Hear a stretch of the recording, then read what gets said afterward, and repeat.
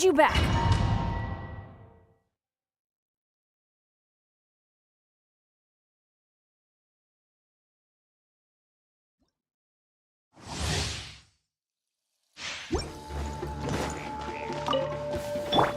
Be free!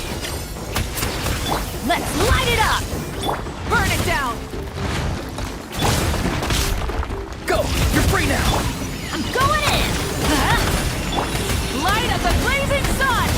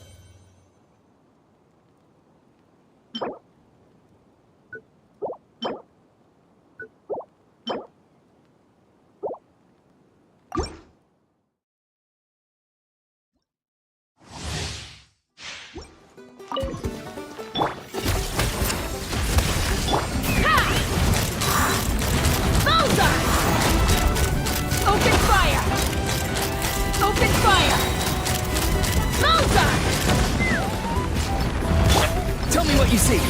Everybody stand back! Light it up! Pyroclastic surge!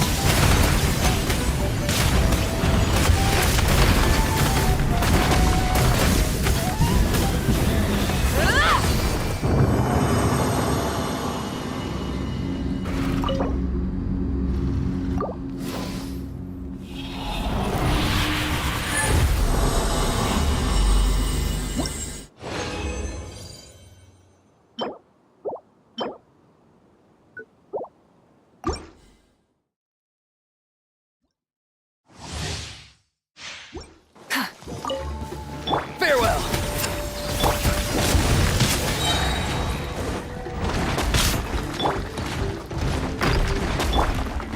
Burn it down! Take me up!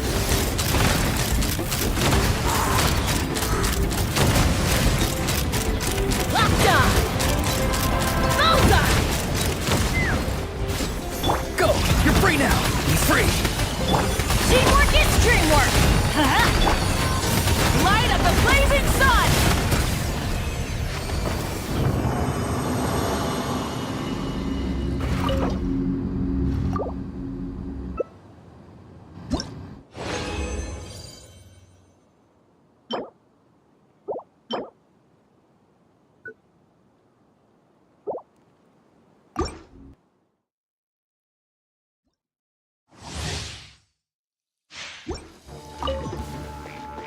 Not too far now.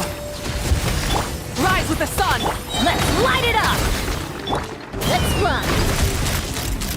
Locked on! Bullseye! Time to say hello. Going in! Light it up! Wrath from the sky!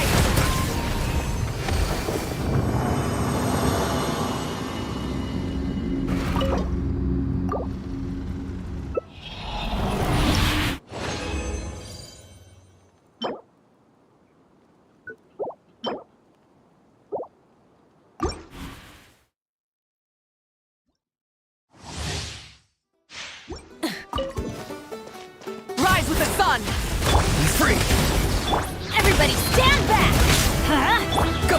You're free now!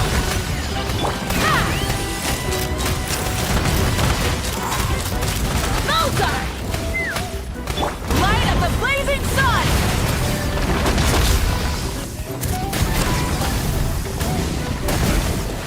Incinerate!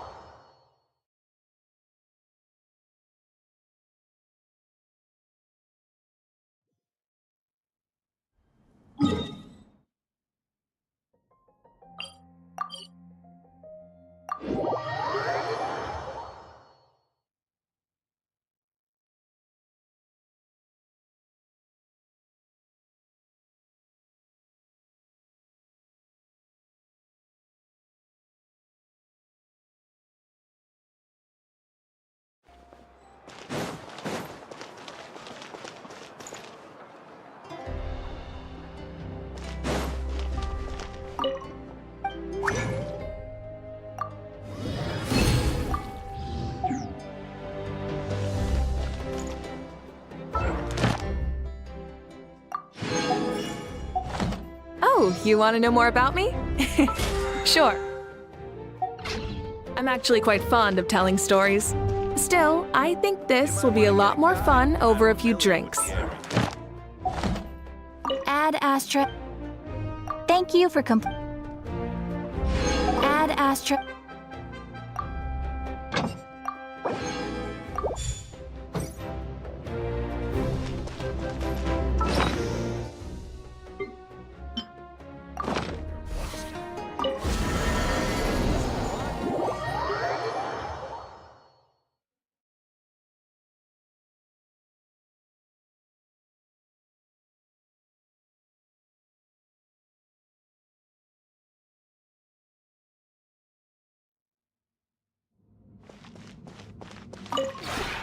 This realm is...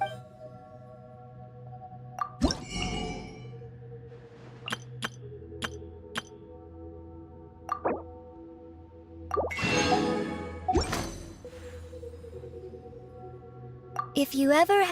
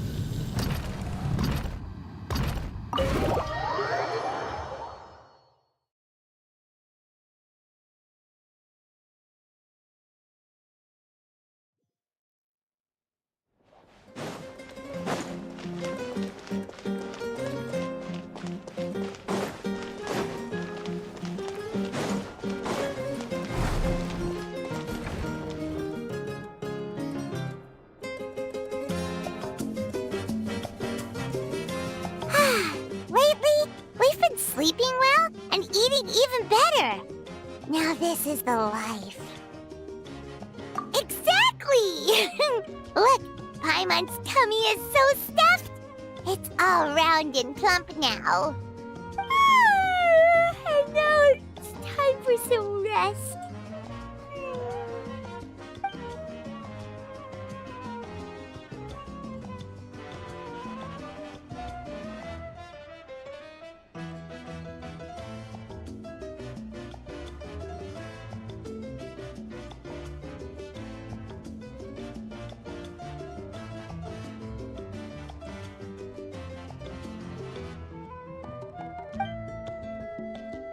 We've got trouble.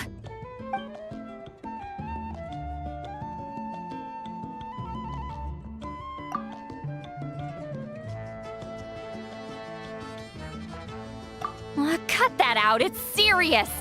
What are you doing sleeping this late? Who are you, me? Come see us in the speaker's chamber once you've cleaned yourselves up. We're waiting for you here.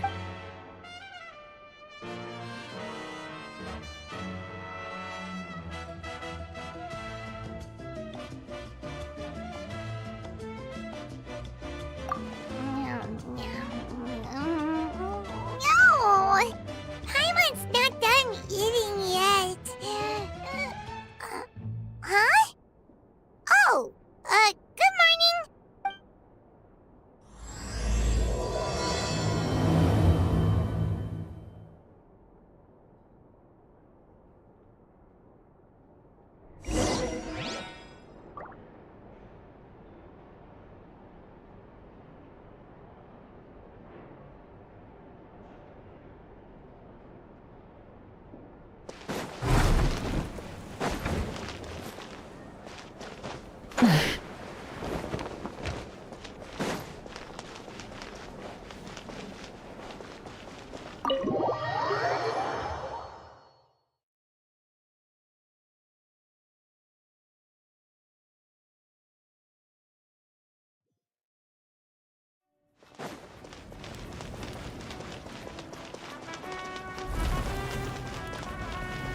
Light it up!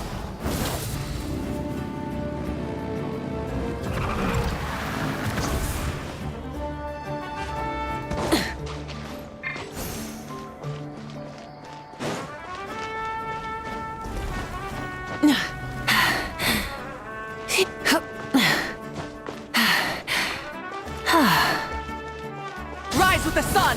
Try and stop me!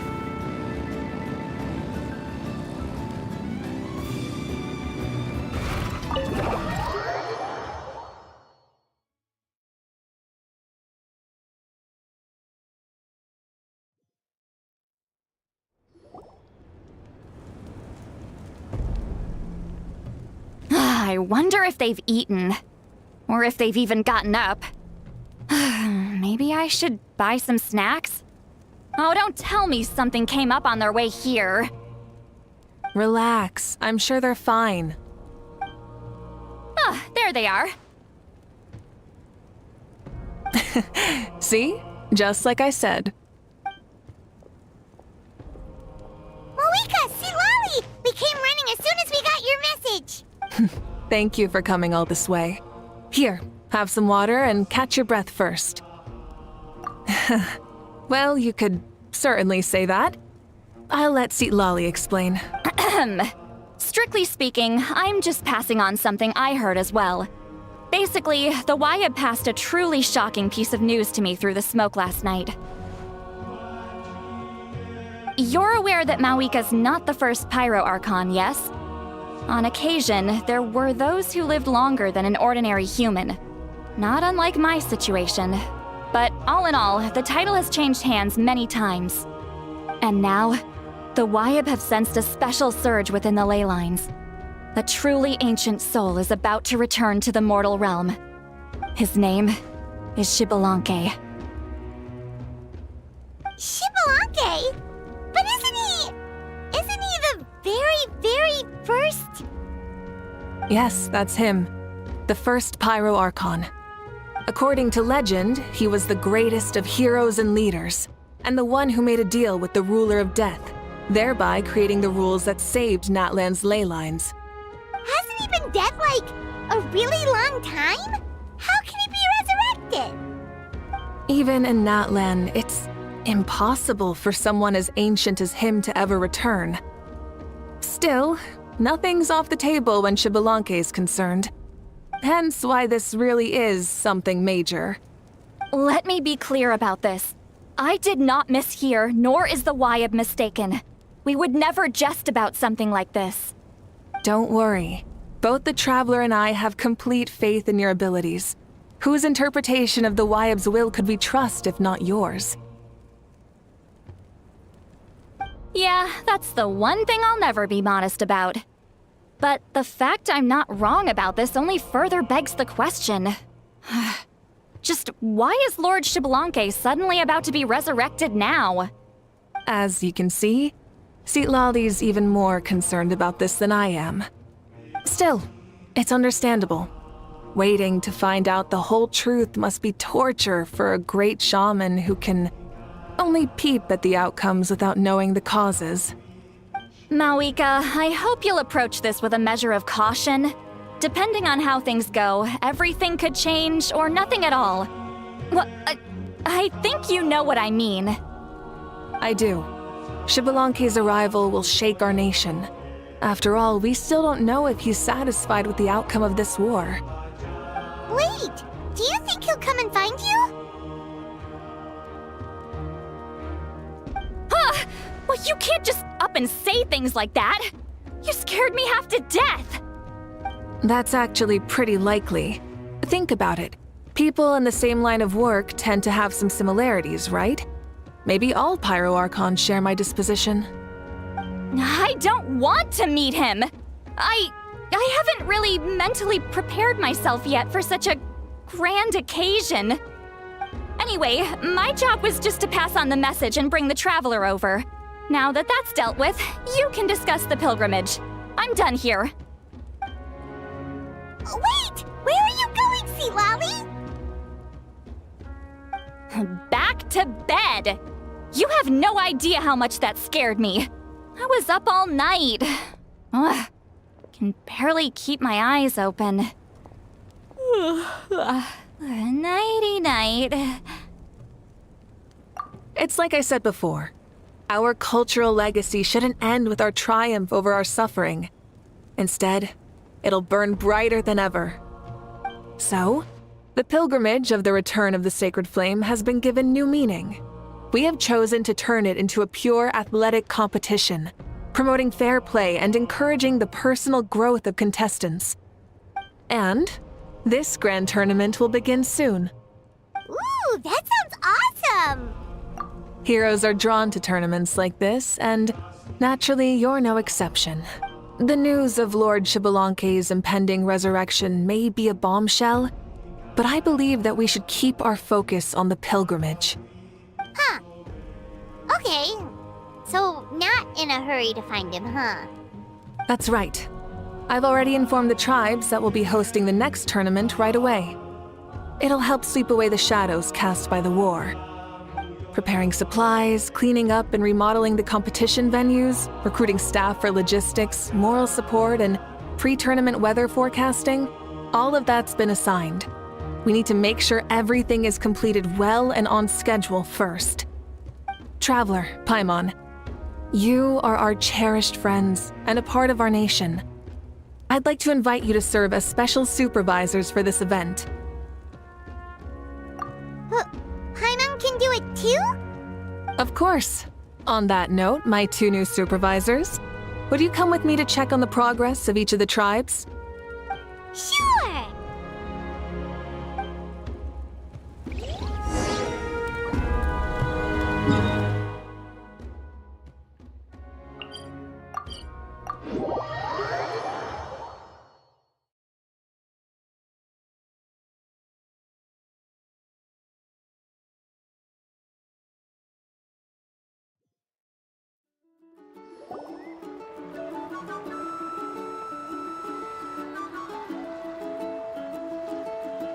We're here! This is our first stop! Looks like someone's in a good mood. Of course! has a special supervisor this time! It's only been a few days, but Paimon's back and cooler than ever!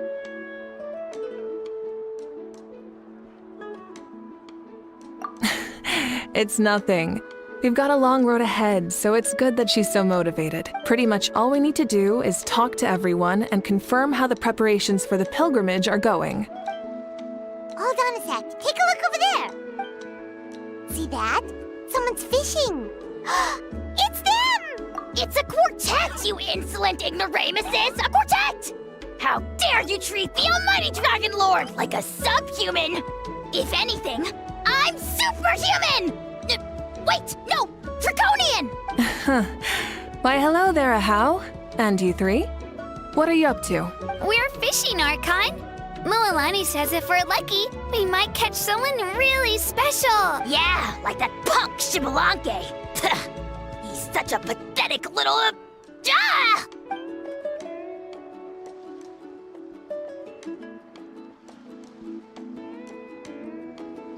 Lowly servant! How dare you beat up the almighty Dragon Lord for some ancient fogey that you only know by name? You'll pay for this! I'll start with some chili in your water skin. Ah, so you've heard about his impending return. Did Citlali mention that to you? Oh no! Why is Shibalanke coming back now? Did we screw something up? We couldn't have, right? But what else could have alarmed him so much? Wow, that sounds just like her.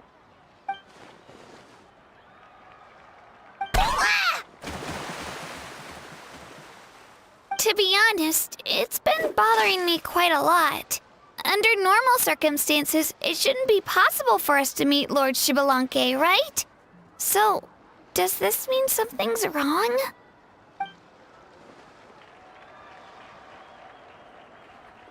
Hey, we've got a bite! Help! Help! Something's pulling on me! It's what's going to save your life! Are you having leg cramps? Help! Hold your breath for now! We'll get you out right away!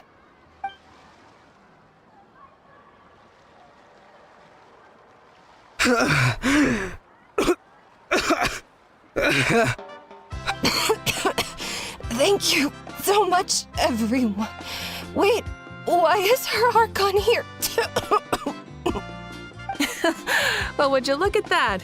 You actually caught some people after all. Thanks for your help. Otherwise, that sudden bout of leg cramps might have ended our entire surfing squad. The two of us are in charge of transporting supplies. After safely delivering some of the equipment, medicine, and a few other things for the tournament, we had some time to spare, so... Didn't warm up before going into the water, did ya? Thank you. Thank you so much. We'll, leave you to it then. We'll never forget how you saved us. We know you're busy though, so no need to worry about us. We'll see you around. Well, you gotta give it to Mualani. When she wants something to happen, then it just happens. Then it won't be long before she reels in Shibalanke himself. Now that'll be a wonder of wonders. I was just thinking, what if he enjoyed swimming like the rest of us? It's easy enough for anyone who loves the water to end up here, so might as well give it a try. It'd be a great chance to say hi to him. I used some commemorative badges for the stadium as a special bait. He's never been to present-day Natland, so it'll all be new to him. I'm sure he'll be thrilled. And before you say anything, anything's possible.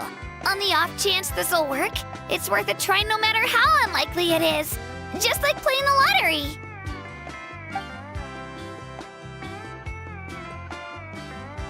Well, what about you then? Given your personality, isn't your continued presence a testament to the power of friendship too? Ha ha! She saw right through you, my foolish lackey. Silly, naive child. Now, witness the scorn of Kahula Hat! Ow!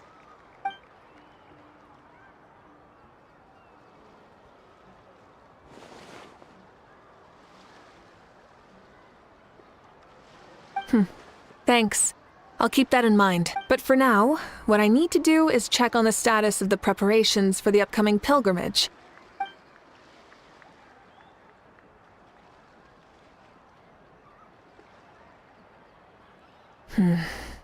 Seems like the people of the springs have done a great job.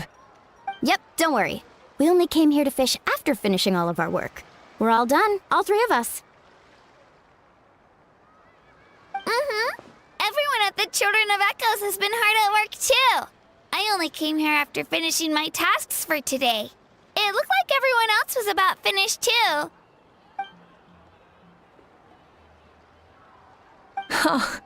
Now that's efficiency. I trust you. Well, looks like we won't have to make the trip to your tribes then. Everyone, this iteration of the pilgrimage holds great importance to Natlan as it is now. We must pull together and work as one, creating the best atmosphere possible for all our participants. Sure. Don't know why you'd worry about this stuff. You're always so ready to pounce on and fight just about anything. Why, you even dare to disrespect the almighty Dragon Lord! Remind me again, has Ahau done anything besides talk?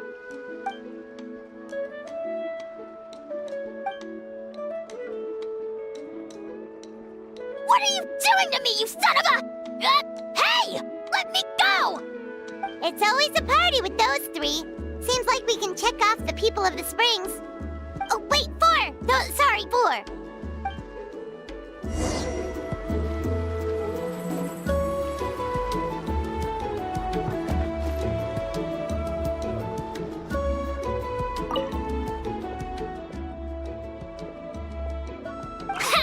Why don't you sign up then? Maybe someone will manage to knock some sense through your thick skull. Why don't we all join? It'd be a great chance to kick back and relax.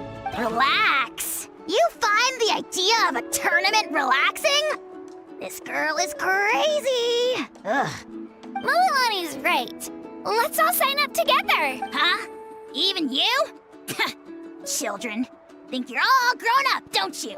In the eyes of the great Kahulahau, you're still... What? You little...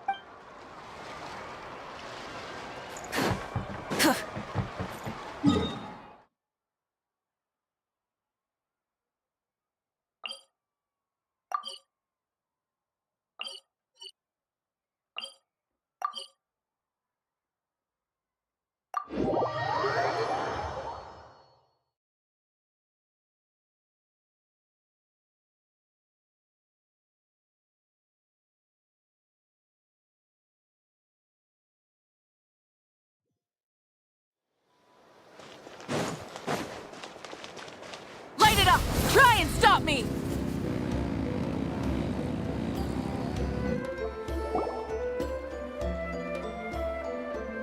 Oh, there she is, right over there. Citlali! Didn't you say you were going to get some more sleep? Why are you still here? The chief came to me for help just now. Not like I can just ignore someone in need and go back to bed, now can I? What? You didn't tell him that you stayed up all night? I just told him about Xbalanque's imminent return, and told him to be prepared. There was no need to mention anything else. Right! You've still got a reputation to maintain, huh? Can't have people thinking Granny Citlali would lose sleep over something like this. Now you're making fun of me too, huh? So even children are ridiculing me now. This cannot stand. And you! Do you also think I'm just trying to keep up appearances? And you too! What about you, Mavuika? No, of course not. Relax, Citlali. Xbalanque was no ordinary person. He loved this land as much as we do and managed to forge a miracle through the ruler of death. I don't think he'll give us too hard a time.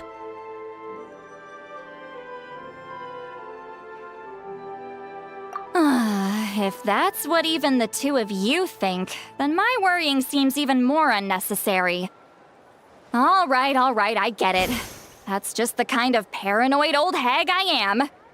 That means I can go get some shut-eye then. You can take a look around yourselves. And if you need any help, feel free to go find the chief. Or Auroron. The chief should be overseeing the preparation of the woven scrolls required for the tournament right about now. And as for Auroron, I believe he said he was going to do some handicrafts at the valley entrance. Come on, you're making it sound like it's my first time here. Rest well and stop worrying so much. We'll discuss the tournament with Auroron. All right then. Good night, everyone. And don't go thinking that Granny Eastley doesn't like hanging out with you just because she's not around all the time.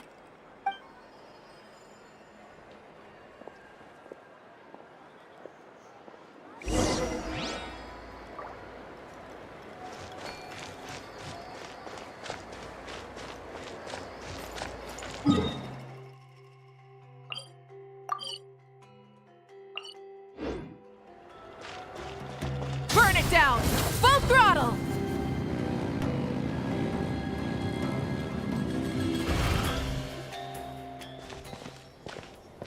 Huh? What are the Fatui doing here? That's a little concerning.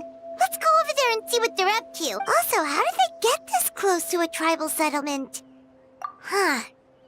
All the Fatui left in Natlan are probably the captain's subordinates. That basically makes them followers of one of Natlan's heroes. Still, once a Fatus, always a Fatus. Something seems off seeing them here. Let's go check it out.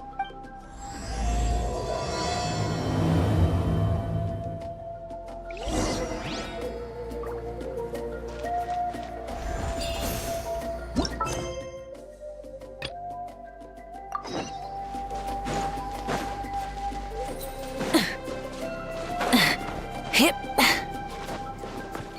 Light it up!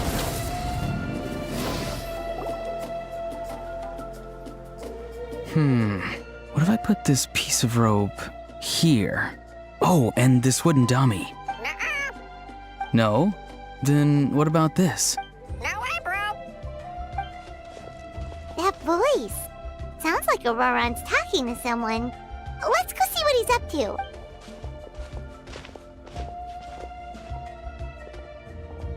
What you up to, Auroron? Oh, hello. Oh dear, oh dear. A bird? No, a juvenile Cucosaurus. This one looks a little different from the others, though. Yeah, a very special look indeed. The heck are you on about? Whoa, he's quick on his feet. That retort was instant. For real now? Do you even hear yourself, bro? Did Paimon just say something wrong? Oh, wow. No way, bro. What the heck? Don't worry about him. He's just... how should I describe him?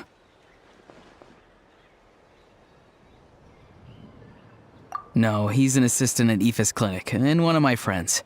His name is Kukuku. The heck are you on about? Is that not his name?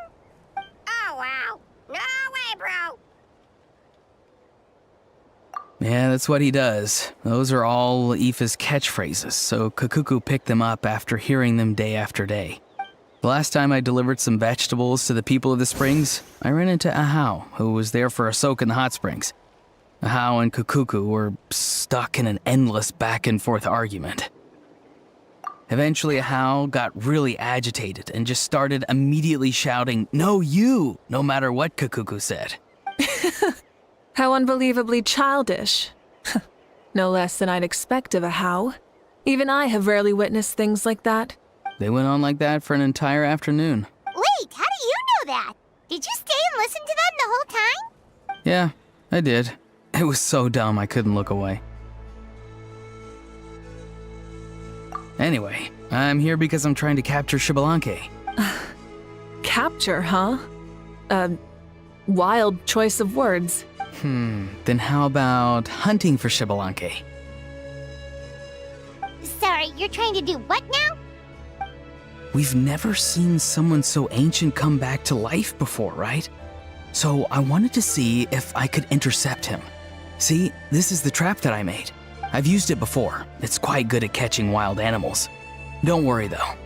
I've already told everyone that there's a trap here, so they won't get too close. See, I've even made a notice board. Good luck catching anyone with this. And what are you planning on doing with the poor guy when you catch him anyways? Stick him in a stew? No. I just want to see what he looks like, and then I'll probably invite him to our tribe as a guest. I'll admit, I didn't take you for the actively hospitable sort. Well, a chance like this doesn't come every day. I wanted to give it a try, so I also made these little handicrafts. He says that, yet all of these look like a hunter's lethal handiwork. I see. In that case, I wish you success. If you do manage to catch a wild Xbalanque, please, let me know. I'd love to come and watch the fun. Hey, not you too! If the real Xbalanque does show up, a trap like that won't hurt him. We all have faith in him.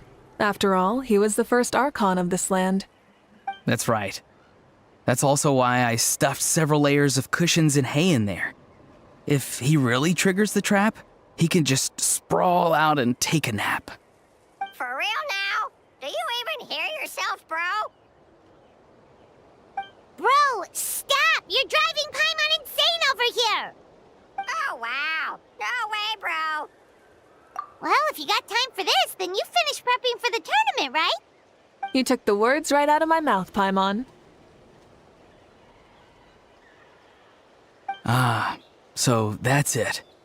Sorry, I didn't know that's what you wanted to ask about. We Masters of the Nightwind are broadly responsible for the woven scrolls and mental support. I have expertise in exactly neither of those, so I joined the logistics team. I provided some amazing supplies. The others even praised me for the quality of my produce and even asked me about how to grow such great fruits and vegetables. I was very happy. You've gotten quite good at dealing with people. Yes, I think I've rediscovered a bit of that feeling I had in my childhood. Seems like things here are going smoothly. In that case, we'll check on how things are going elsewhere. See you later, Auroron. Bye, Auroron! Good luck with the... capturing Xbalanque. See you later! So he also knows how to say goodbye. See you later then, bros. Huh? All right. See you later, my bros.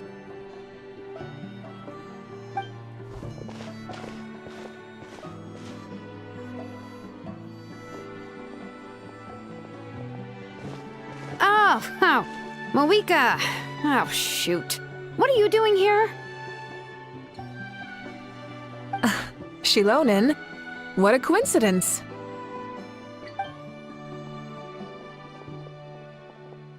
Oh, hey there, Xilonen. Did you come here for work?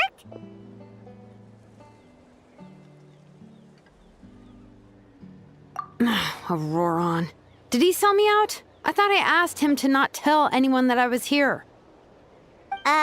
Nope, he didn't mention you at all. That's so. She's avoiding me. There are a few big pieces of equipment we need for the tournament, and I've been wanting to ask her to make them. I went straight to her place because I was worried she might refuse, but each time there was nobody home, and the neighbors said that she was busy. Turns out, she was here. Wow, she literally ran away from home just to avoid taking work from you. Okay, that's enough about me. What are you here for? Checking on pilgrimage prep progress? Yes, and to see how everyone's doing while we're at it. Still, most everyone we've talked to so far has been pretty interested in Xbalanque. Oh, Xbalanque? Did you just say Xbalanque? Wait, have you been so busy running away that you missed the whole memo about him?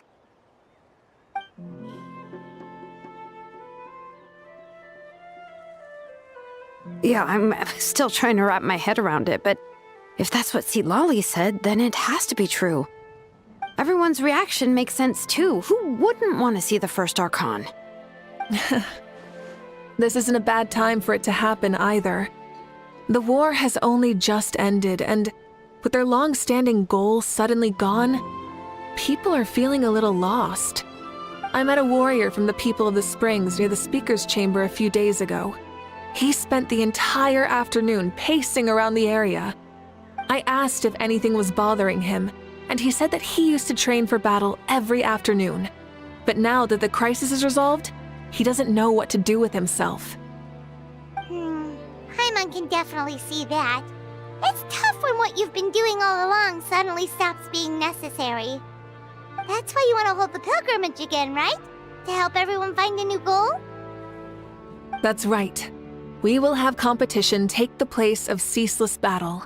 It'll give us an outlet for our pent-up energy and offer a reward for the blood and sweat we've put into improving and growing. That's the meaning of the pilgrimage of the return of the sacred flame today and in the future. Sounds pretty good to me. I am starting to like this new pilgrimage already. But, how do you feel, Mavuika?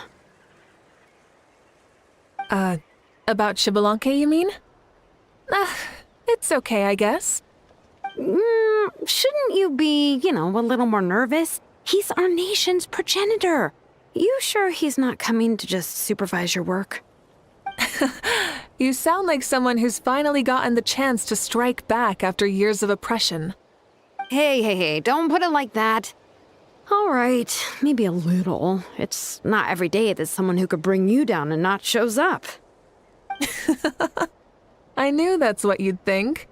Don't worry. If the real Xbalanque does make an appearance, then, naturally, I have my ways to meet him.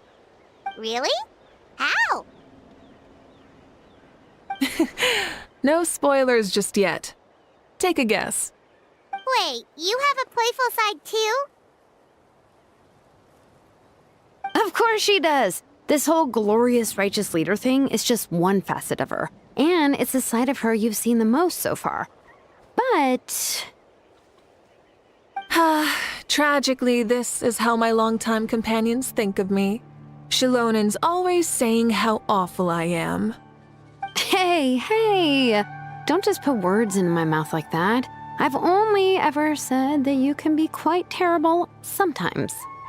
Sure, whatever you say.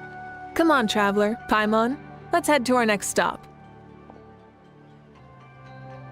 Oh, and Shilonin, now that you've been busted, be sure to stop by my office and pick up the documents I left for you. I wrote down everything you need to do for the tournament. Good night. And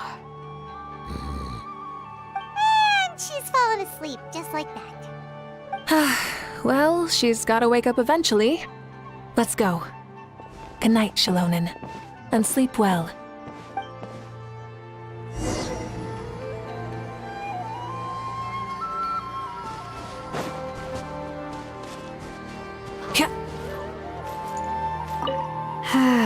Stop looking. I'm genuinely asleep now.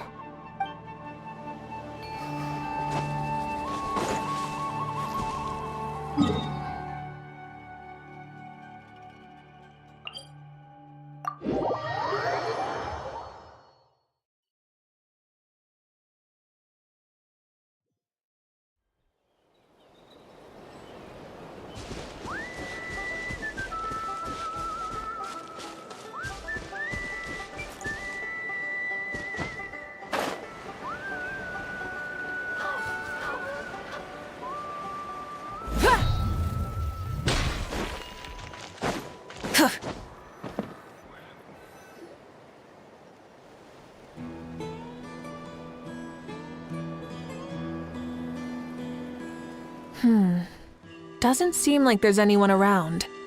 They're probably all out and about.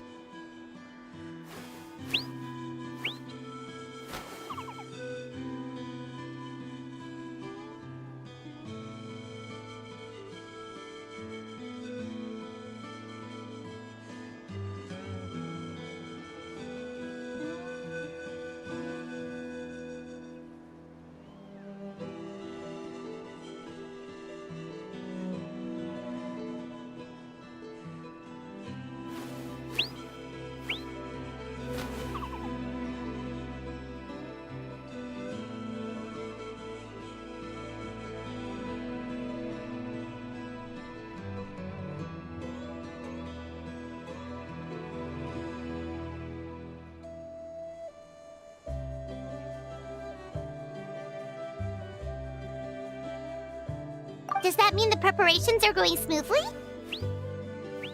Of course, without a doubt. I'll be honest, I'm more concerned about how everyone's doing than how the preparations are coming along. The amount of rest they get will directly impact their tournament performance. It's my hope that everyone is eating and sleeping well, so they can enter the stadium full of anticipation. What are you guys doing here? Oh, it's Cheska! It's been a while. How have you been? Great! Things have been good on my end, too. How about you? Same old, same old. Back to the grind. Flying around to break up fights when they break out. Taking walks with my family when I'm free. You know, the usual. That said, I haven't had much work to do lately. I take it that means there haven't been many fights?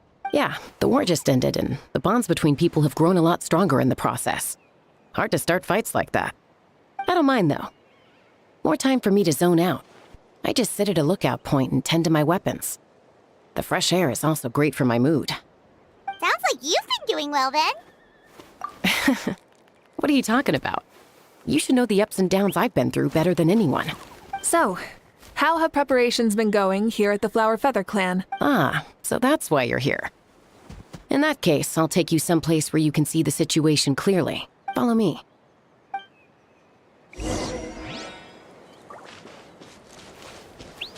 Burn it down!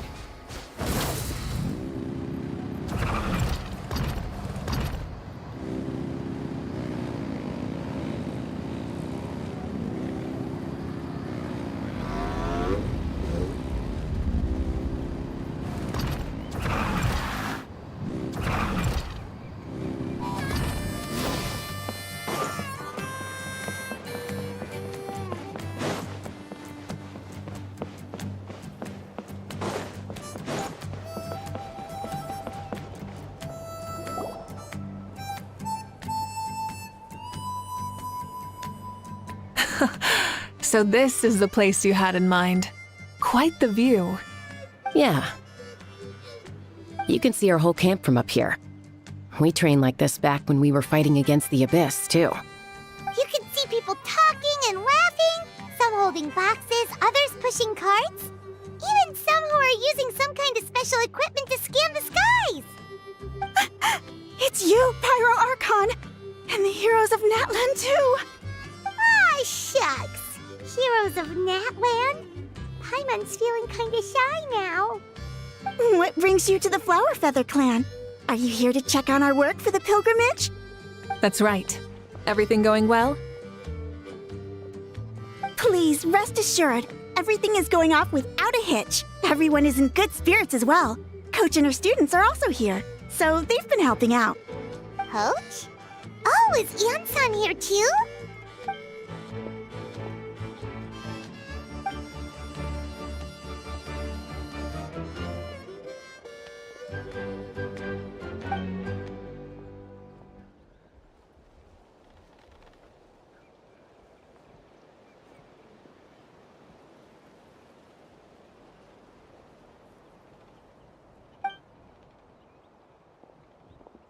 Hey! Please rest completely and totally assured that with us here, we'll get all the tasks done on time. No problem and no questions asked. Whoa, they're all so reliable. Like coach, like student, huh, Ian-san?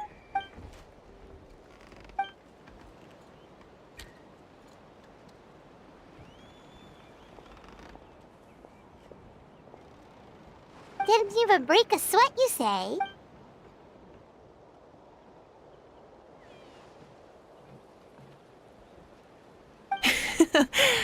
Especially not compared to the toughest coach in all Natlan. And that's why they call you tough. I respect it, though.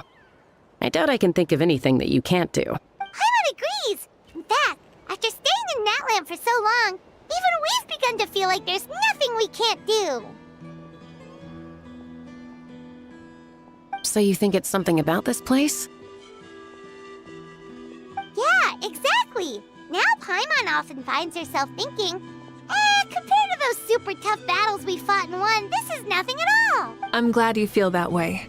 It's not often that people can focus on the silver lining after everything that's happened.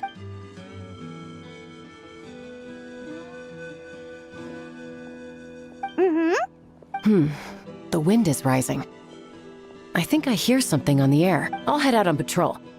Have a nice chat and just let me know if you need anything.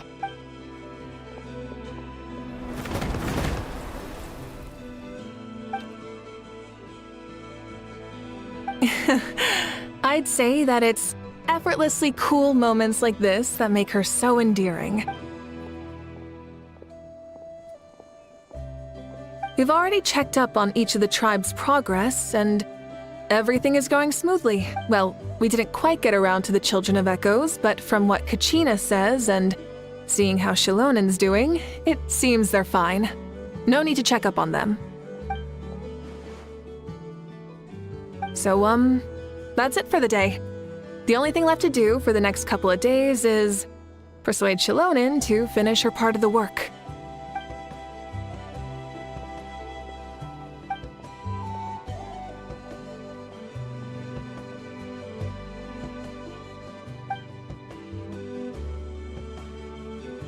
Wait, so you mean we can get a sneak peek at what the competition will be like?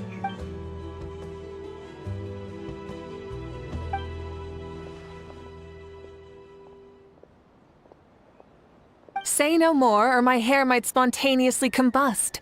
Come on, just show us the course already.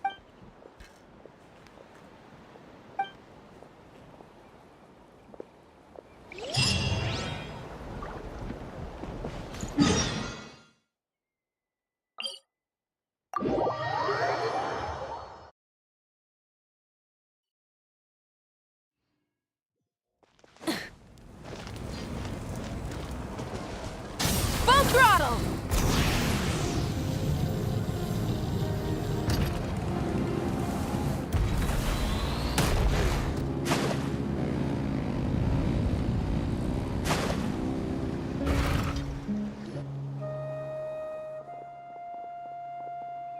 You mean this entire thing? If it's for the pilgrimage, it's gotta be grand.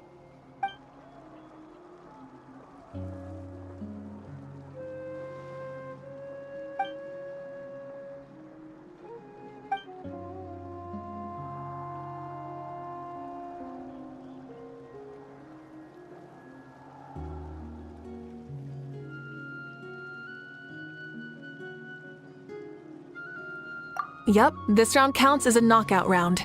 There'll be other events as well, and the 8 contestants with the highest total scores will move on to the final individual battles. Oh, you're keeping those? Yeah, everyone loves a good duel. It really gets the adrenaline pumping and allows people to go all out with their skills. A warrior should always feel fortunate to meet their match on the battlefield, even if it only happens once in their life. No one can resist such a good fight. That's the most Natland thing Paimon's ever heard. This tournament, too. It's just so... you. Well, the competition's all about chasing the kindling, and you're all chasing something too, right? Well, I'm glad you found this helpful.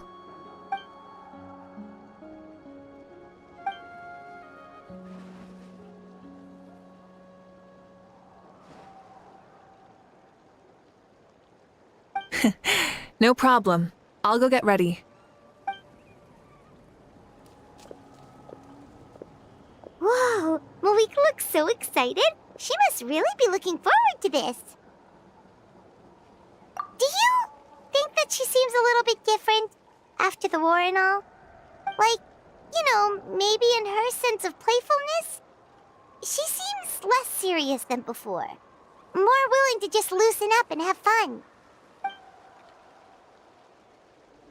Whoa, you heard too? So, Paimon's right, right?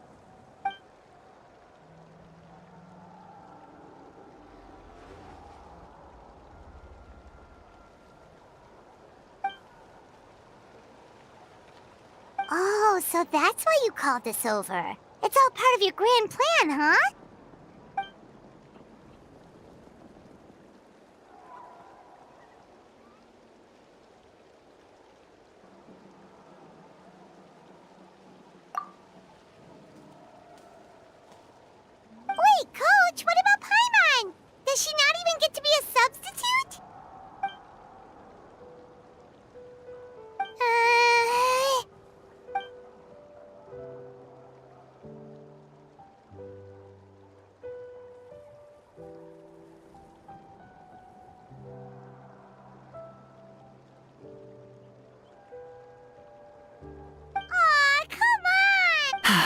I'm ready.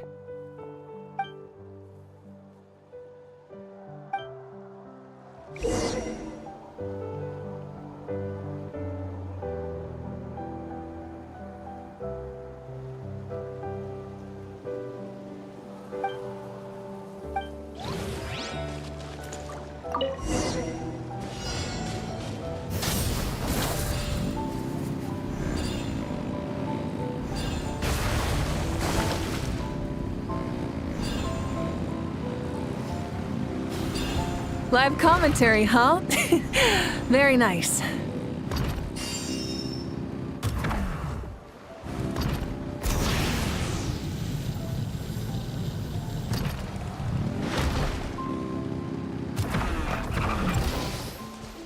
Rise with the sun!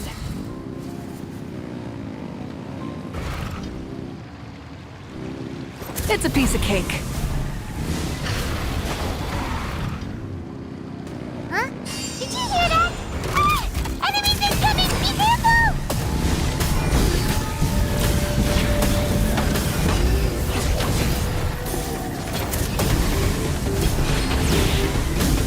Try and stop me! Incinerate!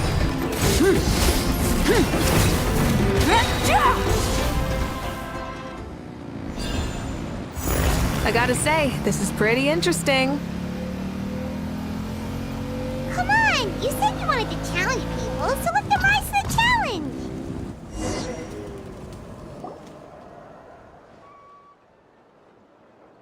Good job, contestant! Here, have some water! You're too kind. Thank you, my dear audience. And thank you, Coach.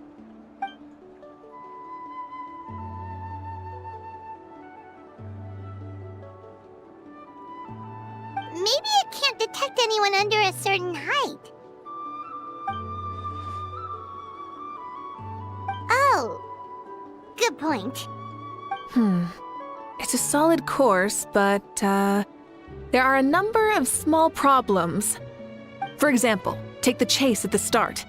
I feel like it's too short to separate the best from the rest. Why don't you find a few more people to test it out and adjust the distance based on their feedback? Ooh, you're really thorough. And yeah, getting multiple opinions is a great idea. Also, about the vertical section. It's only so-so, and contestants might get dizzy from the sudden change of direction, which might cause some of them to fall if they get motion sickness. Also,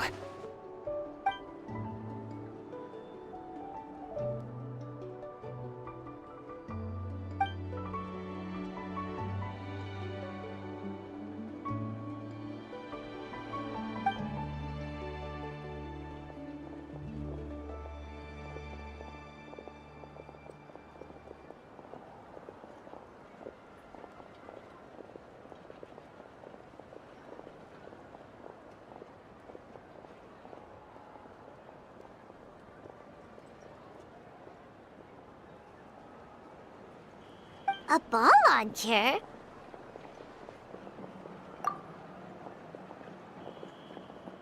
it's been a long time since I saw gear like this. This game can be played by 2, 3, or 4 people, and it's a fun one. Want to give it a try?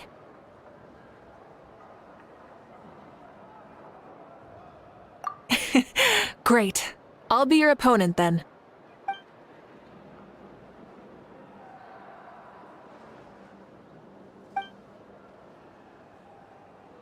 Come on, Traveler! You can beat her!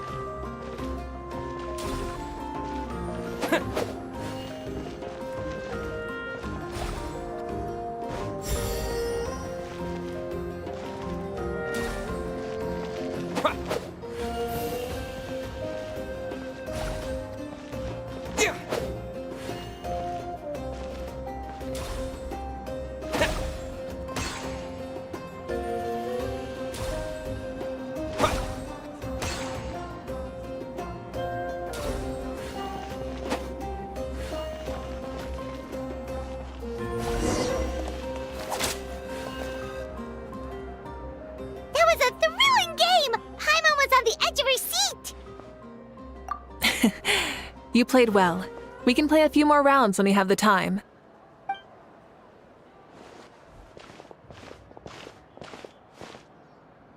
No, we should be thanking you.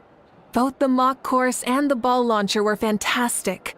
I didn't know you were so good at making things like this.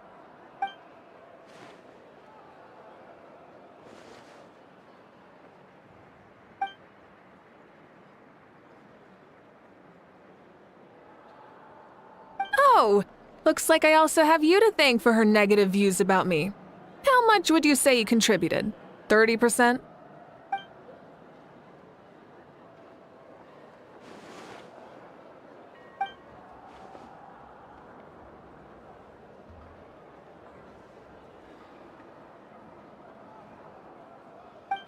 You know what they say, embrace the unexpected.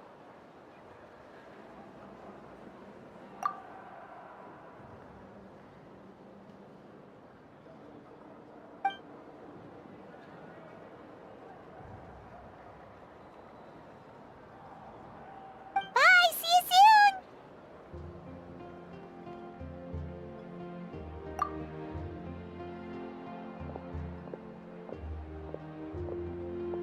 See you soon, Coach.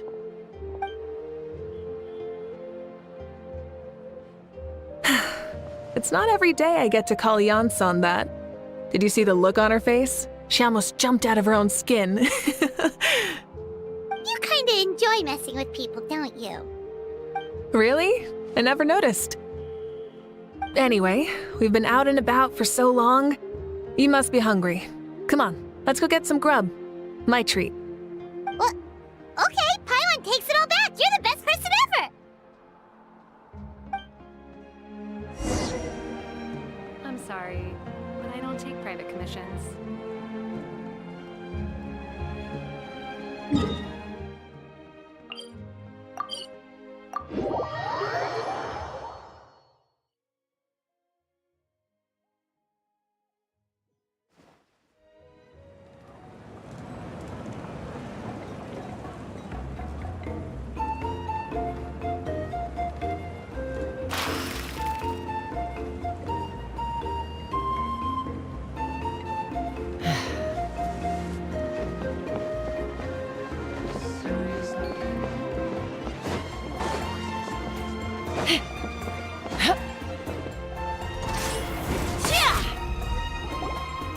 Hey there, boss. I'm here with some guests.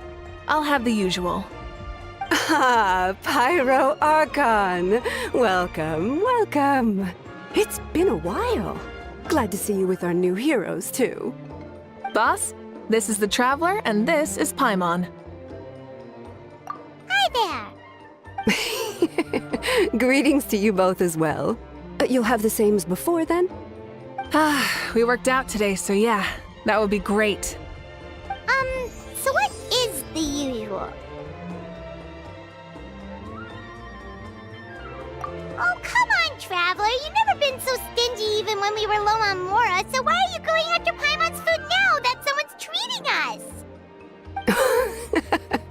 You two are a riot.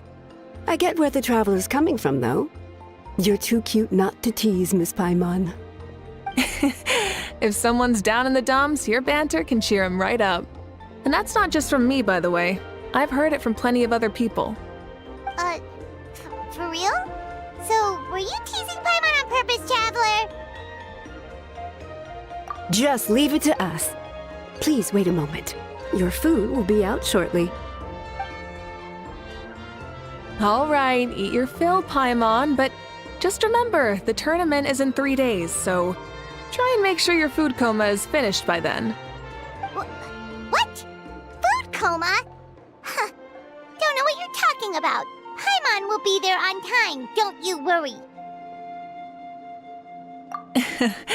Don't worry. In the event that you do oversleep a bit, I have my ways of waking you up.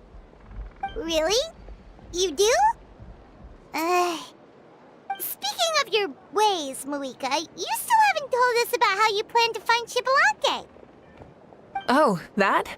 It's actually quite simple. Xowwy is a native of Natlan. The records speak of him as a wise, brave, and upright man.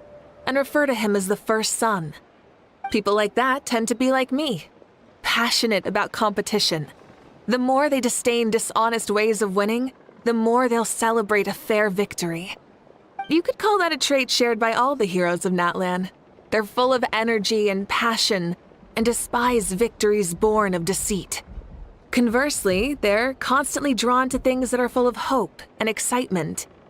You mean Xbalanque might want to take part in this upcoming pilgrimage? It's not a matter of might. He will. It's precisely because such an important figure will be participating that we must prepare the best tournament possible.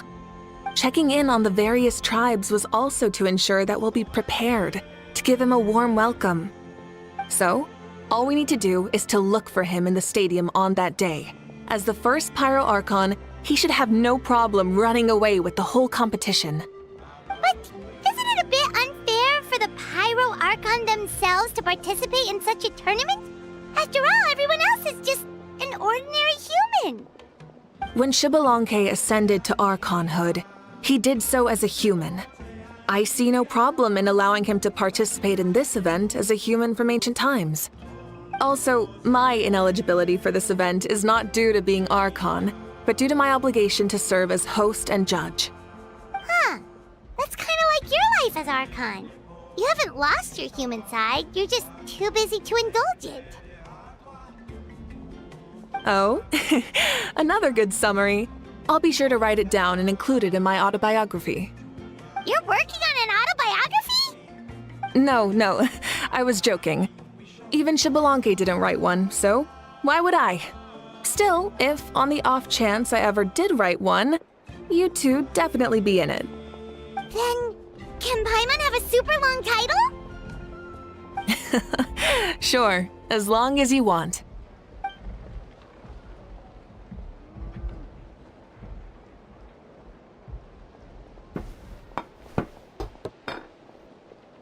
So many dishes and such huge portions, too! Paimon spies mountains of meat as well! Wowee! You know this is just a normal breakfast, right? Wait, what? Our Archons always had a healthy appetite. Please enjoy the food while it's still hot. Food never tastes as good once it gets cold.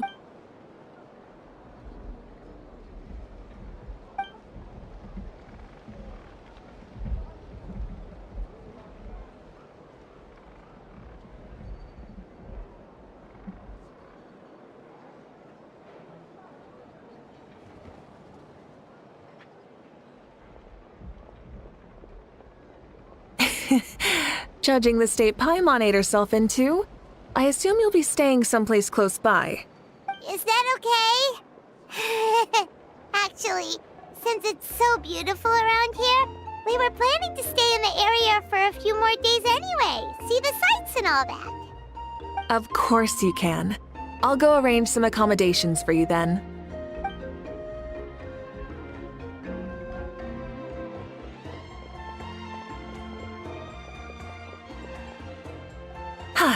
All right, I'll leave you here. Have a good rest. All right, good night. How do you feel? Want another drink? Then how about some dessert? Paimon still wants something sweet. Why are you looking at Paimon like that? There's always room for dessert.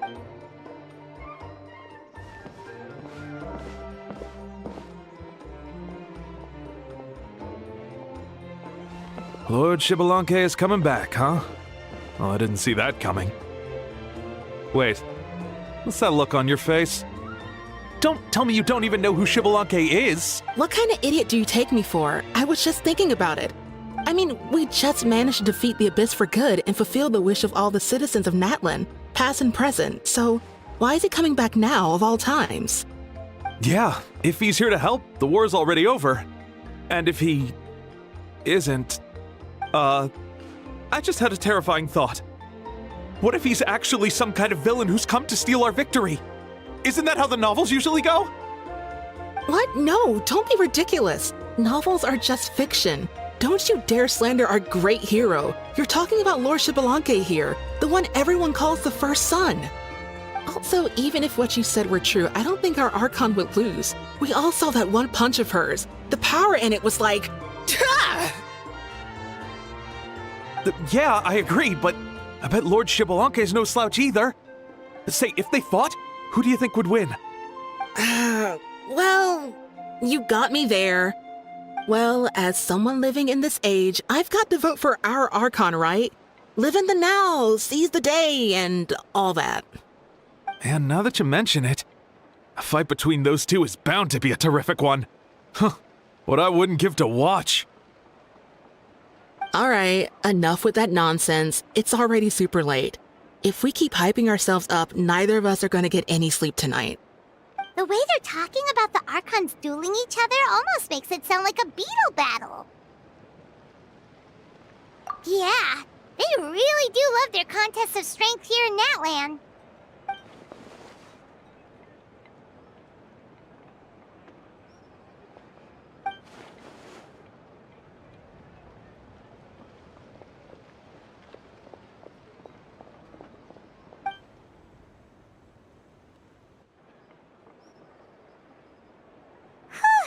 Alright, Paimon's done eating. Let's head back and get some sleep.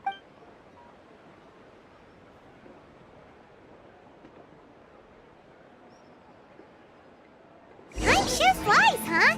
The tournament's taking place tomorrow morning, so let's get some sleep while we can.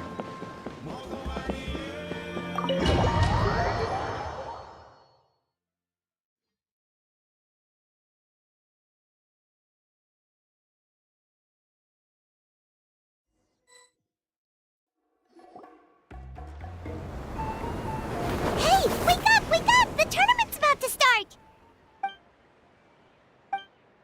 Oh no, we've overslept! Only a little bit, but... Okay, wash up and pack your things. We gotta go, go, go! Ah! I can't believe it! Mavuika totally called it! How could we have been so careless? Is this what people mean when they say you get so excited before a trip that you struggled to sleep the night before only to miss setting out the next day? Hey there. How are you feeling? Mavuika, why are you here? Isn't the tournament about to begin? Yeah, we're about to start. I'm here to pick you up. Put on your helmets and get on the bike. Huh? Can we make it in time? We'll take a shortcut. Sit down and sit tight. You can hold on to my waist if you get scared.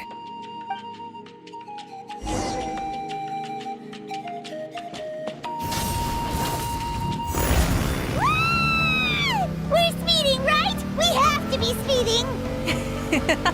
Oh, come on! If this counts as speeding, Mualani would have been arrested a long time ago. Paimon's entrusted her life to you for so long, but only today has she realized just how unhinged the two of you are!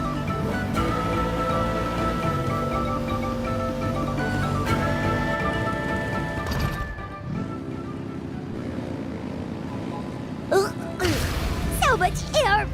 And Paimon's stomach! Oh, knowing Barbados, he'd probably crack up if he heard that! Huh? Barbados? Right, I almost forgot that you're friends with him. And the other Archons, too. Introduce me when we get the chance, would you? Never hurts to make some new friends. Sure! Our friends are yours, too! Don't open your mouth so wide. The venue is just up ahead. Sit tight.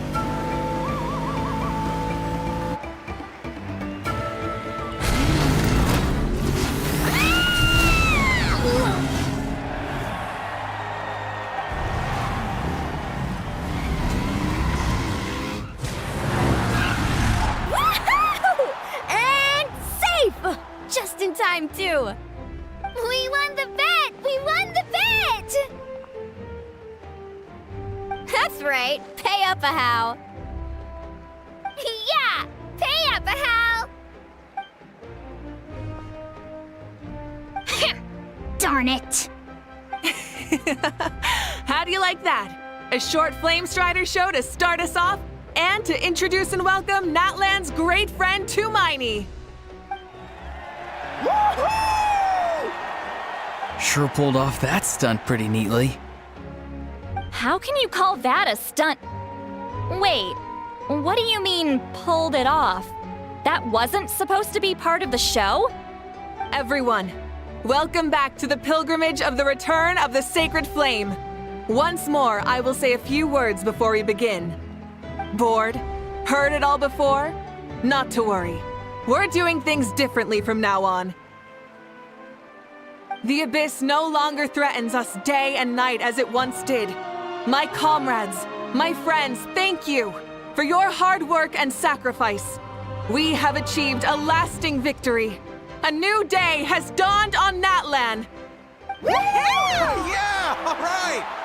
From now on, the pilgrimage will no longer serve as the prelude to a war waged to defend our land. However, many aspects of it will remain the same. It remains a trial to determine the strongest among us, as well as a stage upon which to showcase your individual growth. Today marks the beginning of yet another legendary saga, one written in the triumphs of the victors. So without further ado, let the tournament begin! Yeah!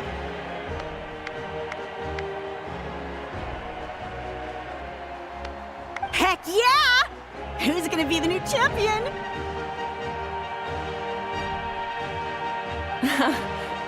Now then, you two. You'll be the mobile supervisors, moving with the contestants as they progress, and making sure that everything is proceeding fairly and in good order. Leave it to us! We're the best adventurer and travel guide duo you'll ever meet! Oh, and one more thing. I believe I've mentioned this already, but if you find any leads on Lord Xbalanque, please pass them on to me. Thanks. I'm counting on you. Let's go check on everyone and see if we can find any leads on Xbalanque before things kick off.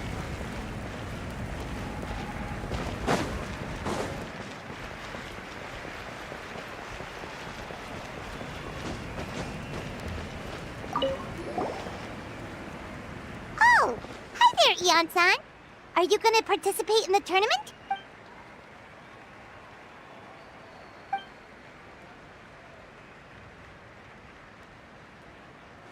That's fair. Can we ask you something then? You know about Lord Xbalanque's resurrection, right? Have you seen anyone with that kind of aura over here?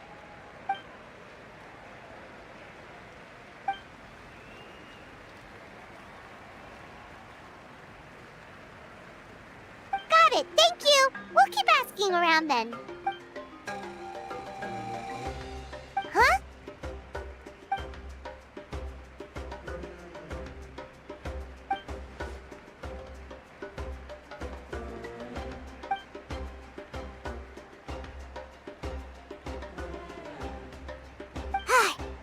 Thank you, Coach. Paimon feels like even her blood is boiling.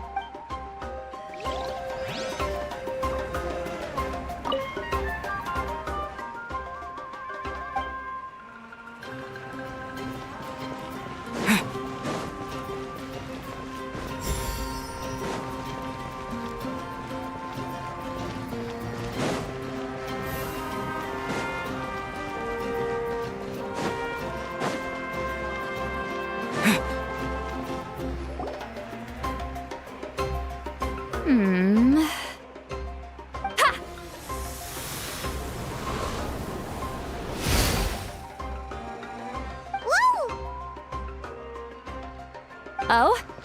Well, hey there, Traveler and Paimon. What brings you here? You... I'm not buying what you're selling. The Traveler means it! Still, Paimon didn't think you'd be taking part, Citlali. Given who you are you sure it isn't against the rules? Though not a violation per se, what it will be is an unpleasant surprise for the youngsters. Normally I stay out of this kind of event. Don't want to put too much pressure on everyone else. But we're celebrating the end of the war here, so I'll give the occasion the respect it deserves. Good luck then! Make sure you show off your super majestic side, alright? Well, aren't you the sweet talker today? Too much syrup on your pancakes this morning? Anyway, thank you both. I'll remember your words of encouragement and do my best. So, what was that? thing all about? Some kind of strange ritual? Of course not. I was using my power to search for Lord Xbalanque. To be more precise, I was trying to look for him in the world of souls. After all, I also have no idea what he might look like. Still, nothing so far. But why? He is the first Pyro Archon after all.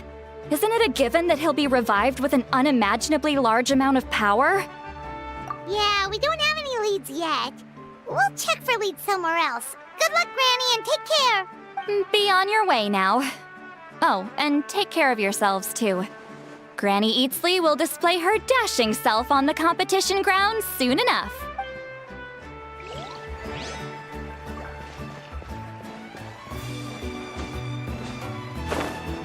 Hey, Kanich! Gonna take part in the tournament? Best of luck! You can do it! Where's the how, though?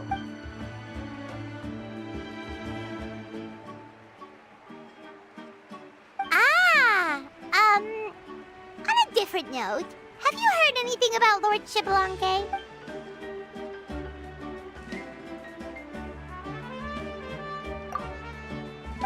You're reliable as always, Kanich. We should go check with the others now, so we'll see you later. Good luck, and make sure you don't get injured.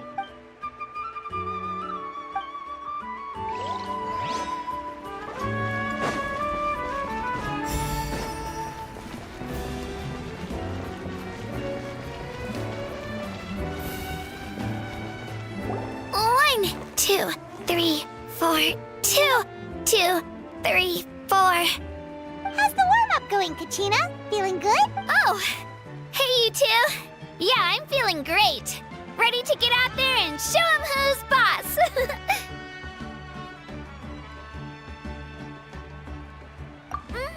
I'll give it my all. I mean, I don't know if I'll be able to win again, but as long as I learn something from the experience, that's enough of a win for me. Yeah, having the right mindset is everything. Yep. Oh, by the way, have you seen anyone who seems like Lord Xbalanque? Lord Xbalanque? I don't think so. A powerful figure like him is sure to attract attention wherever he goes. Like Moalani and Kanich, only even more so. I haven't seen anyone like that, though, so he probably hasn't passed this way. All right. Thanks, Kachina. We'll go take a look around. Focus on taking care of yourself as well as winning. I will, thank you. Seems like we still haven't found any use. Don't worry about me. I'll do my best.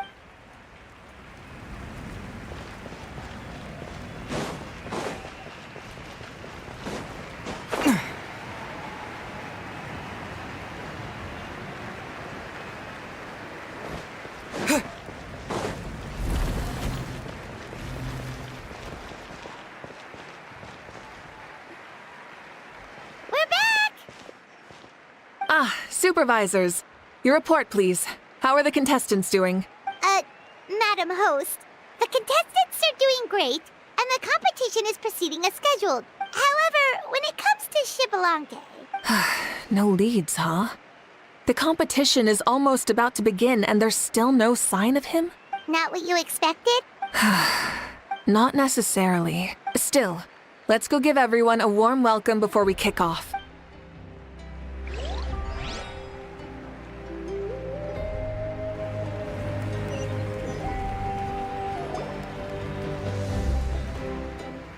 I believe we're all warmed up. Now, take your positions. This iteration of the pilgrimage is the perfect chance for us to bid farewell to the past. Now go forth and soar. Faster, higher, stronger. Become a better version of yourself. Remember what brought you here and keep pushing forward. This tournament begins now! All right. Ready or not, here I come! There's Mualani, a natural sports star. She's not gonna stop scoring anytime soon. I've got this. This round's in the bag.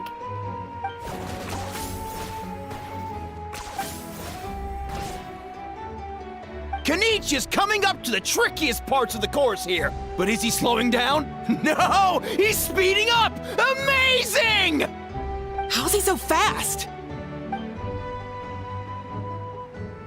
The gap between our competitors has increased significantly. Could this mean?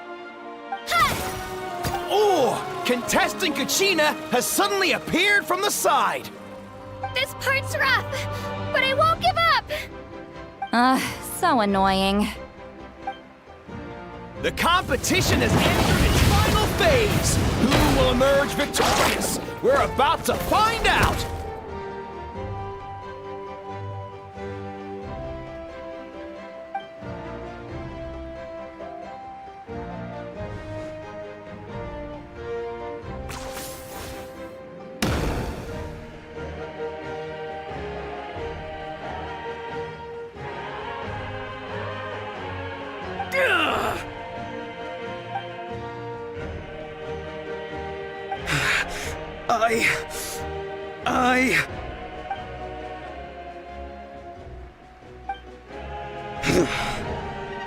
I yield.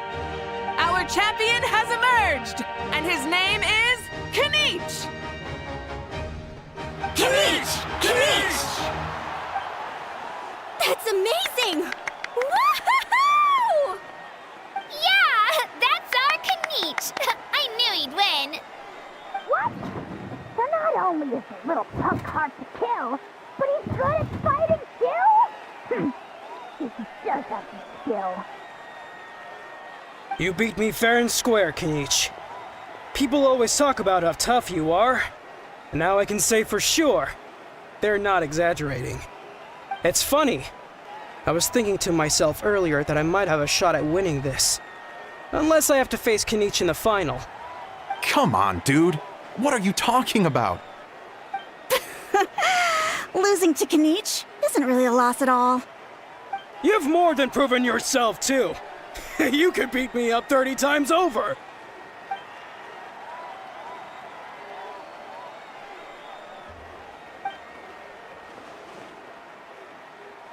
Yeah.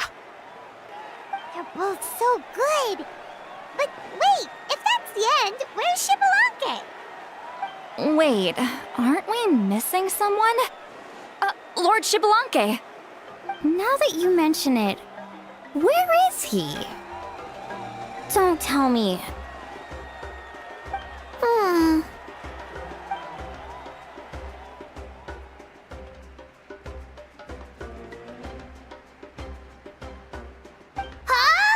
Are you saying that you beat Xibelunke then? Ugh, just kill me now! Better death than to suffer this torture! What a joke!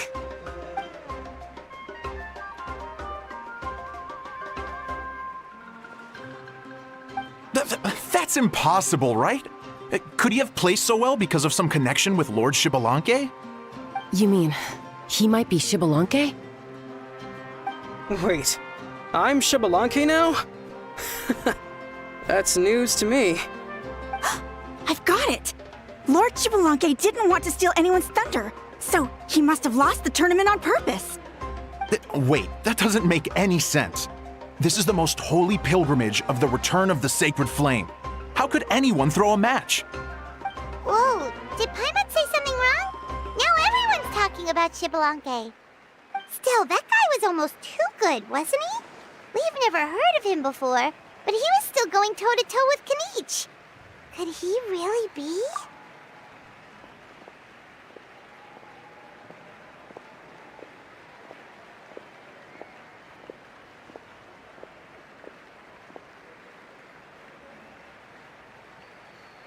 Huh? What are you looking at, Mavuika? I felt that something was off since the tournament began.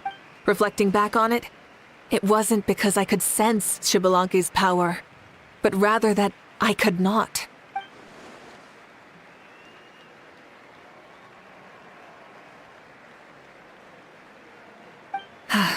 Please, excuse me.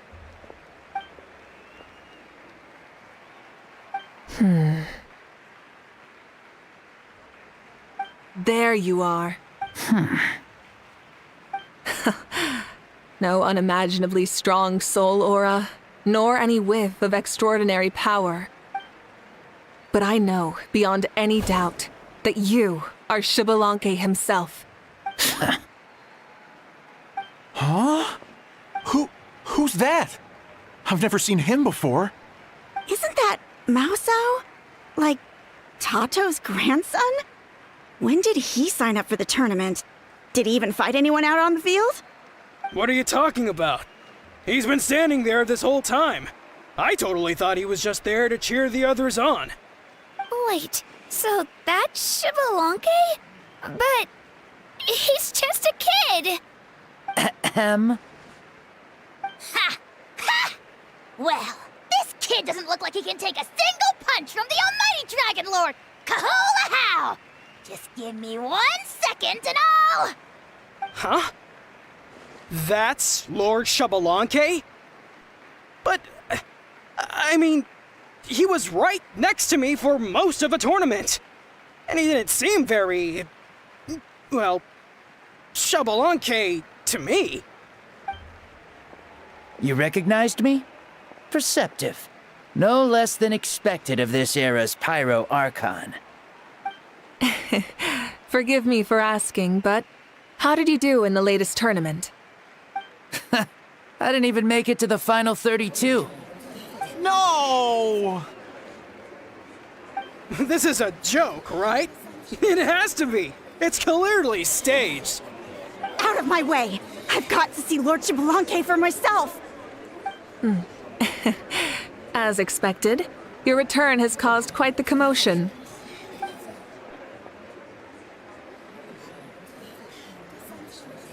Please, remain calm, everyone. Lord Xbalanque is one of the most important people in all of Natlan. I will take responsibility for receiving him into our midst.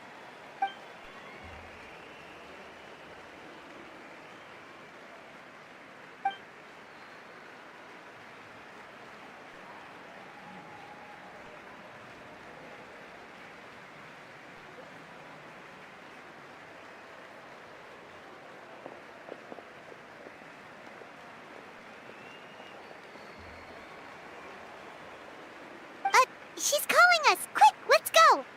Hey, wait up!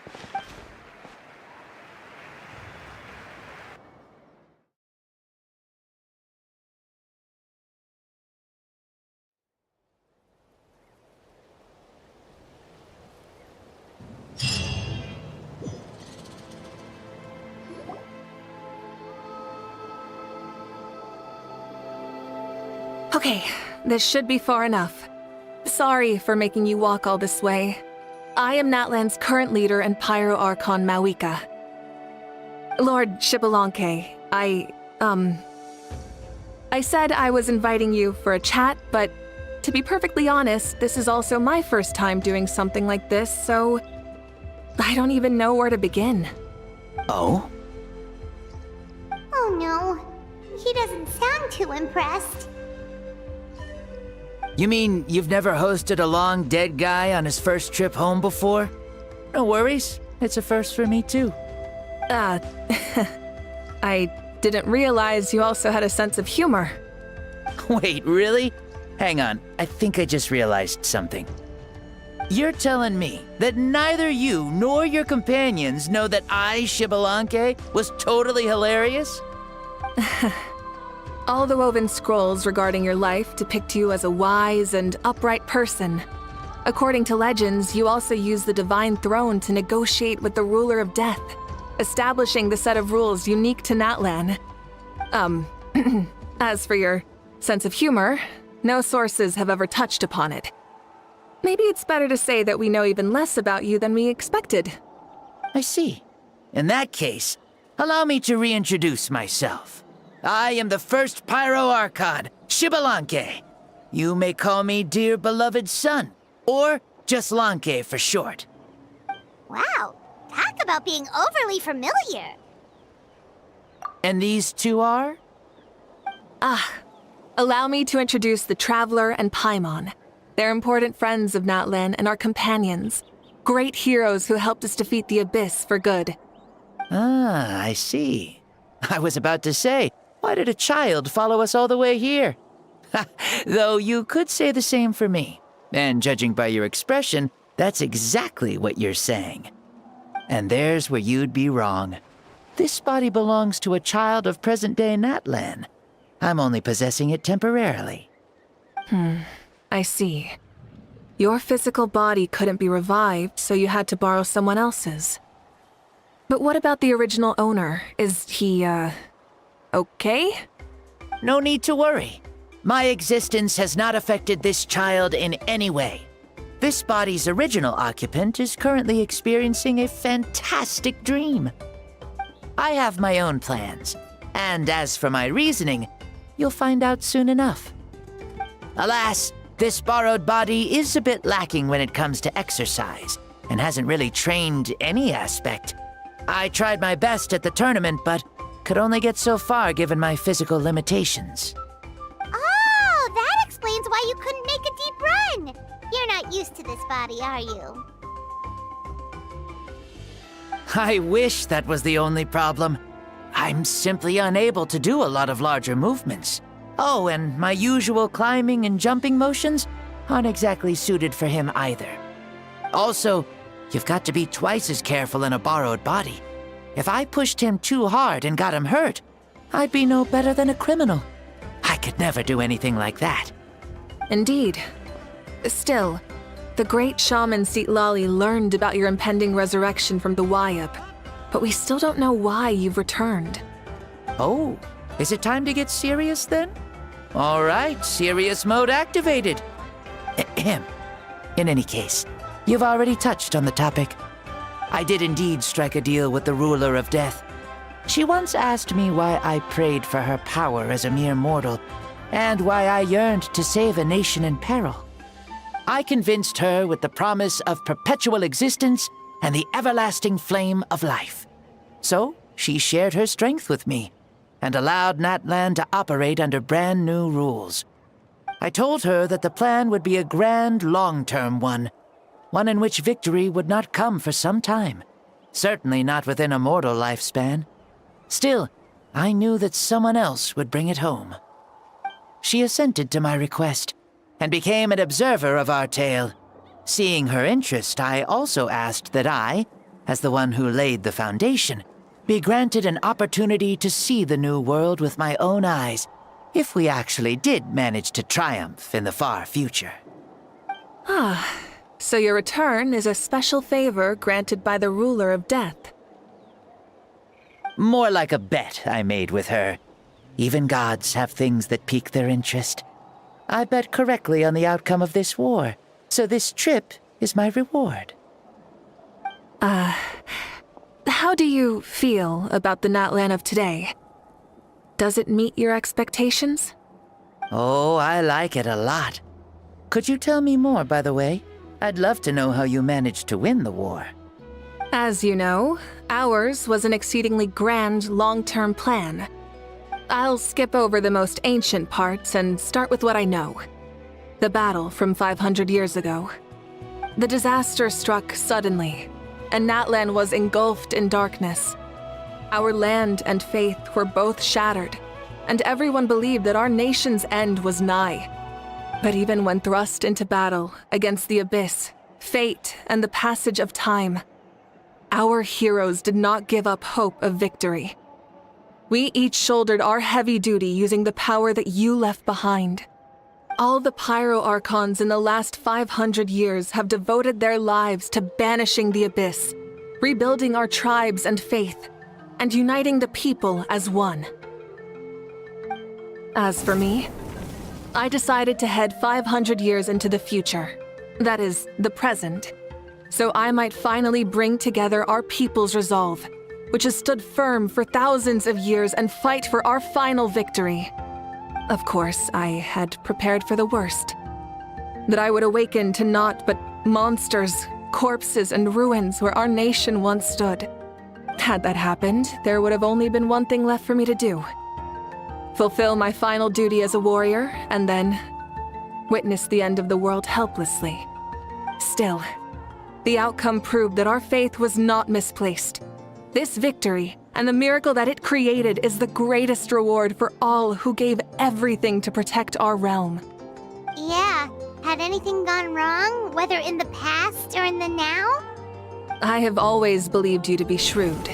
Surely, such a quality was needed to bargain with the ruler of death, and win so much for us in the process. Natlan was only able to overcome this crisis with your help. All these millennia later, and the people of Natlan have finally achieved victory over fate. If future generations will call me the one who created the rules and initiated the plan, then you are the one who inherited those rules. The final executor of the plan. The one who created a miracle. Beginnings and endings. Creation and change. Mavuika, you truly are a remarkable leader. It is my honor to have met you. Please, you're too modest. Rather, it's our honor to welcome you back to this world. Ah, and that's the perfect segue to something that you should know. You see, you don't have to worry too much about my second life, since I'll only be here for a single day. Like, from sunrise to sunset. A single day? What?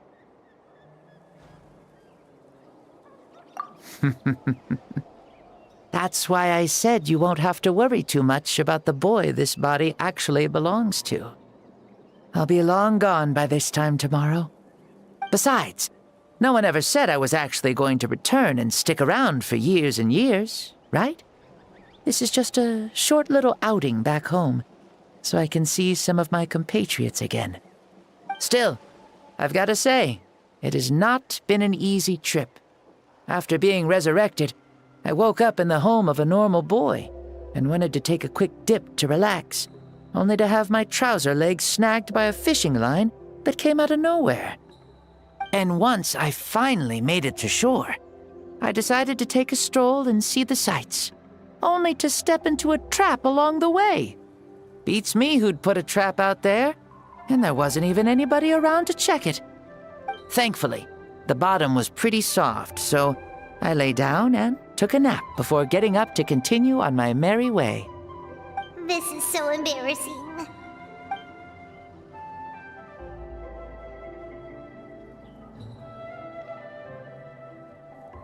After countless trials and tribulations, I finally managed to sign up for the tournament.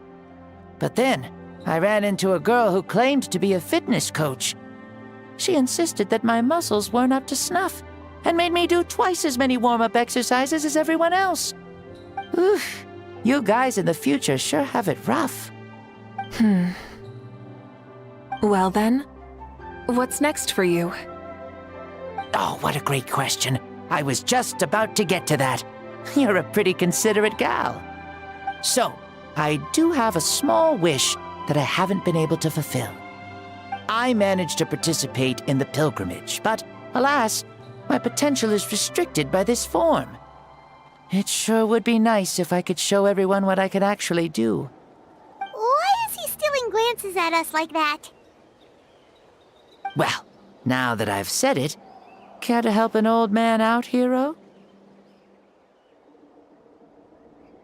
Ahem.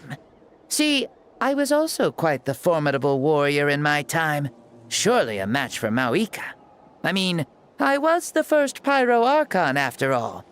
I could shake the cliffs with a single punch, scale mountains with a single leap. Very formidable indeed. So, you'd like to spar with me? Yes. Using your current body? Will he be able to handle it? Don't worry. I'll find a suitable location for our duel, and a way to keep this body safe. The first sun. The ardent sun.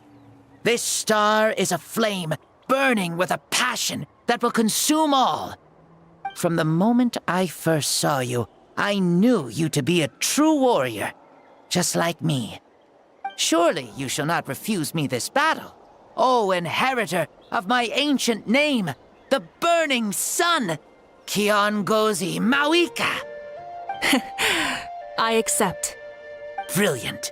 In that case, let us free ourselves from mortal shape. Let the ancient souls guide you to the true arena of duels.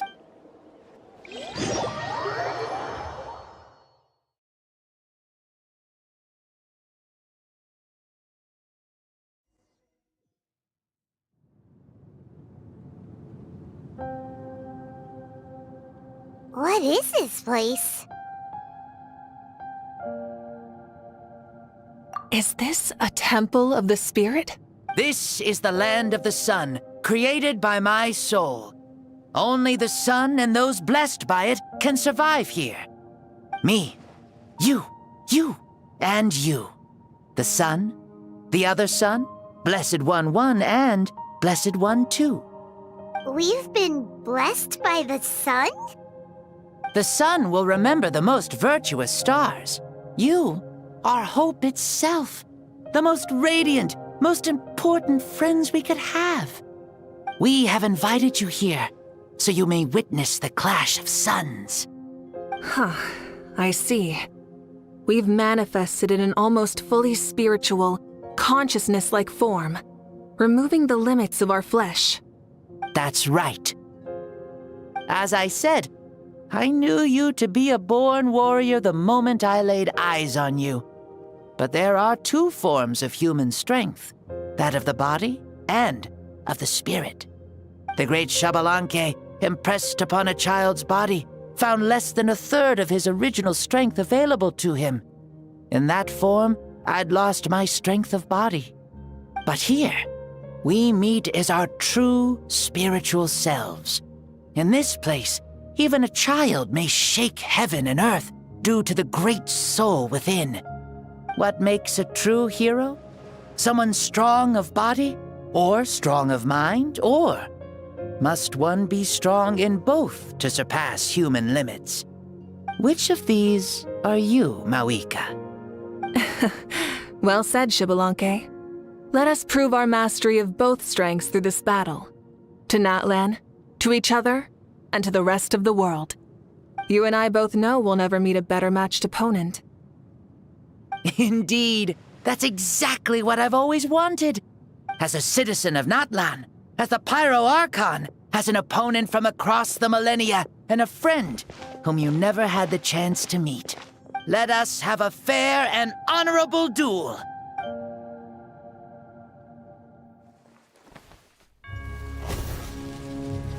Our fight will end when the flame is extinguished. Fine. You ready?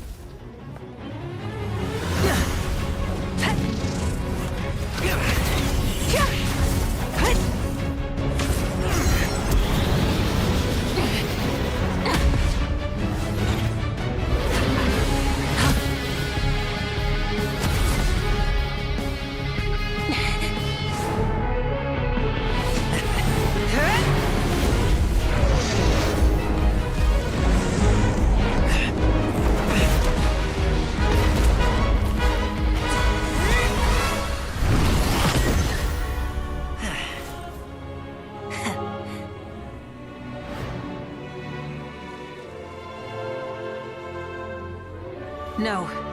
In war, there's no time for that.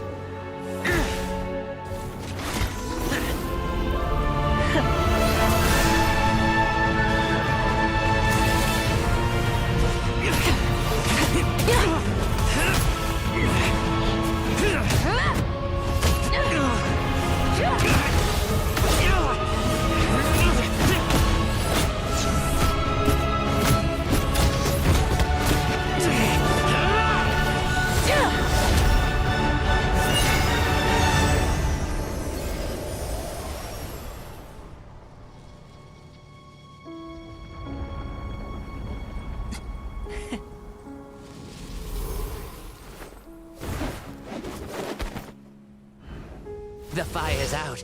Let's stop here.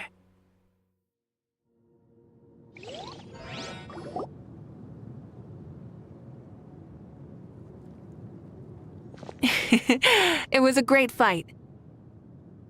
That was an exhilarating battle, Mavuika. Looks like this old man's still got some fuel left in the tank after all. You jest, Lord Xbalanque. Your spirit is as strong and youthful as ever. Come now, can't you tell I was making excuses for coming up just a hair short? Not by much, just the slimmest of margins. Yet still, you actually won. I've always seen myself as the strongest warrior, but it would seem that the inheritance of ancient names has proven its worth after all. I bear the name Kyongozi, the leader of our people. After countless generations, this name came to you, and you used the power it accumulated over the years to defeat everything in your path. This battle has been most meaningful. Beyond the facts of victory and defeat, I've also learned a lot about you. Take, for example, your strength. It is at once ruthless and gentle, both tenacious and sharp. You neither overwhelm your opponent with sheer power, nor defy them with only your strength of will. You possess a great understanding of your own might, and will convert all of it into fuel, so you may climb to even greater heights. It is thanks to heroes like you that this war was won. I'd have never been able to return to the mortal realm otherwise. Your victory granted me this chance at a second life. Even if it is just for one day, the sun has risen again to drive away the darkness. Even the darkness of death that once enveloped me has been dispersed by your flames. Mavuika, you are the newborn sun, greater and more radiant. Allow me to give you a present to celebrate your victory. Ooh, there's a prize too? Paimon wants to know what it is! Coming from you, it must be super awesome. My journey is complete, and I have no more need for my remaining time. Mavuika, I would like to give you all my remaining life force, which I obtained from the ruler of death. Use it to awaken those you wish to see the most. Surely there must be at least one person that you'd like to meet. What? So it's a blank check to bring anyone back for a time? Though Natlan possesses incredibly unique ley lines, it is still extremely difficult to meet the dead outside of the Night Kingdom. Now, take it. Though we both became Pyro Archons in life, we were still born into this world as ordinary humans. There's no need to hesitate. Just do what you think is best. Thank you for the offer, but I don't think I'll be needing it. Huh? The past lives on in my memories, and will always remain my treasure. Meeting someone we can no longer see again will only lead to more longing. Rather than cling to the past, we should enshrine it in memory. Ever loved and never forgotten. Mavuika.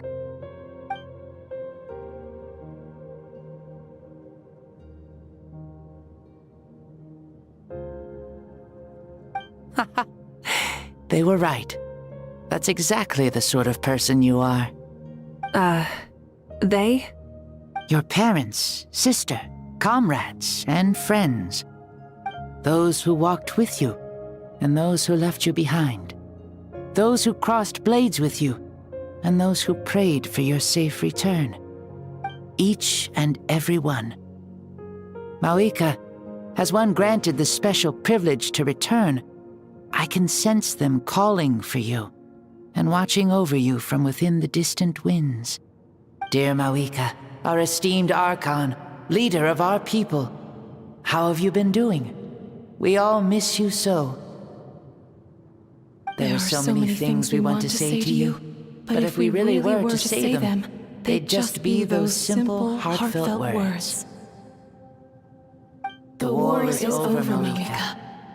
All our efforts had meaning, and all our struggles bore fruit. This is the fairest and most precious thing in the entire world. May you be happy in this era of peace. May you eat well, sleep well, always be full of energy, and never forget that we will always love you. The These are all words spoken by the people from the past. Their voices are echoing through this Temple of Souls.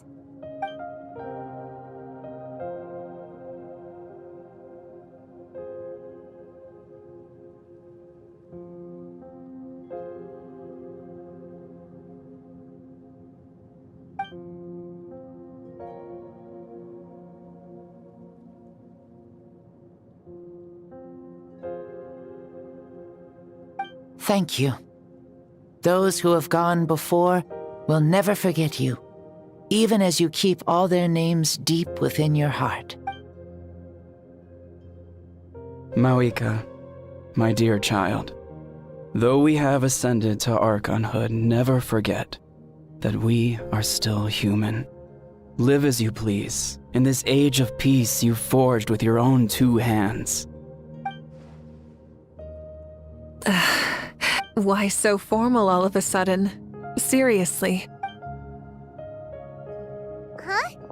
Mavuika, where are you going? Ho ho! Leaving already? Now you're the one acting all impatient. Since we're done with all the serious stuff, it's time to follow me. Xbalanque. Doubt you've ever ridden a flame strider in your current body, right? Never even heard of such a thing, to be honest. Ooh, are you gonna take him out for a ride? You're coming too. Come on, it's time for us to live as we please.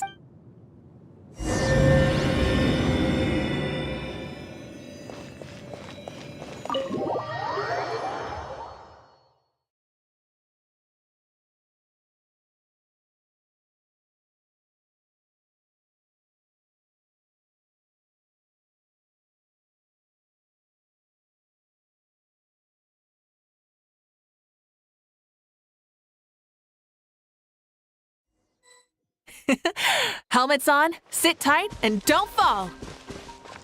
Is this a board you can use to ride on the water? And you can stick it to the back of vehicles too? Playing with this stuff is part of everyday life then? Yeah, we're living good!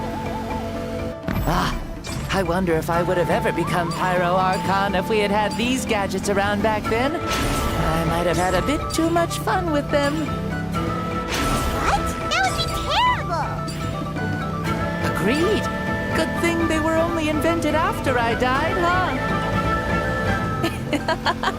Looks like I really am better after all, for becoming Pyro Archon even with all this temptation around. Point Mavuika! The hands of our friends, the Children of Echoes, are as skilled as ever. They were already famed in your era, right? This bike was built by their most talented artisan in this age. Speaking of which, we just passed them by. Sweet!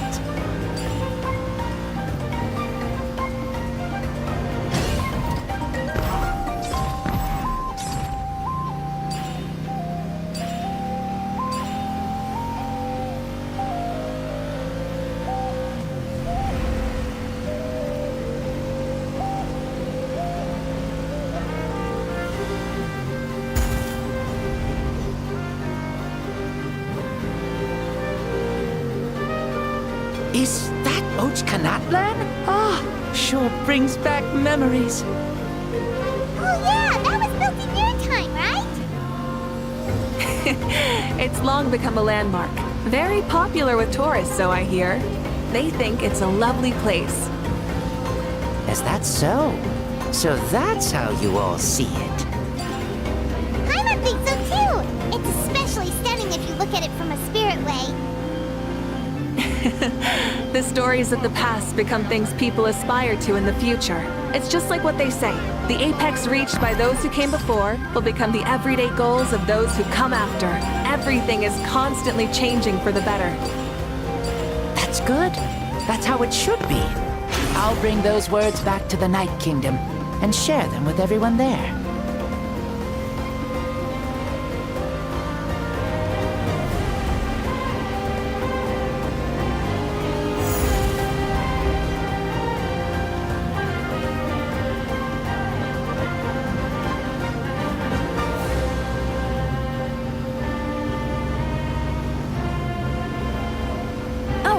You can see the people of the springs from here. I seem to be enjoying life. Just like the people of Natlan back then. All kinds of things might happen during the day, but as the sun sets, you can always count on the people of the springs to relax by the water, playing their instruments and dancing their worries away. Because that's their way of life. Precisely. And so it is for every tribe. No matter how many years have passed, for the people who live here, some things will never change. Well, you're the one most qualified to say something like that. So, what do you think? Satisfied with what you saw? Very much so. Speeding across the water, the warm breeze against my face, it makes me very happy. I really do adore this world, just like a plant adores the sun.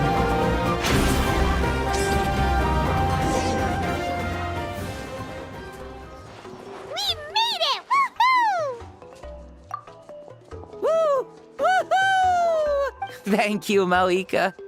This has been a wonderful trip. Lovely things are meant to be shared after all. It's the least we could do for our friend. I'll admit, I didn't expect people several thousand years in the future to see me as a friend. Not that I'm complaining. This old man's had a great day today. Thank you, dear friends. I can still remember how nervous you looked when you saw me for the first time, Mavuika. I'll cherish that memory. Oh, is it almost time? Yes, it is. Thank you for coming back to see us. This meeting means a lot to me as well. Well, time to go. Don't forget to lead a happy life. Aw, already? Paimon's gonna miss you. See you later, Xbalanque.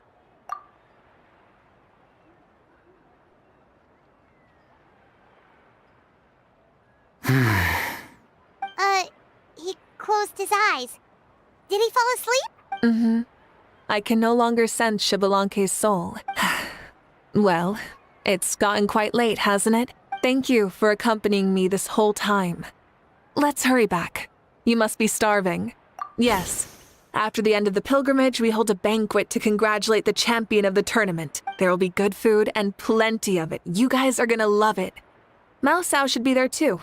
I'll bring him over.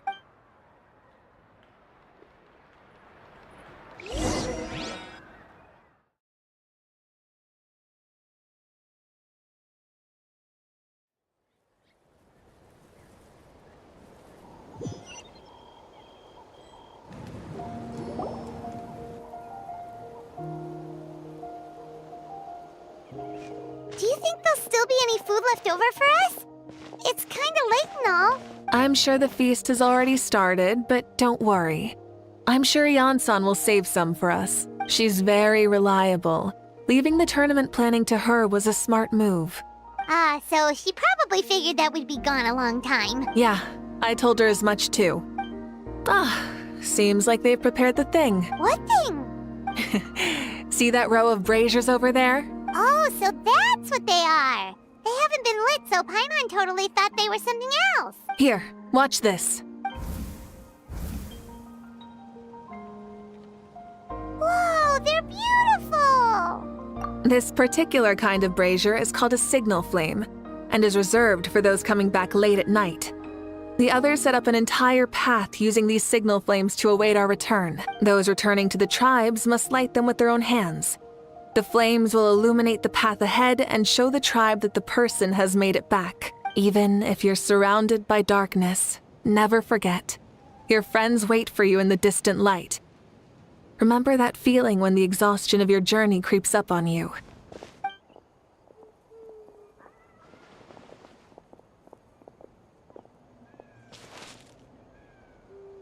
Archon! Traveler! Paimon!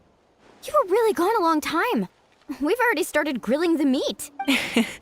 We had a long talk with Lord Xbalanque. It was pretty time-consuming. More than well.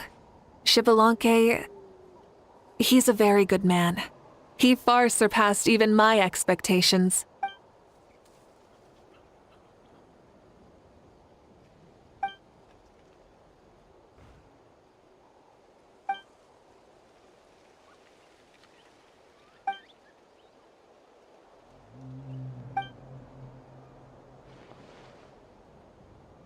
So the only reason Lord Xbalanque didn't win the tournament is because he was limited by the physical body he was in. That's right, but don't feel disappointed on his behalf. He himself was not upset about that turn of events. He had many revelations during this journey, and as he said, strength of mind is as important as the strength of the body. He realized that after failing to make it to the final 32. Huh. No matter how many times Paimon hears it, it's still so funny to think that Xbalanque didn't even make it that far. Strong in both body and mind. Huh. I'd say our champion Kanich fits the bill. Don't you think? Indeed. Everyone, let's raise our cups. Let's celebrate our champion! Kanich, you've proven yourself a true warrior and athlete. Congratulations on your triumph in the pilgrimage. A toast to our champion! Cheers!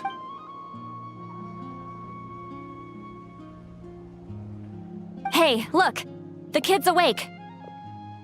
Huh? Where am I? Hello, Mausau. You're awake. This is the celebration feast for the pilgrimage of the return of the sacred flame. You participated in the tournament too. Huh? Me? It's so long, even my lowly servant couldn't manage to give a simple summary. Ha! I see. I remember Lord Xbalanque, our Archon, Mavuika, and the pilgrimage. I feel like I dreamed a very long dream. I was super strong in that dream, too. I could jump up onto the roof with one leap, and I could climb, fly, and glide. It wasn't a dream. Your body did go through all the motions of the tournament. You were already an outstanding contestant. I'm a contestant, you know? Mom and Dad always say that my health isn't the best, and I might not be able to do all the things everyone else can. But right now, I feel like I can fly. Really? Like Paimon? Yeah, I feel amazing. It's like I'm filled with power from head to toe. I want to feel like this next time, too. Then go and train hard, then come back next year and show us what you've got. Yeah, as long as you put in the work, you'll do great. I know it. That's how it is for all of us. Yes. You'll turn out to be a truly beautiful vegetable. I'm sure of it. Yeah, I will. Oh, but the pilgrimage was only half of the dream. I think after that, I somehow got into a fight. Really? Against who? I think it was our Archon. That wasn't a dream either. I did have a duel with Xbalanque. Huh? I was hoping to save this until later, but since we're already on this topic, I've got another piece of good news to share. Namely, that we crowned another champion today. Lord Xbalanque and I engaged in an all-out duel, as worthy rivals from across the millennia. In the end, I won by the slimmest of margins, defeating our legendary hero. Wow! This is no lie, and I have our best friend here to back me up. You were the arbiter for our duel, yes?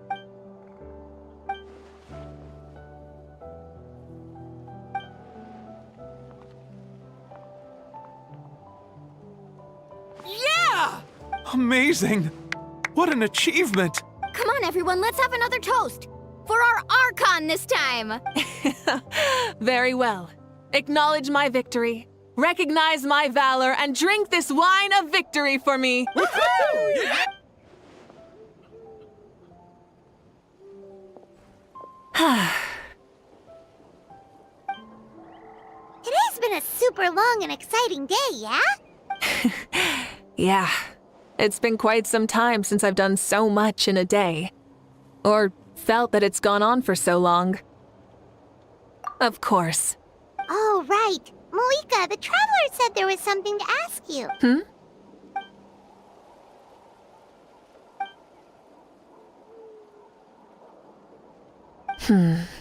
No. In battle, there's no time for that. So it never crossed my mind.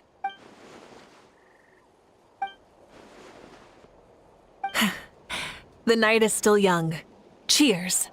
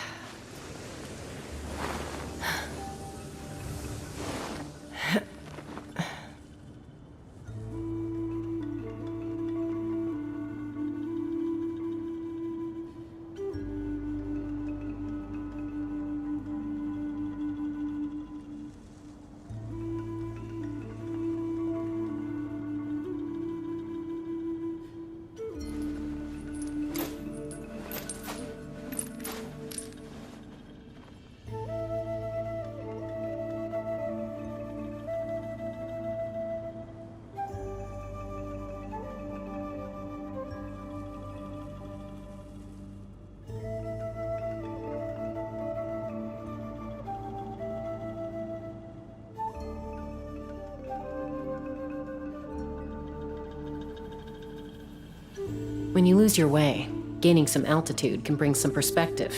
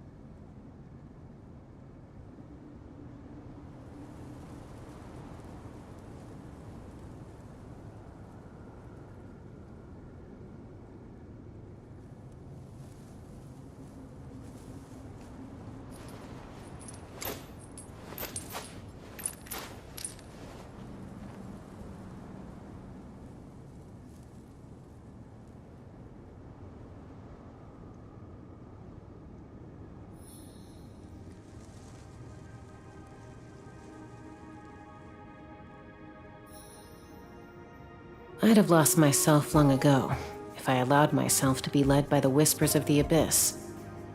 Surviving is tough, but taming the beast within is tougher.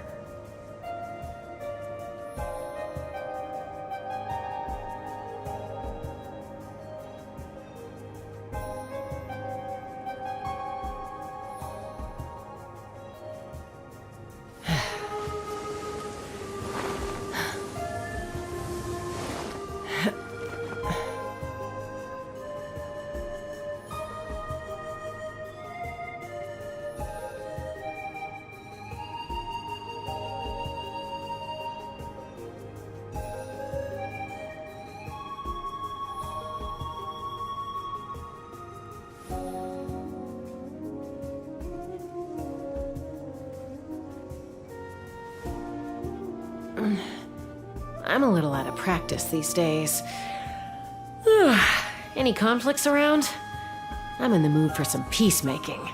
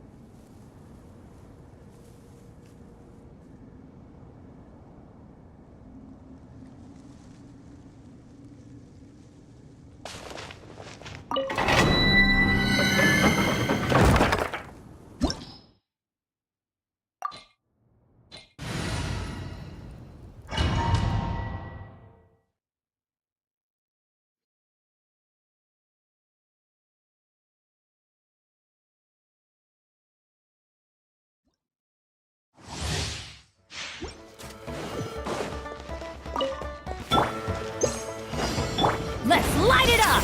Farewell!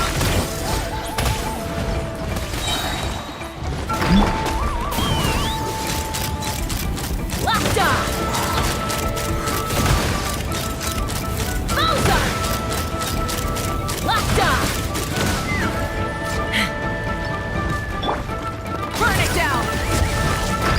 I'm going in! Be free! Tell me what you see!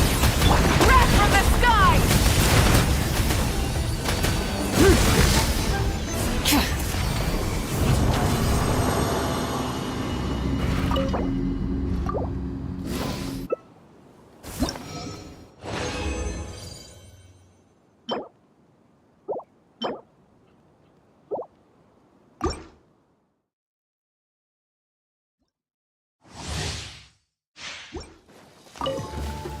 Not too far now. Let's light it up! Rise with the sun! Let's fly! Locked on!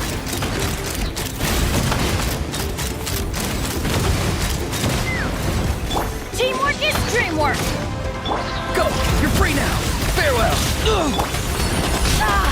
Pyroclastic surge!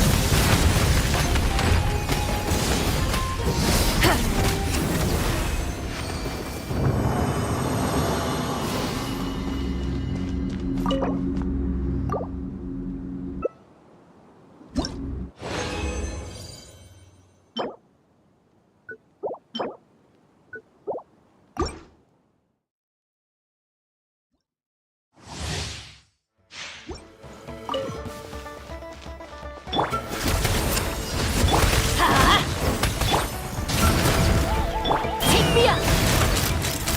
Mozart!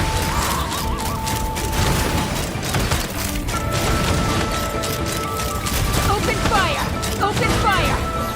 Everybody stand back! Let's look! Tell me what you see! Not too far now! Wrath from the sky!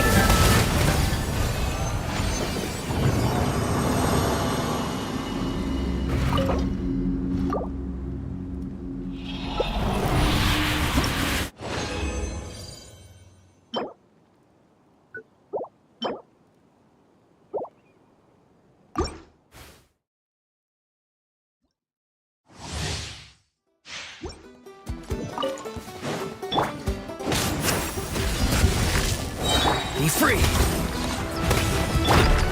Light it up! Ha!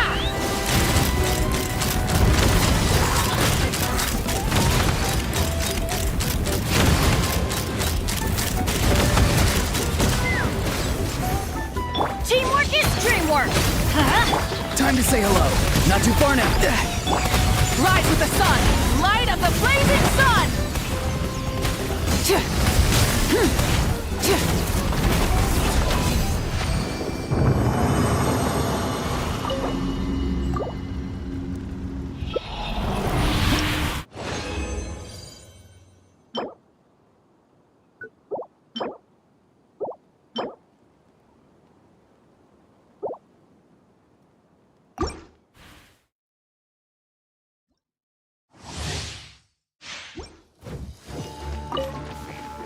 Light it up! Be free! Too slow! Let's fly! Mozart! Mozart! Mozart! Locked on! Go! You're free now! I'm going in! Burst! Pyroclastic surge!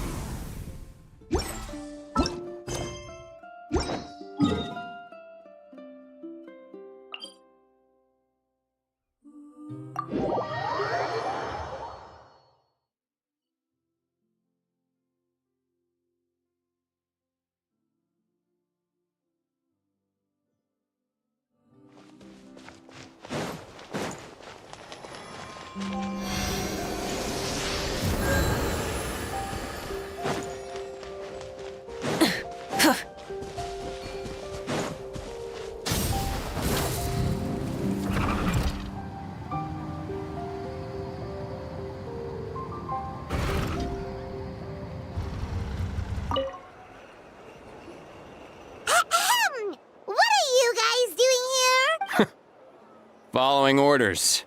If you have a problem, take it up with our employer. Hey, what's with the attitude?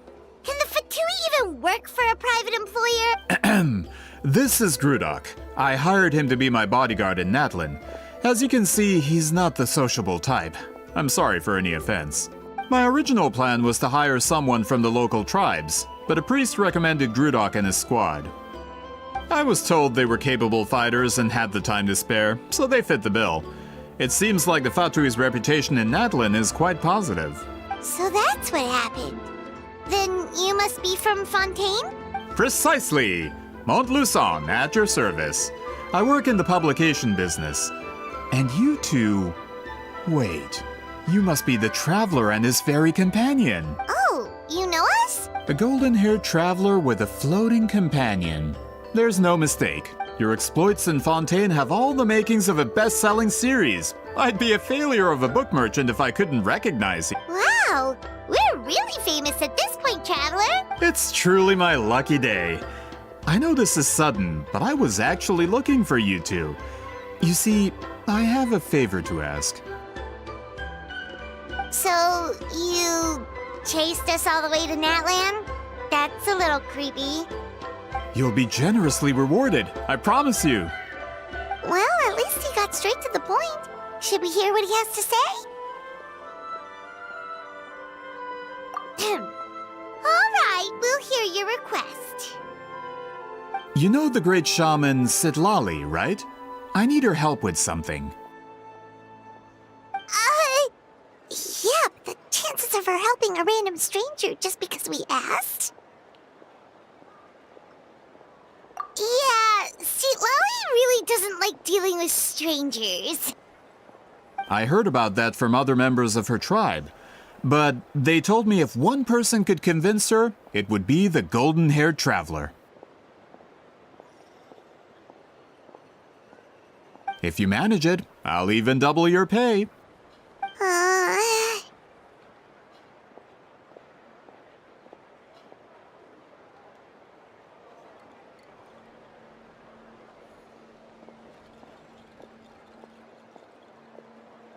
Oh yeah, we should definitely get to the bottom of that first. It's kind of a long story, and there's tribal history involved, so you should hear it from an expert. Alie, if you could. Of course. I don't often have an eager audience for this kind of thing. Nice to meet you. The name's Alie. I'm a researcher from the Fontaine Research Institute. Unlike most researchers, I have a keen interest in ancient ruins. That's why I was invited to join Monsieur Montluçon's team. Have you heard of the legend of the great shaman Citlali? Yes, according to local records, she was a color mystic who lived over 200 years ago, and the most adept in her tribe at using that particular technique. Out of all of her exploits, her most celebrated is the Battle of 7 Colors. According to legend, the battle was triggered by an abyss invasion, one of the most brutal in Natlan's history, even from a greater historical perspective. Amazingly, Natlan was able to turn the tide despite being at an extreme disadvantage. The key to victory was none other than a color Citlali created on the battlefield. The color was extraordinary, illusory in appearance while also seeming to possess physical form. Legend has it that Citlali used the color to construct a magnificent maze on the battlefield and trap all the enemies inside. This allowed her allies to launch a counterattack and ultimately secure victory. Anyway, that's the gist of it. We don't want to take up too much of your time. That story is the reason I came to Natlan. I often publish books about the history of other nations. They always end up faring well on the market. When I heard this story for the first time, I wanted to include it in my next collection, but historical records about Natlan aren't very detailed. We haven't been able to determine where the battle took place, or find any definitive evidence that it occurred at all. Even within the Masters of the Nightwind, people dispute the legitimacy of the story. Some believe it to be a myth. If that were the case, the story would not be fit for publication. But if you're just including it in a story collection, why does it matter if it never happened? Well, you see, the slogan for the collection is Restoring the Truth of History. Naturally, I need it to be factual. That's why I'm here. The Masters of the Nightwind are said to have a tradition of recording past events, so I wanted to consult their records. But I was refused access to the Obsidian Altar. Application after application, and all I received were a few ordinary woven scrolls with nothing to offer. Honestly, I'm just trying to promote their history, and they make such a fuss. According to my research, their scrolls are considered sacred relics in addition to historical records. Naturally, outsiders are rarely granted access. Not to mention, the scrolls we did get to review actually contain a huge amount of information. I just need more time, and I could... We've been over this, Alier. There's no need to waste time on those scrolls when we have a better way. Citlali, you mean? Exactly. You're well aware, I'm sure, that Citlali has been alive for more than 200 years. That means she lived during the era of the Battle of 7 Colors. If she agrees to be my consultant, then no other historical records are necessary. Oh, that's what you want. So, what do you say? I'll quadruple the pay if it helps sweeten the deal. Well, it's not that we don't want to help you.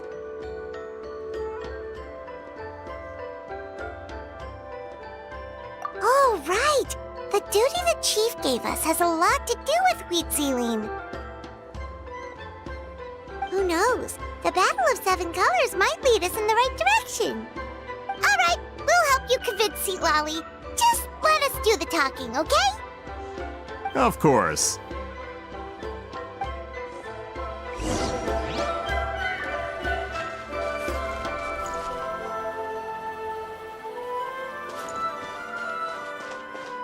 Light it up! Full throttle!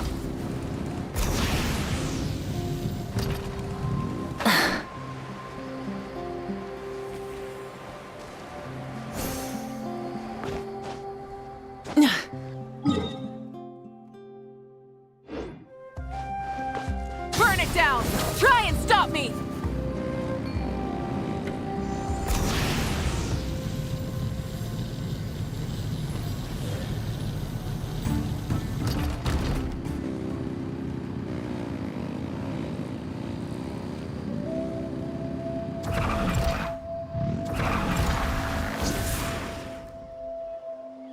Light it up!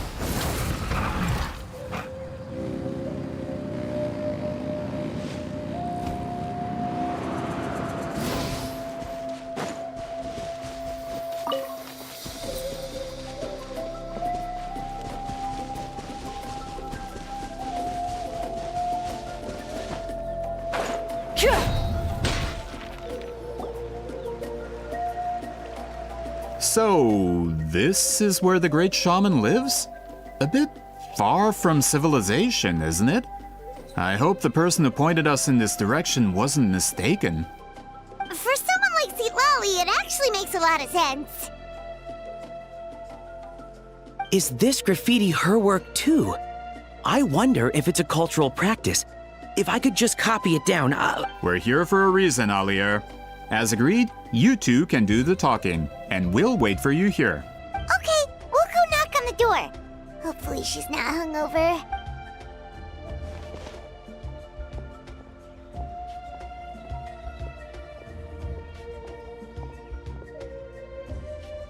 Citlali? Are you there? We need your help with something! Oh, no response. Maybe she's not home. Oh, Granny Citlali? Are you home? Hey, kid! If you're here to challenge me, book an appointment first.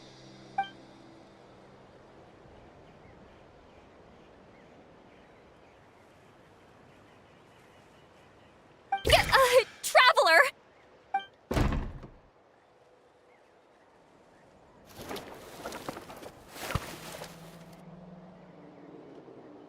Looks like we came at a bad time.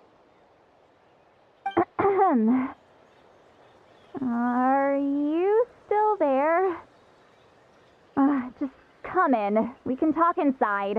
Well, at least we didn't get turned away.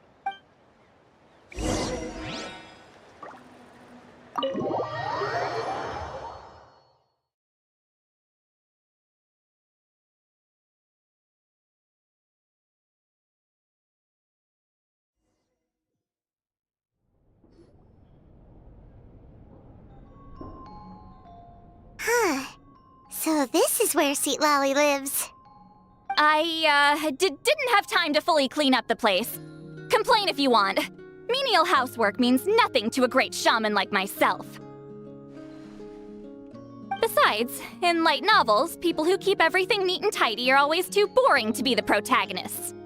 Also, I'm not a hermit. I'm just above superficial rules of societal etiquette.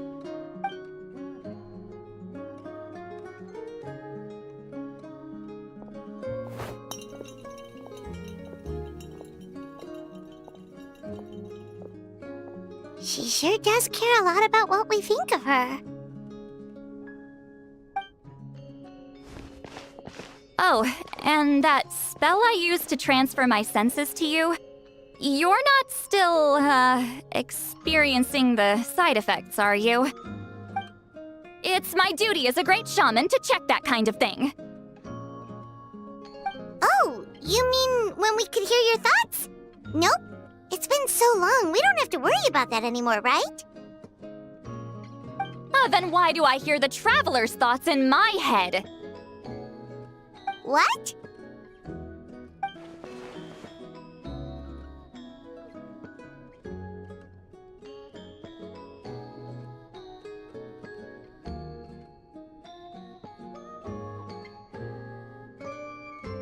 I can still hear you, you know. Don't bother. I'll find a way to fix it. First you hear my thoughts, now I'm hearing your thoughts. It was just a simple spell. I use it on you, and now it's on the Fritz. Forget it. Just tell me why you're here. Well, someone asked us to ask you to be their consultant. They have questions about the history of Natlan. So they asked the hero of Natlan to put in a good word? Sounds like they know I don't usually trouble myself with other people's problems. The pay is really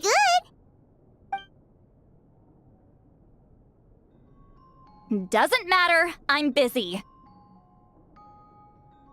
She sure doesn't look busy. Paimon knew this wouldn't get us anywhere.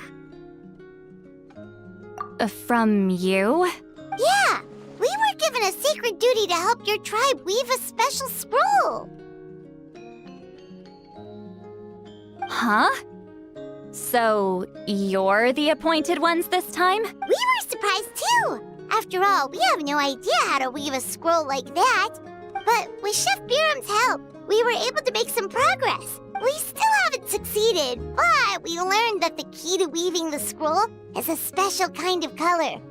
The historical event those men want to ask about also involves color. If you help them, you might end up helping us too.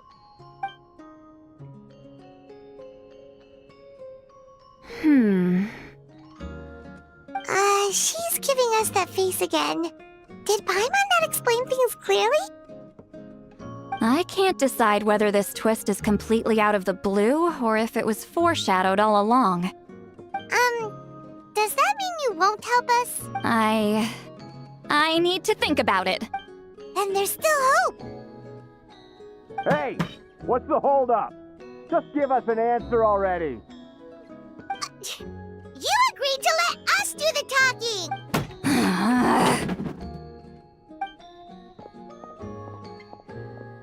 Citlali!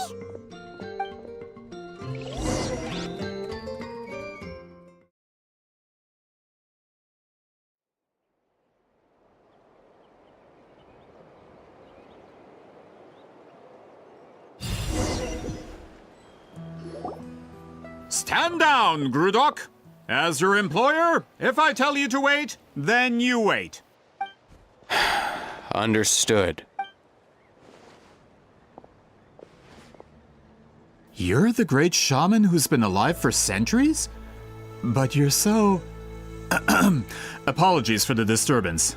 Grudok is a recent hire, so difficult to restrain sometimes. You're lucky you didn't force Citlali's hand. Well, since you're here, how about a discussion? Do you have any idea who I am? Did you think Granny Eatsley would be fooled by your little performance? I have no intention of speaking to you. Your recent hire interrupted me right as I was about to make an important decision. Pull a trick like that again, and I'll make your lives a living horror novel, except 10 times worse. That's all I came out here to say. Whoa. Traveler, we have a discussion to finish. You live up to your name, Granny Itztli. I apologize for the offense. I'm just surprised the Battle of Seven Colors didn't pique your interest. You're investigating the Battle of Seven Colors? Ah, the Traveler didn't get to that part?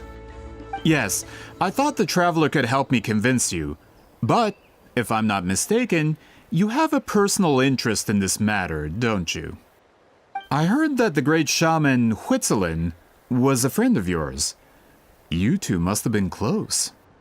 If I can resolve the controversy and prove the battle took place, I'll include it in my next collection. Then, all of Teyvat will learn the truth. With your support, your friend's heroic deeds will once again be known throughout the land. Inspiring, don't you think? If this is really about that duty, then... fine. I'll help you. I'm honored. Save it. I agreed to help the Traveler, not you. You'll just have to leech what you can. Well, at least she agreed to help.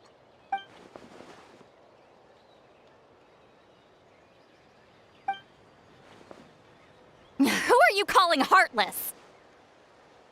Not a problem. I always planned to work with the Traveler. So, did you directly experience any events of the battle? Do you have any idea where it took place?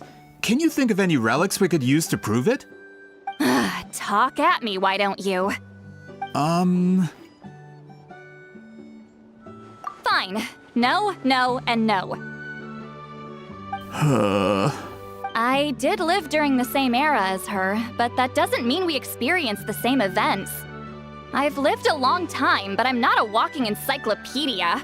You decide the angle of your investigation, and I'll provide answers if I'm familiar with the subject.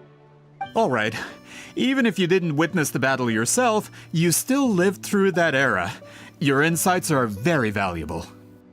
Alier, you had an idea about where to start, yes? Oh, well, my plan was to consult the members of the tribe in charge of recording history. Then, let's start there. Traveler, what do you say to officially working together? After all, it appears I can only get Miss Citlali's help through you.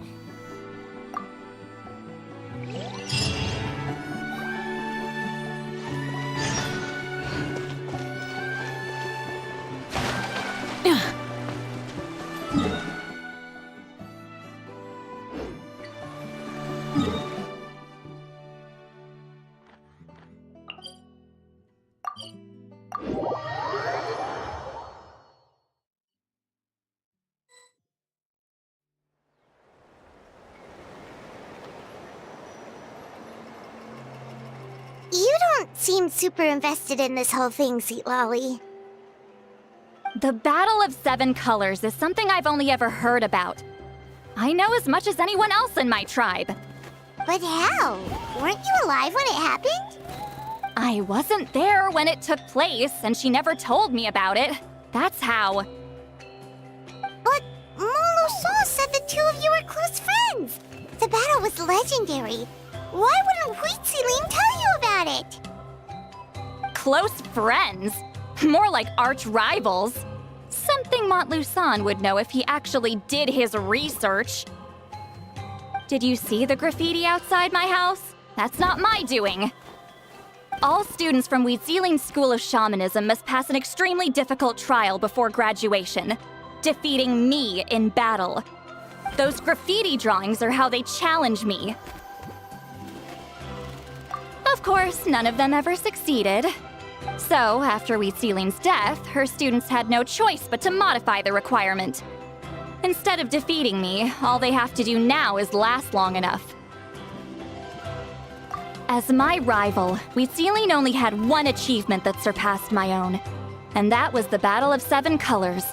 I can only assume she had some kind of secret technique at her disposal. It makes perfect sense that she kept it from me. I'm a fast learner. Telling me about the technique is no different than handing it to me on a silver platter. As if she would give away her one advantage. Oh, that makes sense. Anyway, all of that is secondary. Like I said, I'm only here to help you fulfill your duty. Don't misunderstand. This duty is important for my tribe, too. A great shaman should do her part to see it done. Excuse you? I fail to see what housekeeping has to do with my duty as a shaman.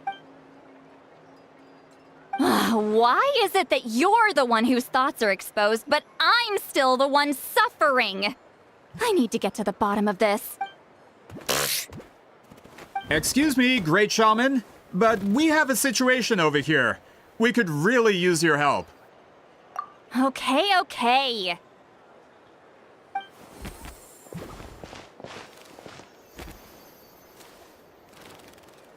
Of course the Battle of Seven Colors happened. The woven scroll proves it. Citlali used a mysterious color to construct a maze and trap the enemies inside. That's just your interpretation. There's more than one way to understand that scroll. Besides, constructing a maze out of color is ridiculous. Citlali was one of the most powerful shamans of her time. She definitely could have pulled it off. That's the biggest problem. She had students. Why not pass it down? A technique that powerful? And no shaman since has ever used it? Her students are keeping it a secret, of course. If you knew a technique like that, you'd be a fool to show it to just anyone.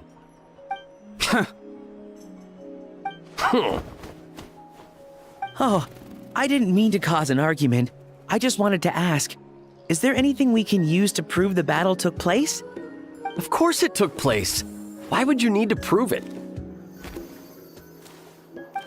You'll have to excuse him. Some people in our tribe insist on clinging to outdated views of history. I'd give up now if I were you. It only gets more ridiculous from here. Please don't fight. Wow, so the battle really is controversial. Am I the outdated one?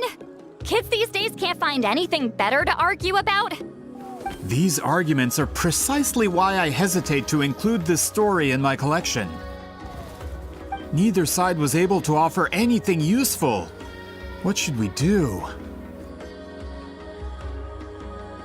Citlali was a passionate teacher. We were opposites in that sense. The technique she used in the battle must have been her masterpiece. There's every reason to pass it on.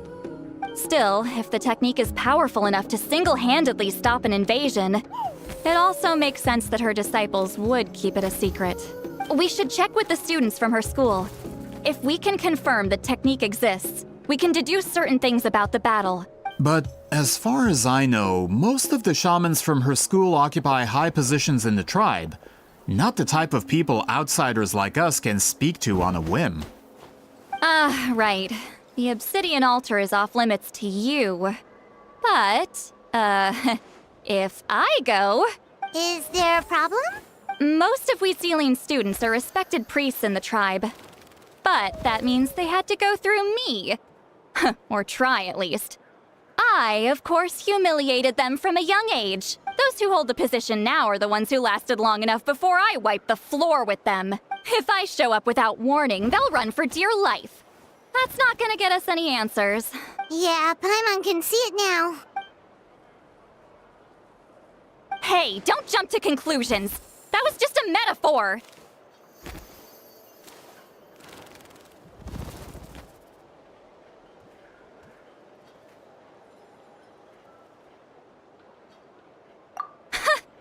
Only you have the guts to joke like that with me, Traveler. Fine, I said I'd help, so I'll help. But don't blame me if it goes wrong. Alright, the rest of you can wait for us here. We appreciate the help.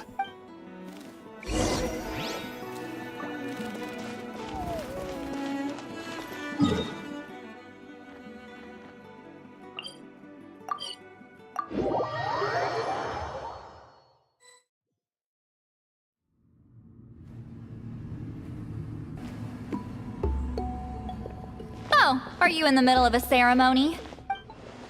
Granny Citlali?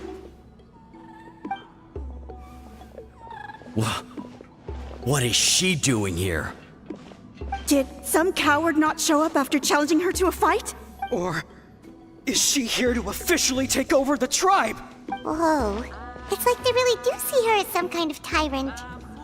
No matter what, we'll defend our dignity as priests to the end.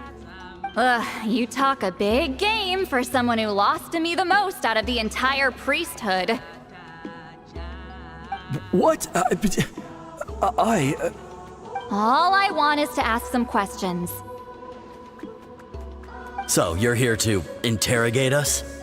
Someone didn't sit pretty for their beating? Is that it? You want their name, don't you? We should just run! Yeah, with the hero of Natlan here, Granny Citlali will be on her best behavior. Sure, whatever you say. Oh, it's the Traveler and his companion. That does make me feel better. How can we help you? We wanted to ask about the technique you inherited from Xowwy. Huh. So you can eradicate our school once and for all? Disciples of our school have challenged her year after year, just as our master instructed. Sounds like she's finally had enough. Well, you're not wrong. If we want to protect our legacy, one of us needs to run. Not this again. Just how much did you traumatize them, Citlali?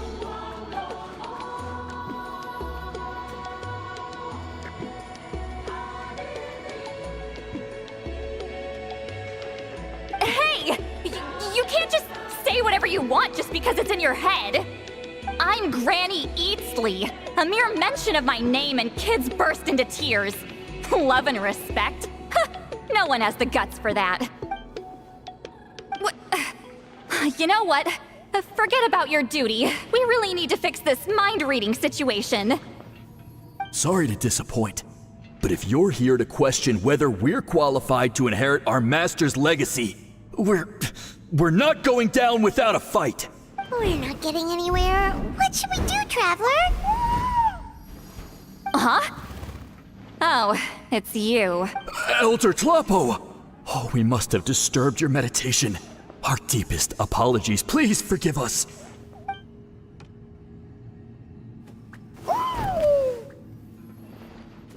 Did Elder Tlapo just issue a declaration?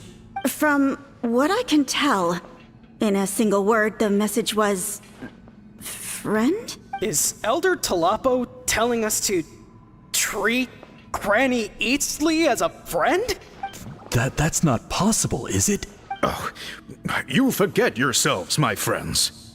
You are esteemed priests of our tribe. Where are your manners? But Chief! I didn't expect to see you here, great shaman. My sincere apologies for the lack of hospitality. Well, I wasn't exactly planning to come to this crowded place. So you can save the pleasantries, Chief. I'd rather get this over with. Understood. Now, as successors of Xowwy, I understand your friction with Granny Eatsley. However, Elder Tlapo's declarations have always showed us the correct path. You would do well to respect his counsel. So, mind your manners and allow Granny Eatsley to ask her questions. Good thing Elder Tlapo and Chief Biram are on our side.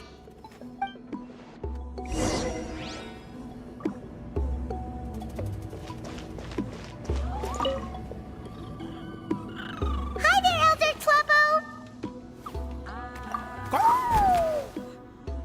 Hey, he seems pretty happy to see us. He's the one who put you in charge of the scroll, right?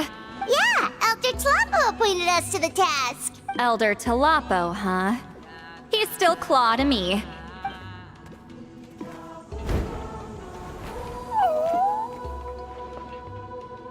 Hey, don't pull that cutesy stuff with me. You're an Iktomisaur Elder now. You occupy an eminent and important position within the tribe. So, you already know each other? Claw was only this big when we first met. He was with Xeline's Saurian companion back then. She kept dragging him to my place, so over time, we got to know each other. She only came to my place to fight me. But at the same time, she always claimed to be my friend. She was the only one who dared to try, at least. Well, you've lived a long time. You've probably made a bunch of friends over the years, right? The more time you have, the more friends you lose. Oh, Anyway, let's get back to business. I hate talking about the past.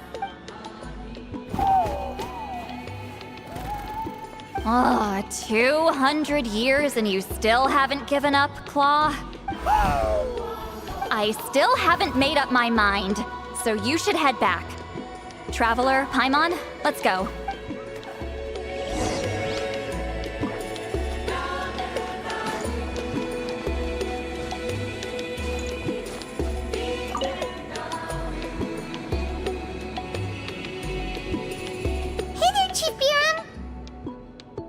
Oh, wait. We haven't reached reached out since the last time we failed the task, huh? I'm just grateful you haven't forgotten that duty. Actually, we have good news! We found another clue! I'm all ears. It's the Battle of 7 Colors. Huitziline's claim to fame? That sounds promising.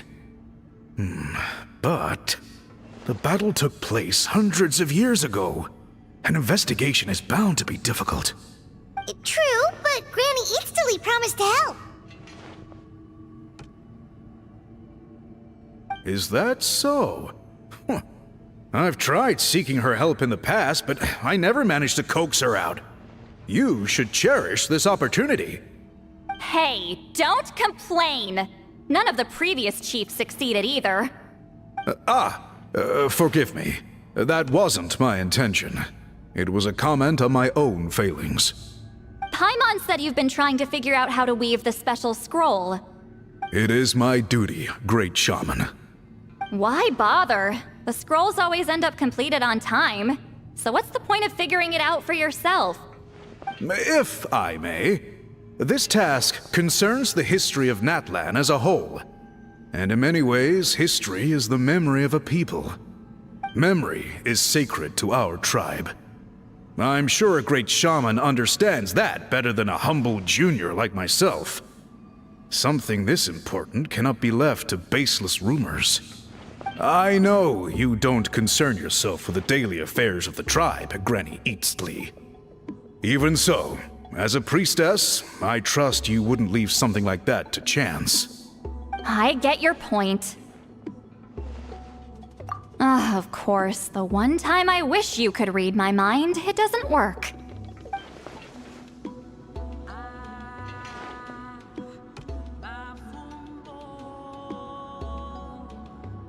No, that's not it! Huh? It's not important. Rest assured, Biram, with my help, the Traveler and Paimon will definitely be able to complete the task. You have my thanks then.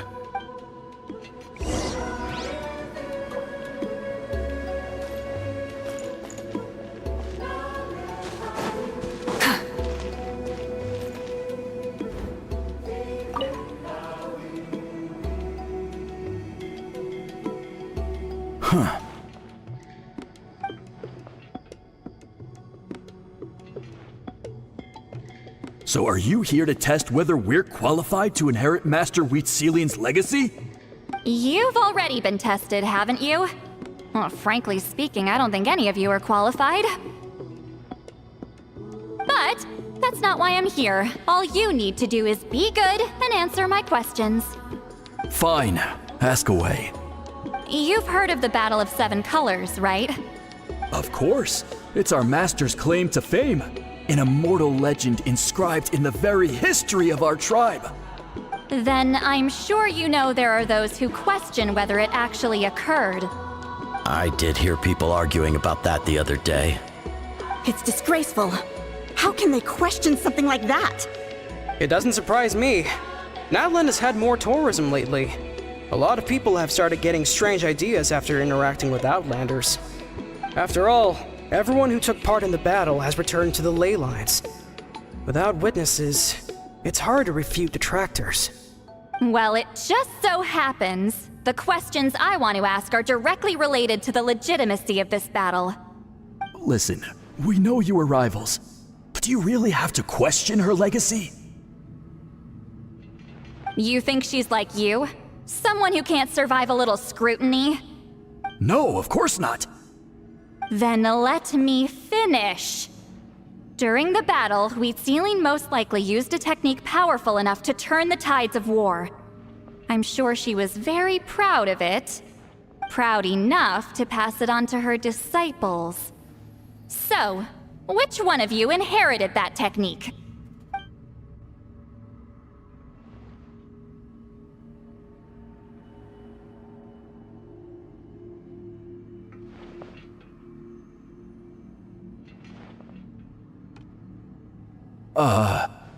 I don't think any of us have heard of it.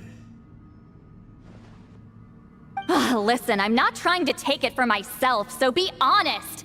With or without it, I can wipe the floor with any of you. Yeah, no objections there. But I'm telling the truth. None of us have ever heard of that technique.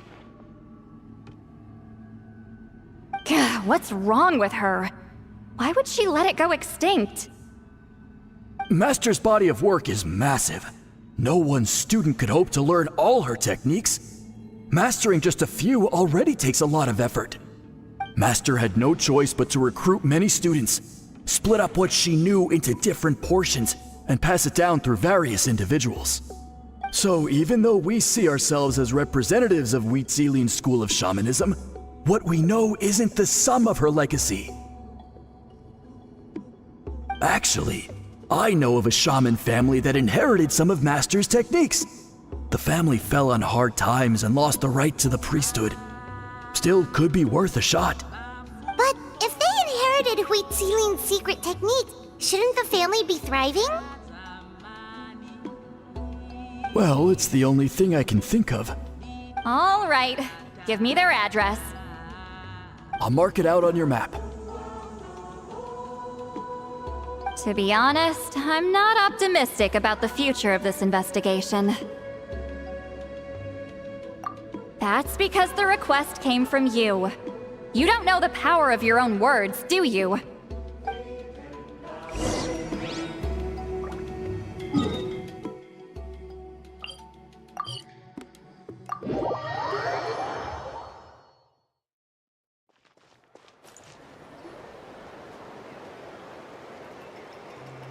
Proving the legitimacy of this battle seems more hopeless by the second.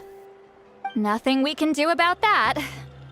Well, even if our investigation ultimately proves the legend to be false, that's still a worthwhile result.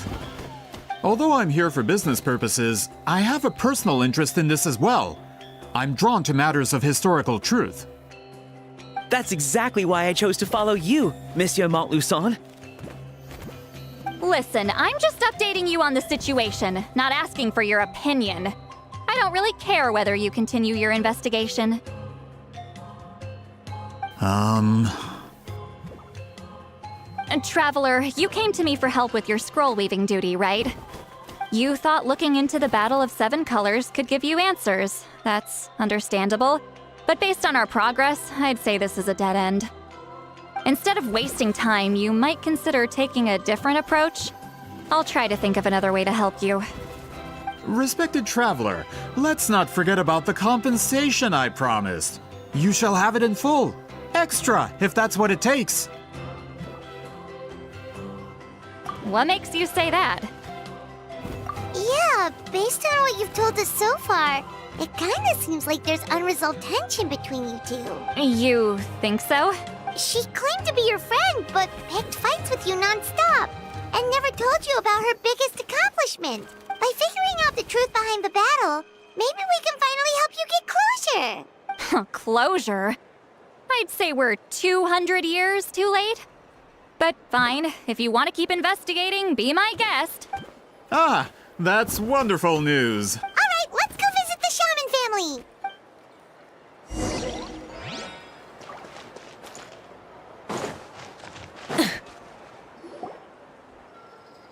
Hello, are you Aisha Man? Yep, that's me. Huh?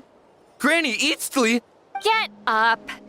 In a crowded market like this, the only person who should be trying to hide is me. My apologies. Ever since my grandfather's generation, the shamans of my family have given up on passing your trial, Granny Eatsley. Have we offended you in some other capacity? Man, this is generational trauma at this point. Whenever I misbehaved as a kid, Grandpa would tell me about the thrashing he received from Granny Eatsley. I still get nightmares about it sometimes.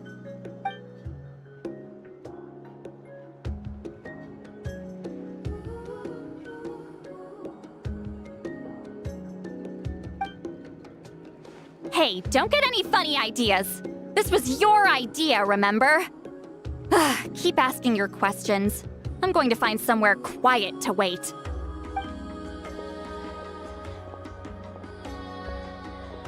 Okay, so your family studied under Wheatzilian, right? Yes, Although, that pretty much ended with my grandfather's generation, unfortunately. The techniques my family learned from Huitzilian didn't have much practical use in terms of tribal affairs, so during my grandfather's time, we quit the priesthood. Turns out, shaman techniques aren't that useful outside the priesthood either. So over time, we abandoned them altogether. Of course, it's possible that we were just too foolish to understand the true power of those teachings. After all, Huitzilian was a genius. None of her students have been able to fully reproduce her talent. Do you know which techniques were passed on to your family? I'm not sure. As a kid, I remember hearing my grandfather talk about them, but it's not like I can use them myself. Just think about it for a sec. Do you remember anything about a technique that can decide the outcome of a battle? Decide the outcome of a battle? No, I don't remember anything like that. Besides, my family wasn't really known for our talent. If a technique like that exists, I doubt Huitzilian would pass it on to us. You might have better luck asking one of the priests. They're descendants of Huitzilian's most gifted students. Well, looks like we're back where we started. Still no definitive evidence the Battle of Seven Colors took place. Alier, do you think we have enough to draw a conclusion? All we have are non-witness accounts. We could put together an interview, but that's not going to hold up in academic circles. Then we have to keep going. Oh, you're investigating the Battle of Seven Colors? Yeah, you know about it? Not a lot, but there's something special about my family. In addition to shaman techniques, Huitzilian stories were passed down to us as well. Say what you want about my ancestors' dedication to shamanism, but they definitely paid attention to those stories. And of course, the Battle of Seven Colors is the most exciting story of them all. We don't need another story. We need something concrete. Does no one in your tribe understand that? I'm not sure if this is helpful, but the story passed down in my family is a little different from the one told in the tribe. Really?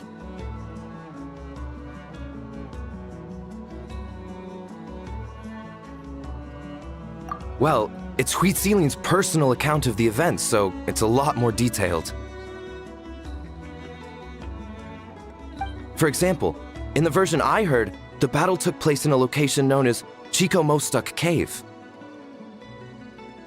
That means you can tell us where to find it. Have you ever been to this place? Unfortunately not. I studied maps of Natlan before we left, Monsieur Montluçon. I don't remember ever seeing such a name. Could your ancestors be mistaken, Mr. Eshemin? It's unlikely. My family may have let the shamanism side of things fall by the wayside, but we're serious about these stories. In the words of my grandfather, some things deserve to be passed down more than secret arts. If Huitzilian's version of events differs so much from the general understanding, that makes it even more likely the battle is completely made up. Yeah, that's disappointing. Oh, hold on. You mentioned the Chico Mostuk cave? Oh, yes? Can I clear something up for you? It's been more than 200 years. Huh. I never thought I'd hear that name again. What do you mean?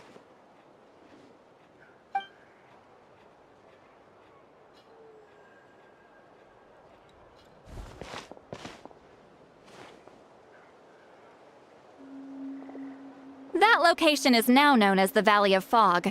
The Chico Mostuk cave is what it was called 200 years ago. Precisely when Huitzilian was alive. That means, Monsieur Montluçon, we can confirm the original site of the battle. Once we get there, the evidence we need should be at our fingertips. Just when we thought all hope was lost. I never doubted you, great shaman. Allow me to present you with a gift as thanks. Save it. Flattery won't get you anywhere with me. Mr. Montluçon works in publishing. You're a huge fan of light novels, right, Citlali? Maybe he could get you some that are out of print. Really? Out of print, huh? Sure. Do you have any in mind? Well, if we're talking collectibles, then the first edition of Shogun Almighty Reborn as Raiden with Unlimited Power is a must. It's the first major hit of the isekai genre. Several editions have gone to print, but copies of the first edition are exceedingly rare and valuable. I see. There's also its sister work, Pretty Please Kitsune Guji. It was Yae Publishing House's attempt at gauging the new market trends. It's opened the door to a new genre after readers grew tired of isekais. The sales speak for themselves. Actually, Yae Publishing House released a limited edition not too long ago, but it's almost impossible to get. Anyway, I'll take those two.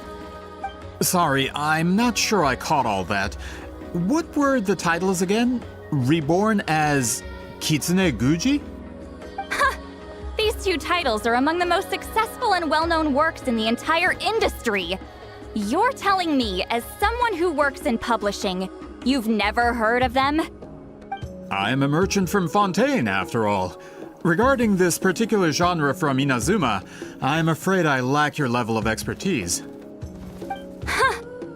Amateur.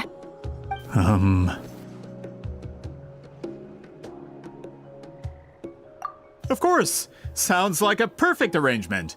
Now, there's no time to waste. We should head to the site of the battle right away. Once we get there, it'll take a bit more work to determine the actual location. Right now, all we have is a general idea. Well, I'm sure Miss Citlali can help us with that. Have you even looked at the time? It's already evening, and I have important plans tonight. You expect me to work through the night? Well, what do you think, traveler? Okay, we'll find a place to rest for the night. When should we meet tomorrow? He's persistent, huh? How about noon? Do we have to wait that long? Great shamans have important matters to attend to in the morning. That's only because I have important tasks to complete at night. All right, as Miss Citlali instructed. Let's meet back up tomorrow at noon. We'll be waiting at the exit of the tribal settlement.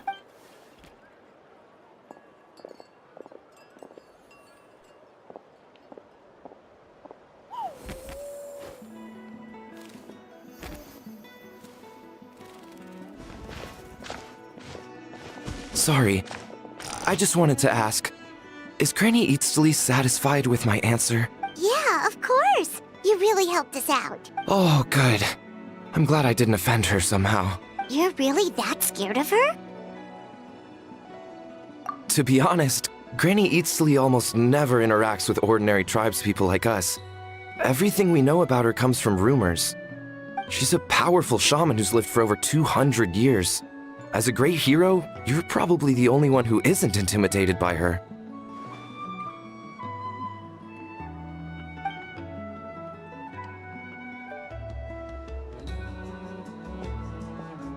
Well, thanks for today, Citlali. That's quite considerate of you. All right, let's grab a few drinks. Just like last time. Wait, didn't you say you had important plans tonight? What did you think I meant? Does that mean you've gone drinking every night for the past 200 years? Now Paimon's worried about your health. No, I've had enough socializing for one day. I know somewhere quiet. We can just buy some drinks and head over.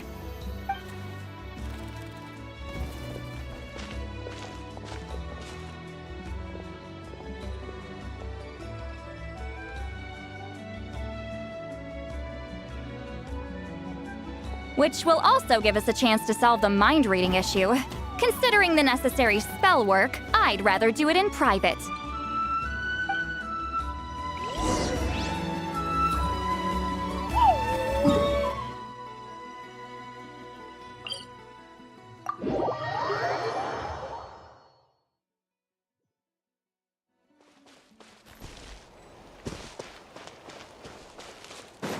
Burn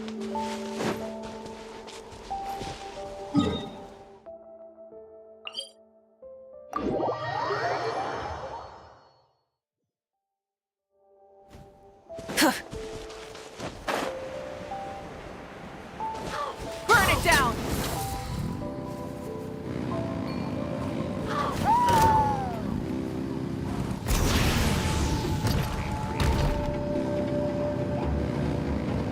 Is this the place?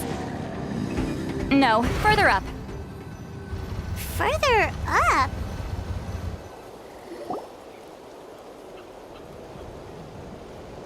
Whoa, this is like a secret base! Sometimes I want the fresh air, but not the company. So I come here. Let's see if my stash is still here. Ah, great! The halberd crest birds didn't eat my snacks.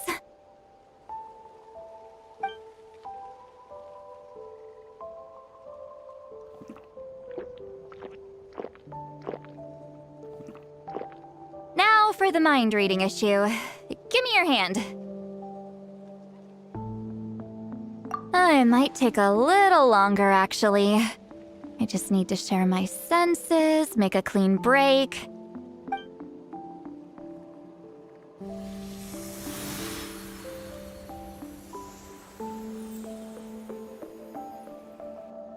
And that should do it, right?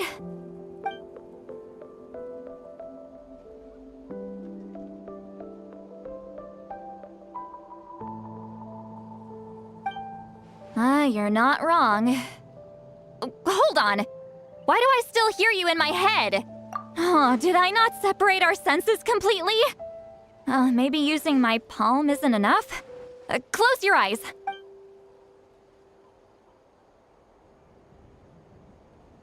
Oh, please work, please work. A great shaman should be able to handle this. Okay, what about now? Huh? And now? Huh. Whenever I try to remove the effect, it just flips direction and gets worse.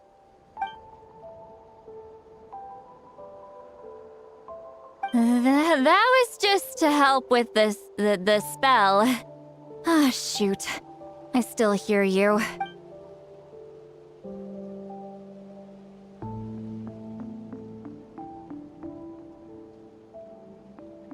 For a human soul, to lose the boundaries of the mind is to drown in the sea of consciousness without a concept of self. Wait, that sounds bad.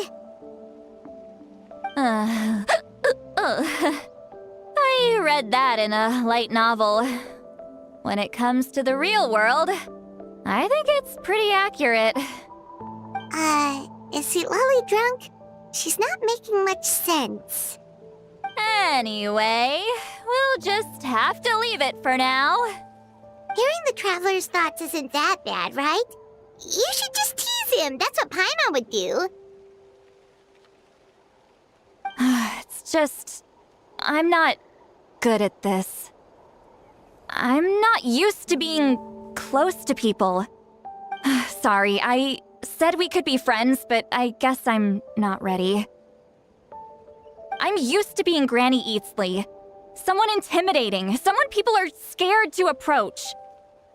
I don't have to deal with people that way. Yeah, Paimon's been wondering. Why do you insist on living so far away? You could easily become a leader of your tribe, someone everyone loves and respects. When you live as long as me, a person is like a flower. The color draws you in. You water it to see it bloom. It rewards you with its fragrance. But it doesn't last. With the passing of the seasons, everything withers away. You can try to water it, but it will never bloom again. Even if the same plot of soil is covered in flowers the following year, the one you remember won't be there. That's just how it is. Most of the people in my life will be gone one day, just like a flower. Getting close means losing friend after friend for hundreds of years. until the weight of their memories crushes my soul. If people don't care about me, then I don't have to care about them. It's better if the people in my memories are nothing more than fleeting strangers. Citlali. You won't live as long as me, so you don't have to worry about that. Really? Then you should understand. Nearly everyone you know will be gone one day.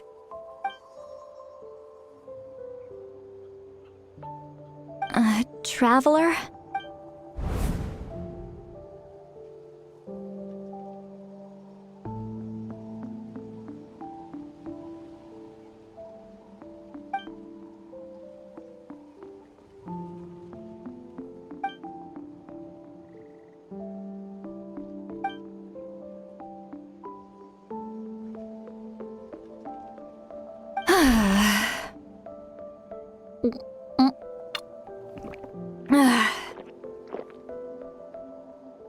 Is something wrong? Stupid mind-reading side effect won't go away. It's not like I want to hear you complain about me all the time. Okay, she's definitely drunk. Citlali, maybe take it easy? At this rate, you might sleep past noon tomorrow. I'm not drunk. I remember everything the traveler said. Just gotta think of a response. I'll think of something. Uh-oh, not this again. Is she asleep? I'm fine. Can get home by myself. Is she talking in her sleep or talking to us? She seems kind of out of it. Bye. Gonna walk back alone. Need some time to think. All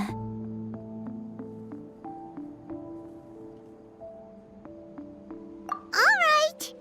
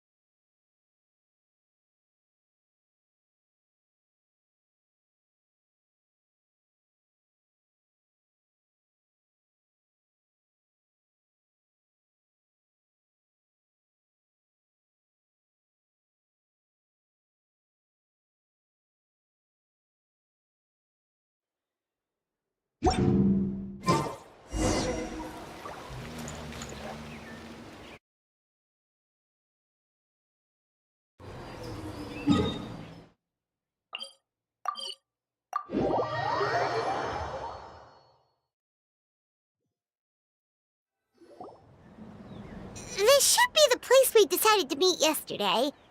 Who knows if Citlali will show up on time? She drank so much last night, she might not even be up yet. Ahem. Citlali! No need to sound so surprised. Drinking is just a way to pass the time. I mastered the art of moderation long ago. Last night doesn't count. It was a minor slip-up, that's all. Anyway, I gave everything a lot of thought, and I think you're right about something. The Battle of Seven Colors holds the key to a lot of the answers I've been searching for. So that's why you're here so early. Traveler, great shaman. Sorry to keep you waiting. Shall we head out?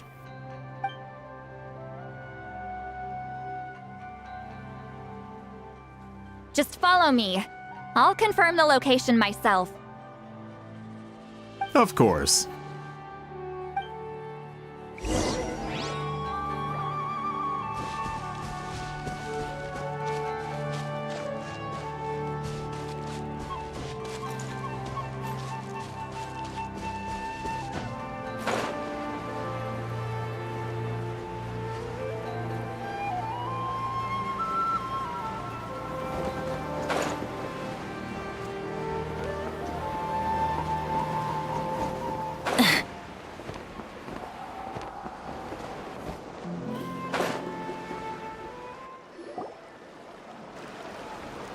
This should be it.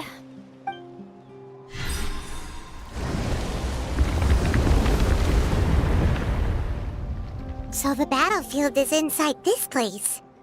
That could explain a lot of our academic questions. Don't lose focus. Once we get to the actual site of the battle, all the evidence needed for publication will be at our fingertips. Everyone ready?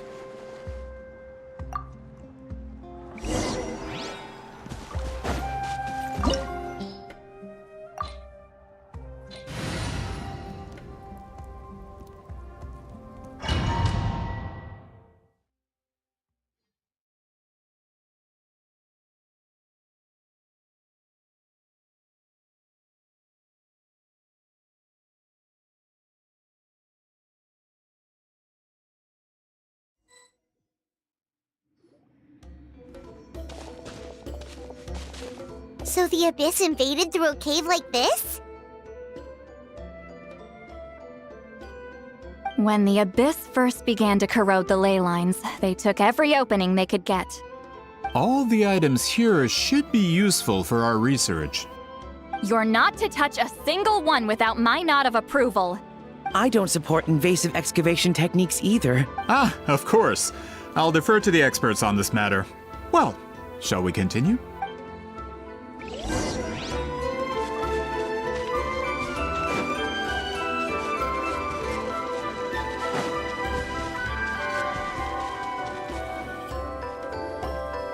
There are weapons here from every tribe in Natlan. The battle must have encompassed the entire nation. Sounds like we're getting closer to what the legend describes. But all we can really say is that a battle took place here. There's still no evidence of any colors or some elaborate maze. Wow, you're really invested in the Battle of Seven Colors. Well, it's the reason I came to Natlan in the first place. Grudok, send some of your men to search the area. We might miss something all grouped together like this. I'd like to cover all our bases. All the bases. You got it. Don't jump to conclusions. Of course this isn't the site of the actual battle. We have to keep going.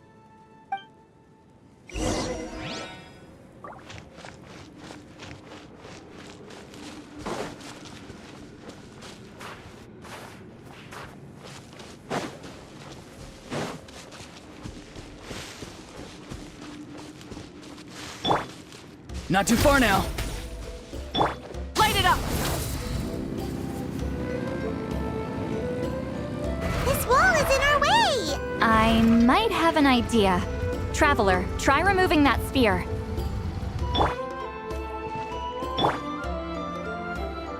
Get to work! Ha! Sha! Ha!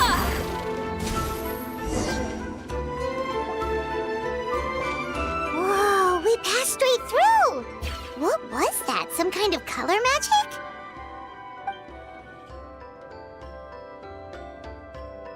It's very close to the technique Citlali might have used.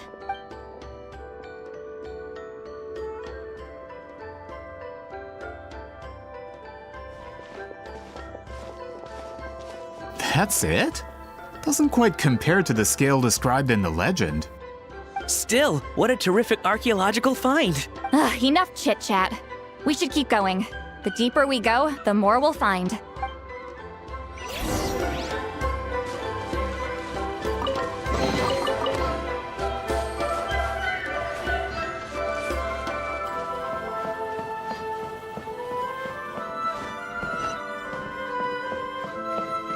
Be free! Burn it down!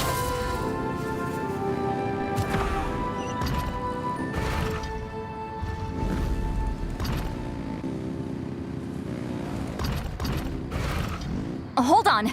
If we step here, we might fall through. You mean there are traps in here? Remember how we were able to pass through the wall just now? It must have been because, on our person, we were carrying the same color as the wall. Let's put the sphere down and see what happens.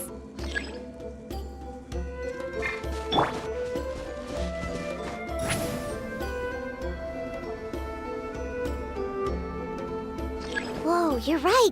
We can keep going now.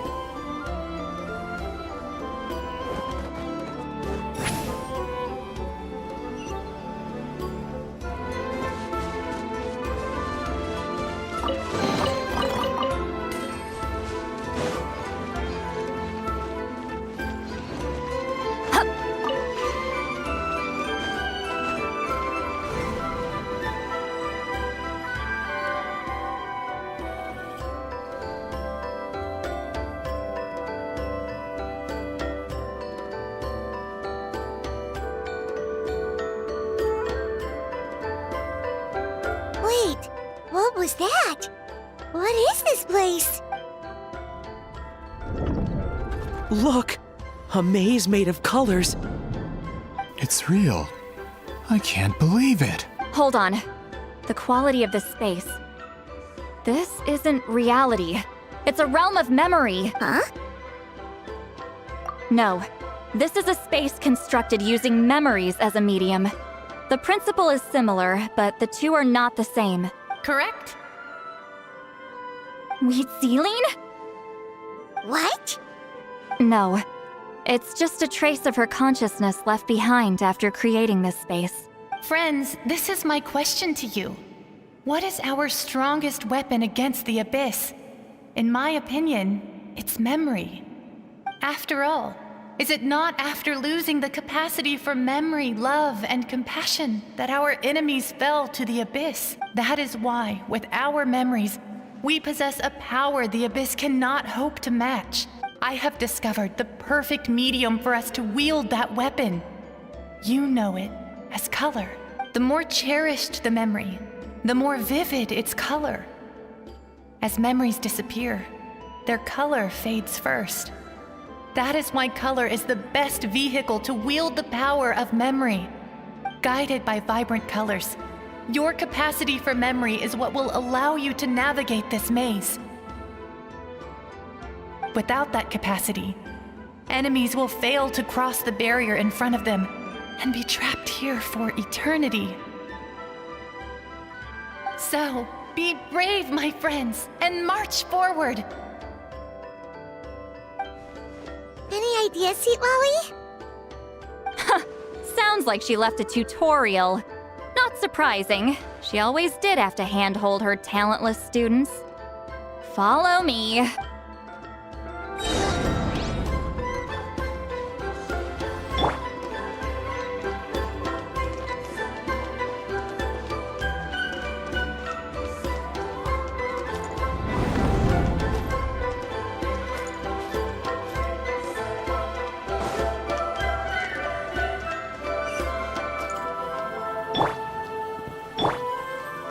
rise like smoke.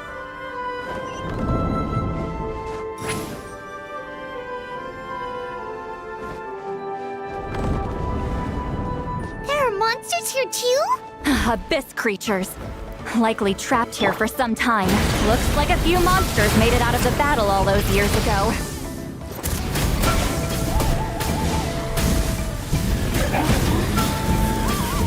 Incinerate! Incinerate!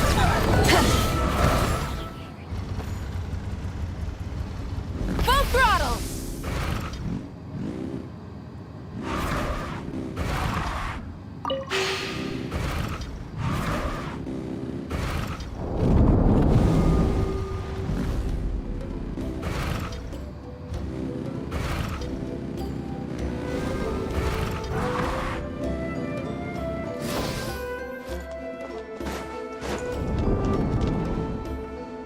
What's with these color-changing blocks?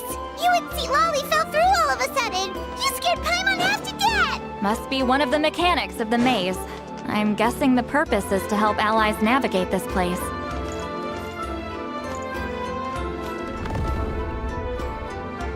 Oh no, more monsters? Ah, shoot. They're blocking the way forward. Let's get rid of them. Citlali, he's Papa! Get him! Rise with the sun! Wrath from the sky!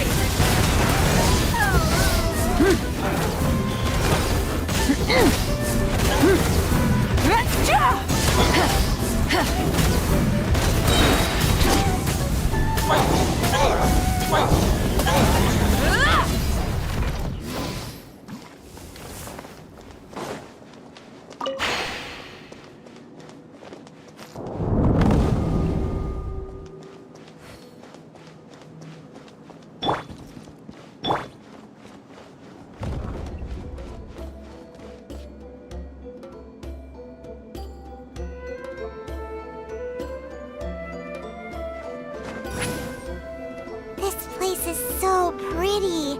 If not for those monsters, Paimon would have never guessed this was a battlefield. The showmanship's not bad, I'll give her that. Is this a bridge made of colors? Don't sound so surprised. We just need to cross and we should reach the end.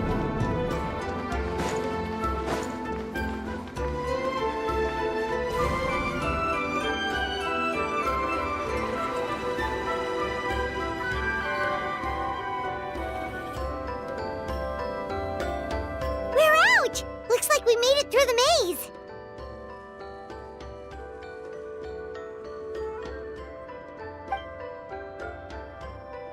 Hold on. This is... Whoa, so pretty! The thing inside the sphere looks exactly like the maze! It's like a miniature blueprint made from a special dye. That color. The dye was modified using a secret technique to harness the power of memories and create mazes like the one we just witnessed. Without that power, it's just a normal dye. But the color it produces is still quite rare. I would say this is the most direct evidence that the Battle of Seven Colors actually took place. The expert has spoken! Perhaps I could take a closer look? It's an important piece of physical evidence, after all. No, you may not.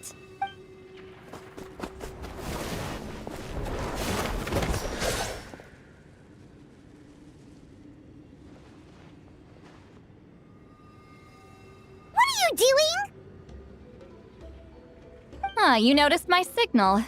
Not bad, Traveler. We make a good team. Huh. So, you've been watching me. A self-proclaimed book merchant who's never heard of Shogun Almighty reborn as Raiden with unlimited power? Please, that work was a commercial success across Teyvat.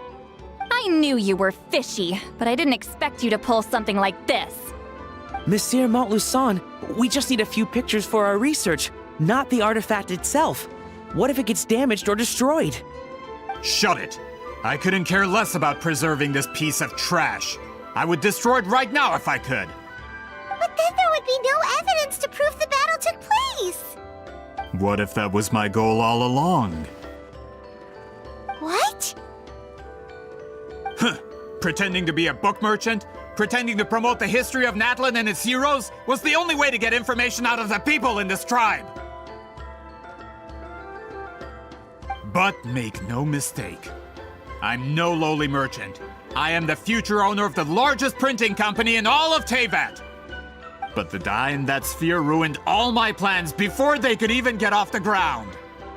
We've received a report that your advertisement in the paper makes false claims. Fontaine Law demands it be taken down immediately. False claims? The dye I advertised is an unprecedented innovation. It produces colors of unmatched radiance. Unfortunately, its qualities are neither unprecedented nor unmatched. According to the lady who made the report, she saw a woven scroll in Natlan made with a similar dye. Even more miraculous, that substance dates back hundreds of years.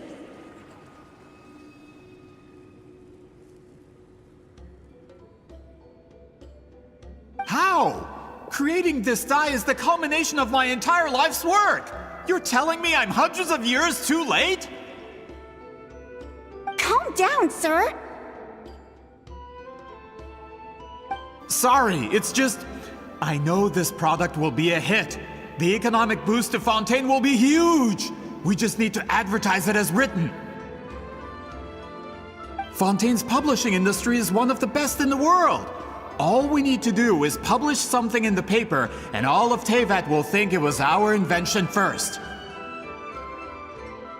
We don't need to worry about more reports. Fontaine is far more advanced than Natlan. No one will believe such an innovative product could come from a place like that.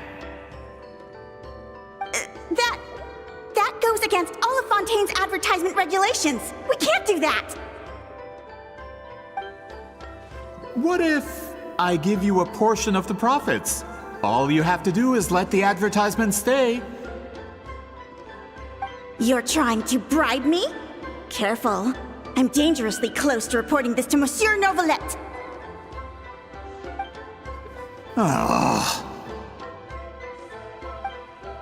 I knew if I was just allowed to market my product, it would be a hit. A bestseller even. I would be a giant in the printing industry. But now, no one will see it as anything more than a poor imitation marketed centuries too late. No matter how good the product actually is, not a single one will sell. I will never accept that someone from this backwoods, ignorant nation could come up with that dye. Not 200 years before me! Even when the truth is right in front of you? Ha! Truth is in the eye of the beholder. I'm already in the printing industry. I can go into publishing, no problem. All I have to do is destroy this sphere, write a detailed report about my findings, and publish it around the world. Then, the so-called truth becomes your word against mine. Once my report is accepted as fact, no one can accuse me of making false claims.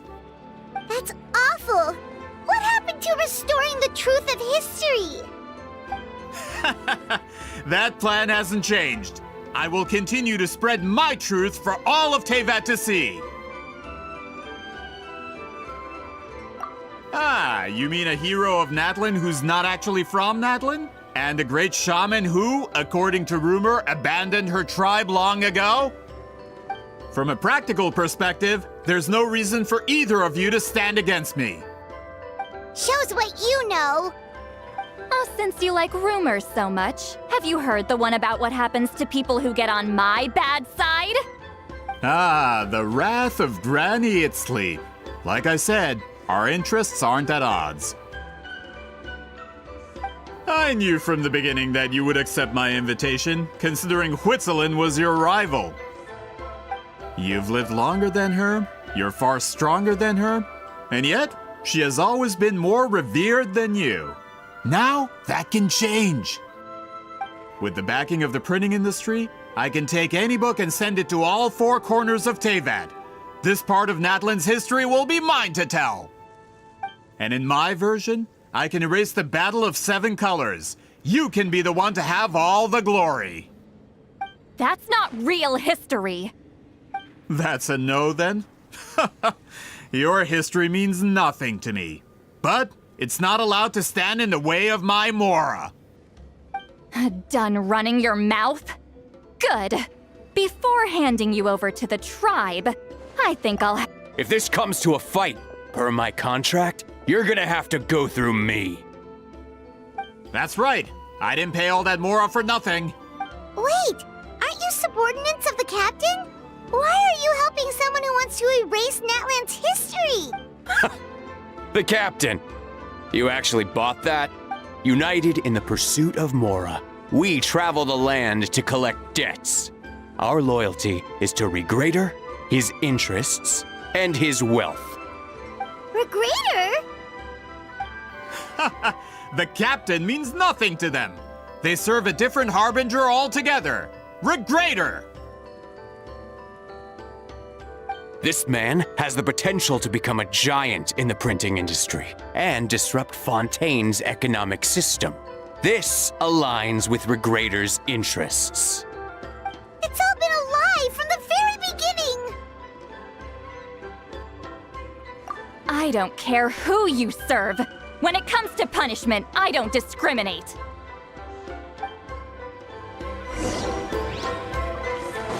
Pay your dues. Burn it down! Farewell. Time to say hello. Let's ride! Let's not waste time. Let's move quickly. Teamwork is dreamwork! You two! Time to end them! Pyroclastic surge! You this work you have done.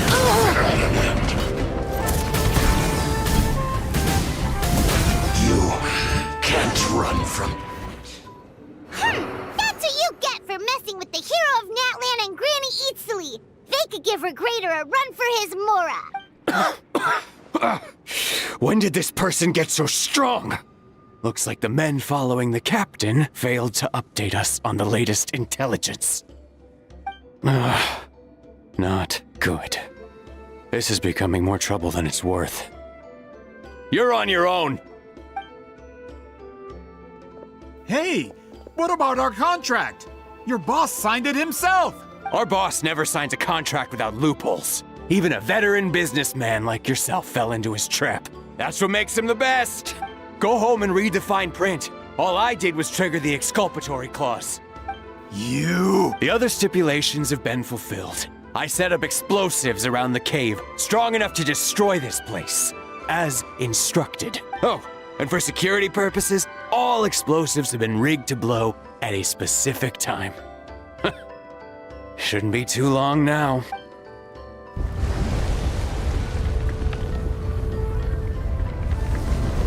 What? This whole place is gonna collapse? You were supposed to wait until I made it out. Are you trying to kill me? That depends on how fast you can run. I'm off.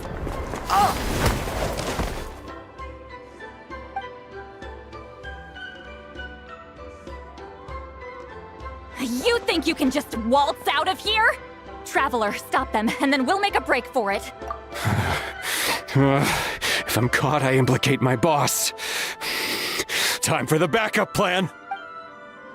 Wait, don't!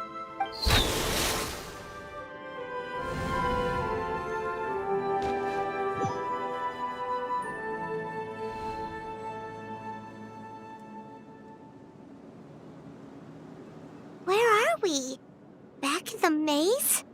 Our surroundings look different, though. What did that Fatui guy do? Good point. She'll know how to get out of here. Let's hurry. If we don't make it out before the cave collapses, we might never be able to leave. Let's see. Citlali! Oh, looks like it's not gonna be that easy. What should we do?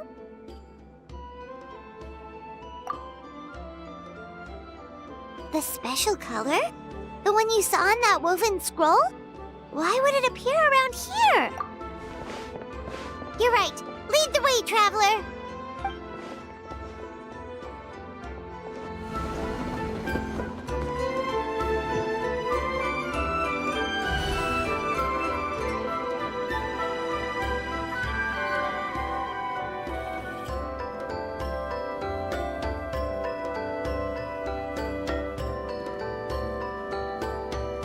He triggered it just like that? If the technique isn't activated correctly... Instead of a realm of memory, the subjects in question will be trapped in a temporary space like this. If you cannot escape in time, it's mutually assured destruction. But I can't fault someone for using it as a last resort. I knew it! Someone of your skill wouldn't leave behind memory fragments just to parrot instructions. You must have the capacity for conscious thought. I appreciate the compliment. It's been a long time, my friend. This is no time for a reunion! The cave outside is about to collapse. I know time flows differently in this place, but that still doesn't leave us much time. Can you help me get out? You misunderstand, Citlali. I'm nothing more than a fragment of memory. There's not much I can do. What do you mean? This space can be manipulated, right? The exit of your maze. I remember its structure. If I create an exit here, I can leave. You just need to tell me how to manipulate this space. The maze you saw earlier was constructed using the memories of many warriors of Natlan. When people leave deep impressions on each other, their memories form connections. These connections are particularly strong between comrades in arms. That is how I created my maze. The connections between the memories were my needle and thread, and the special color was my fabric. But if that color is crudely combined with an isolated memory, one without connections, you get a place like this. This space is a combination of my color and your memories. There is no way to alter or construct anything within it, because there are no connections at your disposal. Over 200 years, and not a single lasting connection. This is my punishment, huh? Well, at the very least, you have a connection to me. Otherwise, I wouldn't be able to appear in this space. That's only because you never gave me a moment's peace. Still, it's a shame you're not around. You said it yourself. A memory fragment can't be used to create the connections I need. Citlali. But now that I have the chance to talk to you again, I need you to give me an answer. Your special technique. You didn't pass it on to your students. You passed it on to the rival you could never beat. Me. What I want to know is, why? So you figured it out. After what I saw in the maze and everything you just told me, I'm certain the technique at the center of all this is the same one you taught me all those years ago. But you never brought up the fact that you used it to win a battle. From your description, it might as well have been a simple color trick. I'm getting the feeling you always meant for me to come here. But if this is a foreshadowed event, I'm not happy with the narrative setup. Citlali, ever since you learned that technique, you've been able to see a special color, haven't you? You mean... That color is the core of the technique. But it isn't my invention. It's something I discovered in the work of our ancestors. More specifically, you could call it the color of memories. In truth, passing on the technique is a process of using that color to tint another person's memories. Yes, the technique has the power to decide victory. But in my opinion, the capacity to add color to someone's memories is where the true value lies. You are fated to live a far longer life than me, Citlali. I couldn't bear the thought of all those years existing as a blank canvas in your memory, so I wanted to leave a little color behind. Your color, you mean? One day, you too will want to leave behind your color in someone else's memory. When that day comes, you will understand my decision. I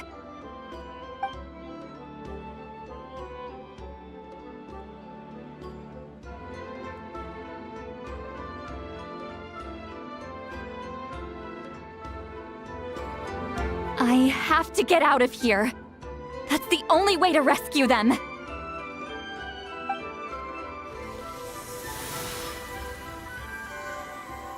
Citlali, what are you? I understand the true principle of this technique now. If I can't construct an exit, then I will separate this color from my memories by force. But you could lose a portion of your memories that way. I know, but my memory is just a blank canvas I've neglected for 200 years. My friends are worth the risk. Traveler? When you entered the realm of memory I constructed, I used your memories to learn about your recent experiences. I have a feeling you're the one who will be saved this time. After 200 years, someone has appeared by your side. The kind of person I could have never anticipated. The Night Kingdom harbors Natlan's memories, and the Traveler's connection to that realm is incredibly strong, surpassing even the shamans who worship the Lord of the Night. This means that, even without your tutelage, he can see the color of memories.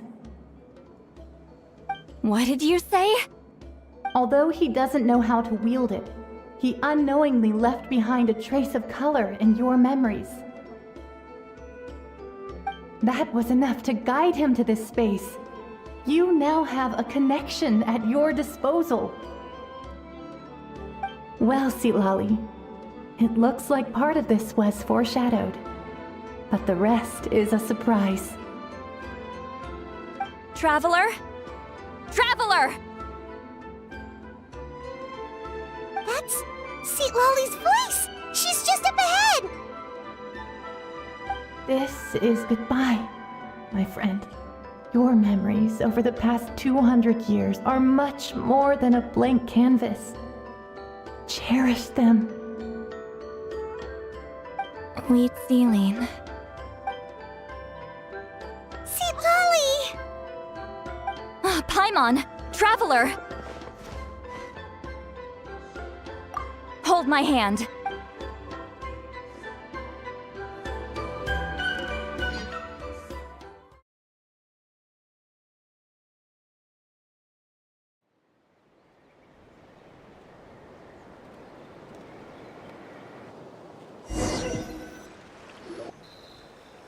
Did we teleport out? Man, that place was so... Woo! We made it out just in time!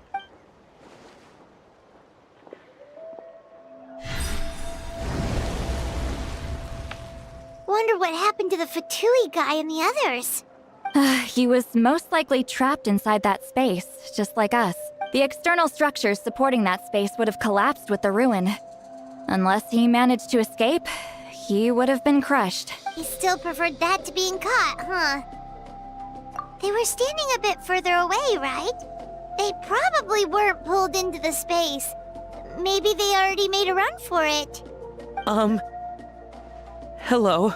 It's one of Maluson's employees! Quick, restrain him! Oh, I can explain. I had no idea Malu-san was such a terrible person. I couldn't stop him from running, so I stayed behind and tried to find people to help rescue you. I'm so glad you managed to get out of there. Either way, the guards will take you back to the tribe. You'll be their problem. I understand. Anyway, I'm not here to harp on you. I just need to know one thing. Which way did he run? He went that way, but I'm not sure if you can catch up. That way? Unless he suddenly grows a pair of wings, I think we're okay. Traveler, Paimon, come with me.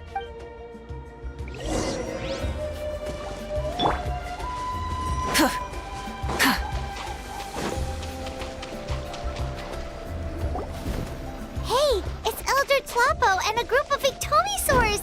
They caught Montluçon!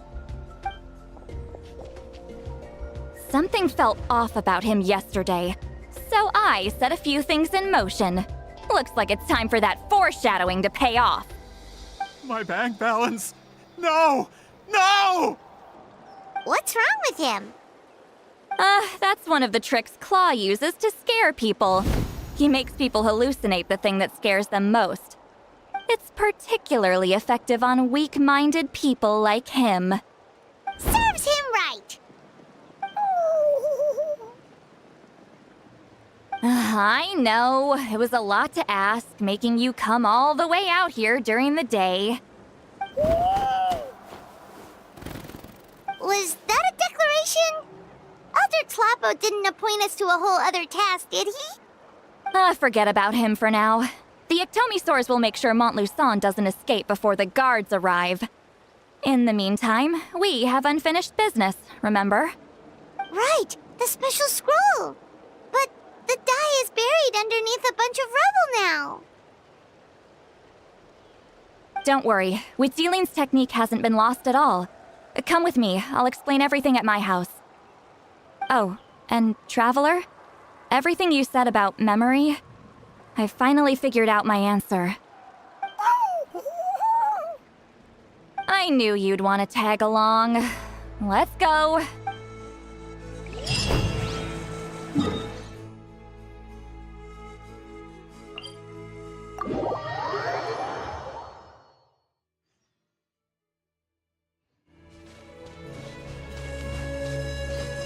Rise with the sun! Full throttle!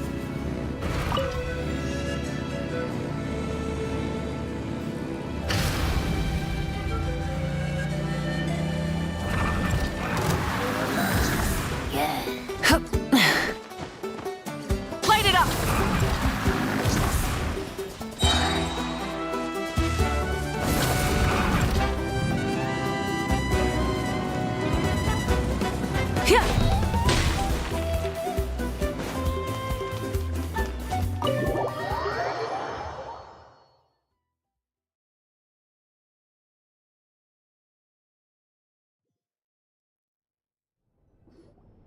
Now, when it comes to weaving the scroll itself, you don't actually need to lift a finger. But if we're going to pass on Witziline's technique, your participation is critical. What are you saying, Citlali? Follow me.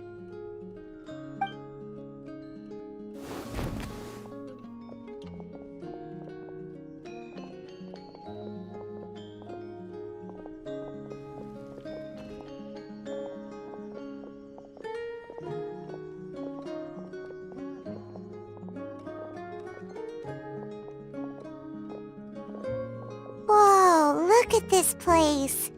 Do you weave scrolls too? Scrolls. Scrolls? I thought you were going to show me your masterpiece. That I am, old friend. The technique I'm about to show you directly relates to woven scrolls. Fine. What is it? Something that can turn the tide of war or prevent a great disaster? You probably want to challenge me, right? I know you don't have the strength for a real fight, so I'll let you beat me with words. Old friend, my life is nearing its end.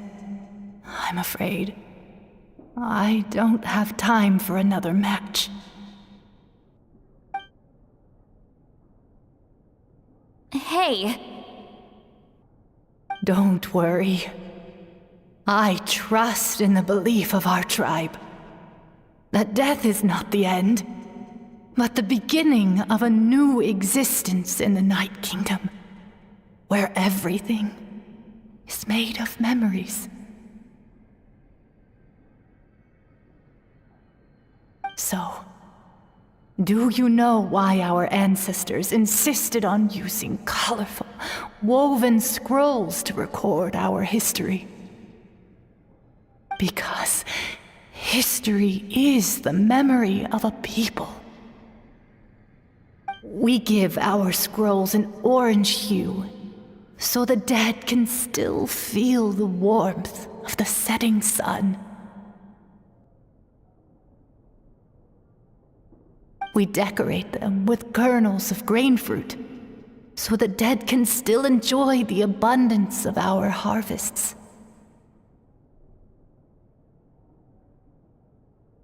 I know that, but something this important? Why entrust it to me and not one of your students? As your friend, I admit, I'm being a bit selfish. I don't have long, Citlali.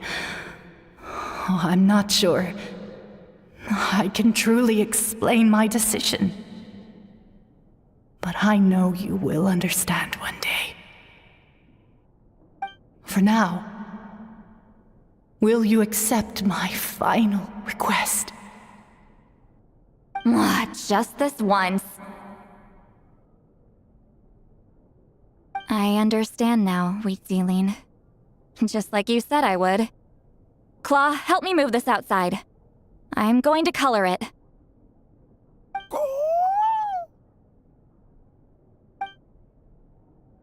Traveler, Paimon, come with me.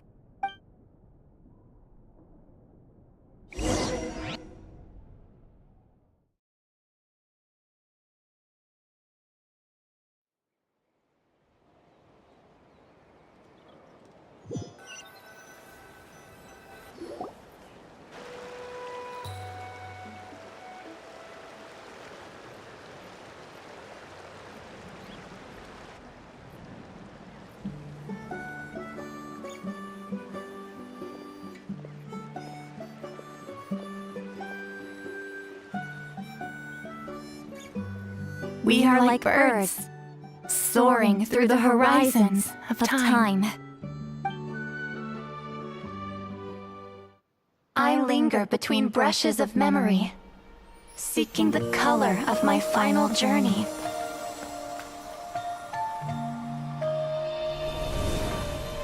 When I get there, may there be feathers to paint the sky, shades of rose.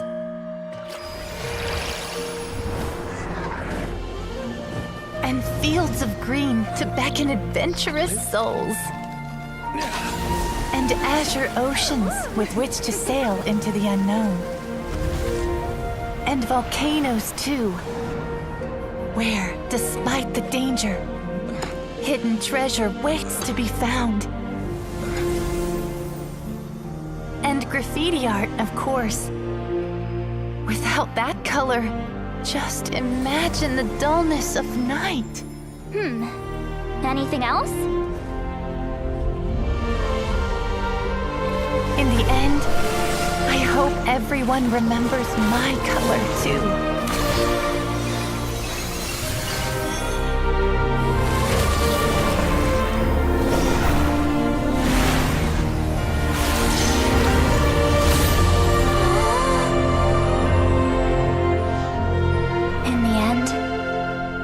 I hope everyone remembers your color too. All in all, it was just a technique for coloring a scroll. The task I'm entrusting to you is much more than that.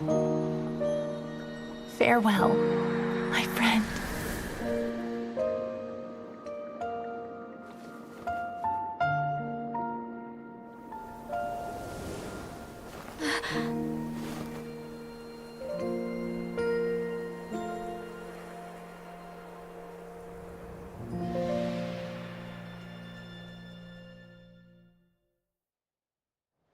I knew you would understand.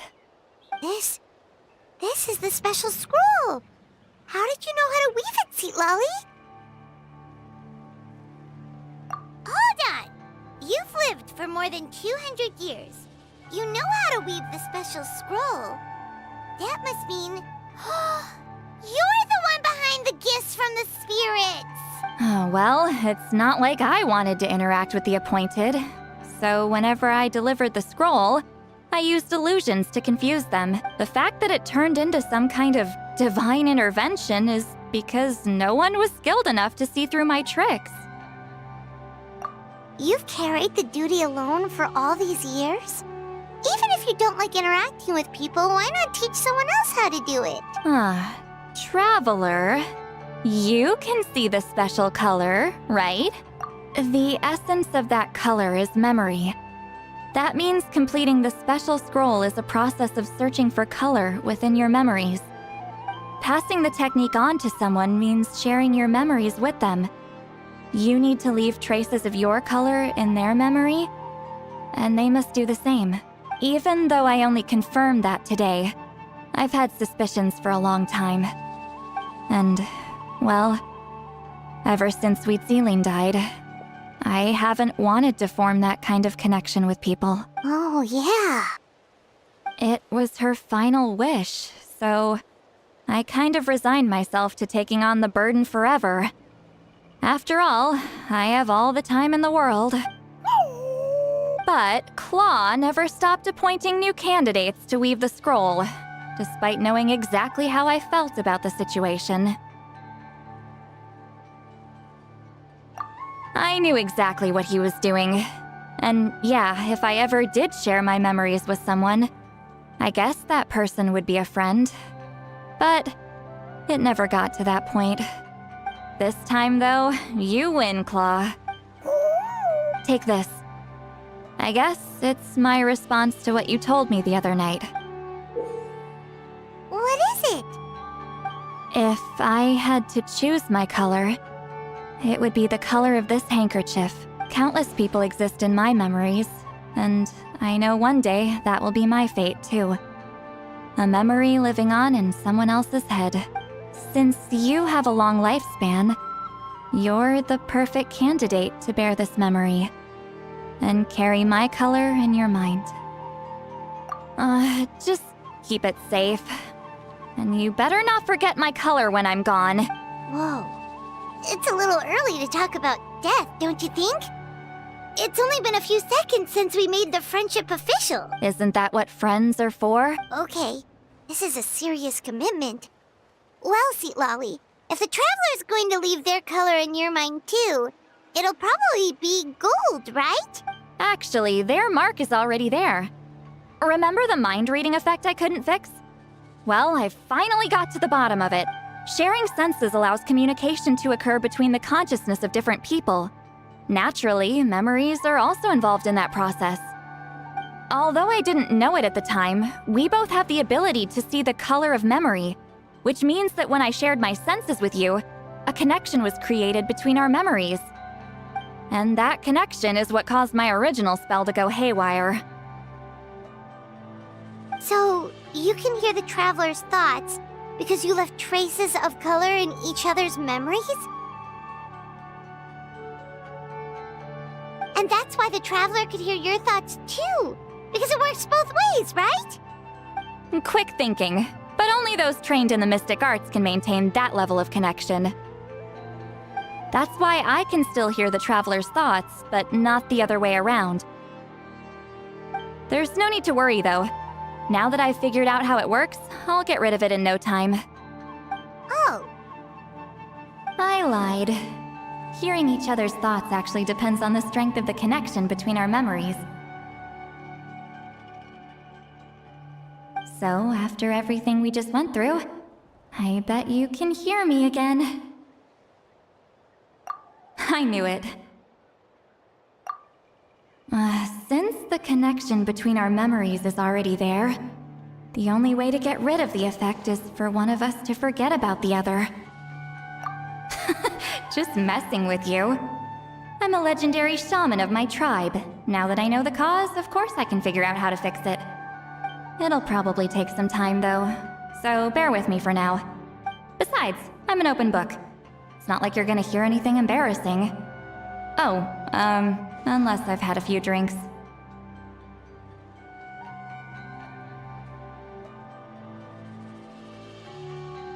Yeah, I get what you mean.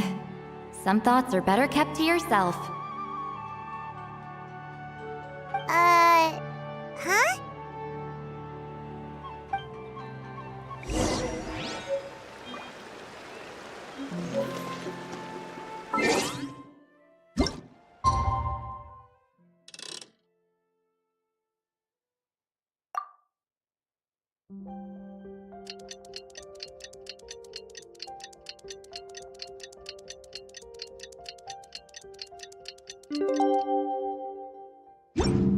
Many insects have a compulsion to follow the light.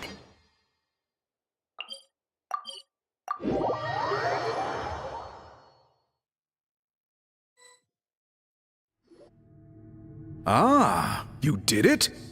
Your investigation into the Battle of Seven Colors must have been fruitful indeed. I do hope you share what you learned. Wow! The scroll is finished already! Elder Talapo's wisdom is never wrong. Yeah, we should explain. Take it away, Traveler!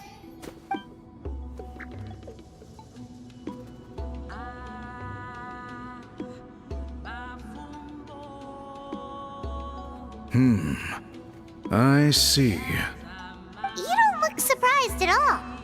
It makes perfect sense. History is the memory of a people. If we want to depict it, a dye derived from people's memories is, of course, the best choice. Now, it's just a matter of preserving this secret technique. From your description, it sounds like learning the technique requires the previous holder to share their memories.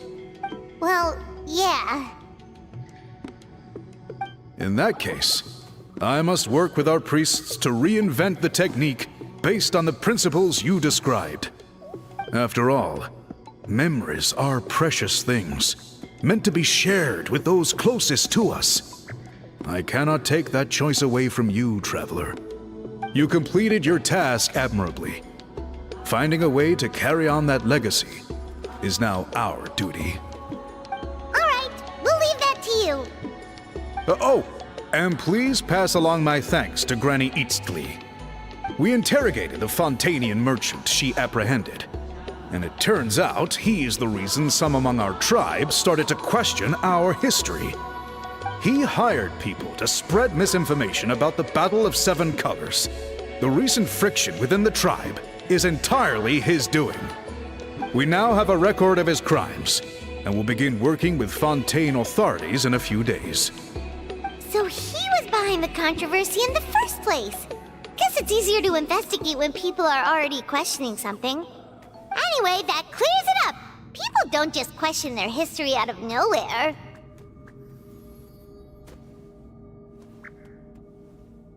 Until we meet again.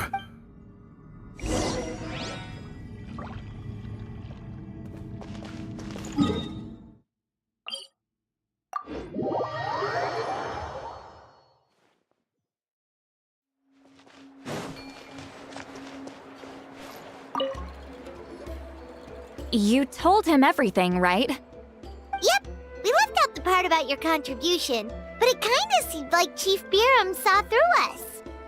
You could have just said it was a gift from the spirits. I guess he is different from the previous chiefs. But if he figures out it was me all these years, I'm in for a world of trouble. There you are! I've been looking everywhere for you. Oh, it's the other Fontanian researcher. He wasn't taken away with his boss? Please, call me Allier. After questioning, the tribe absolved me of any serious wrongdoing, so here I am. I'll be heading back to Fontaine soon. No employer means no funding, after all. But I wanted to finish my investigation first.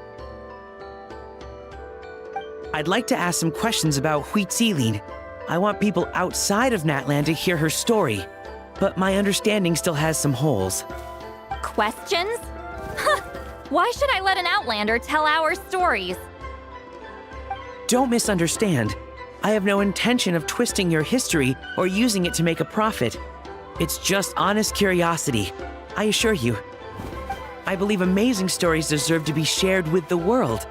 Culture thrives through dialogue and exchange. All right, you can ask your questions, but be quick. I have important plans after this. Important plans? Oh, thank you very much.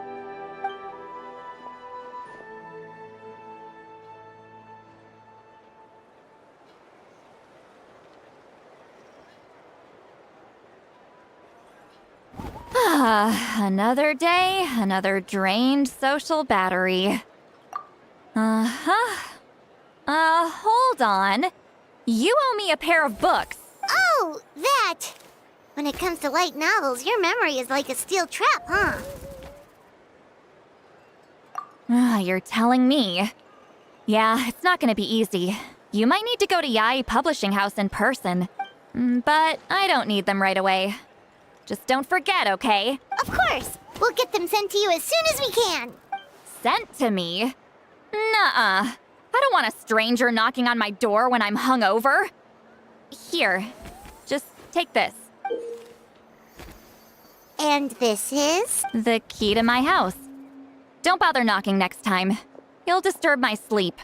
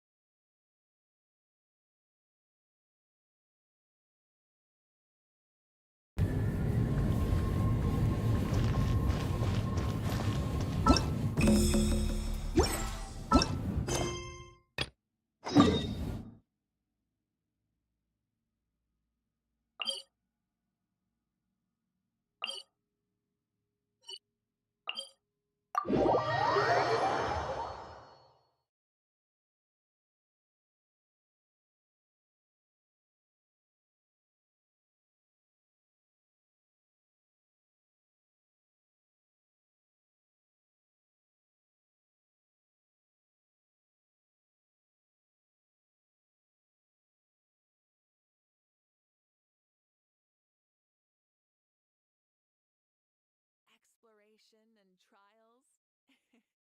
Adventuring is right up my alley.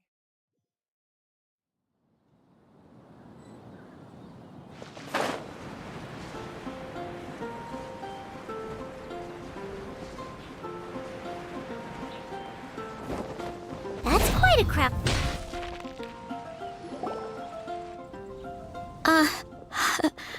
Hi everyone. I'm Sansa, and I'm I'm working on becoming a bard. Thanks for coming out today, and I guess I'll start the song now. All goes quiet on Star Snatch Cliff. High in the trees, all is... Oh wait, sorry, that's not right. High in the trees, no whiff of the wind, no sign of the birds, no flapping of wings. Then it goes. Pause. Pause for a moment, and... Oh gosh, this is so embarrassing. I'm making a complete mess of this. I didn't get tongue-tied at all on the 42nd time, or the 90th time. So why can't I get it right now? The 42nd and 90th time? Yep. I rehearsed this 100 times to try and perfect my performance. So, this is my 101st time playing this song. But my first time performing it live. I really thought it would go well this time. But nope. I blew it again. Though not for lack of practice, surely. I guess I need to figure out what I was doing right on my 42nd and 90th attempts and keep practicing. Right! That amount of practice should have been more than enough. If it still isn't working, maybe it's more a question of how you've been practicing. Actually, the Traveler here has loads of experience with performing music. Why don't you tell us what your method is? Maybe we can give you some suggestions. And, Paimon can give you pro tips from an audience perspective, as a highly seasoned and professional audience person. Aw, that's so kind of you. I'm touched that you're willing to help me. Give me a second. Let me just check my notes. Or, actually, why don't I just give you my notes so you can read them for yourself? Notes about what? Just things I jot down after each practice. Stuff to watch out for, areas to improve on, etc. Oh, but you can ignore the second half. That's just my random thoughts on other people's performances and trying out different instruments.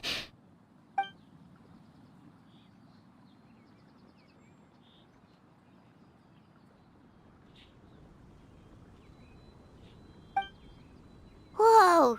This is denser than the encyclopedias in the Mondstadt library. So are you like a music scholar? Collector? Librarian? Well, my parents always hoped I'd become a scholar, so they made me take classes in all of those things and more. But now, I'm applying everything I've learned in academia to becoming a bard.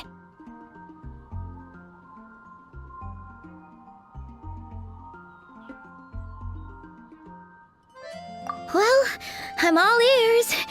Where do you think I'm going wrong? Have I misunderstood some core principles of music theory, perhaps? Or am I approaching my rehearsals wrong? Paimon never knew being a bard was such hard work. The tone-deaf bard always makes it look so easy. He never seems stressed out at all. And still, his singing and lyre playing always sound really great.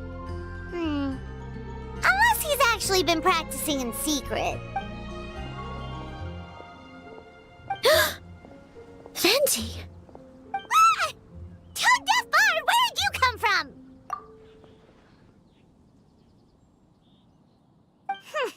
Well, Paimon sure hasn't missed that attitude.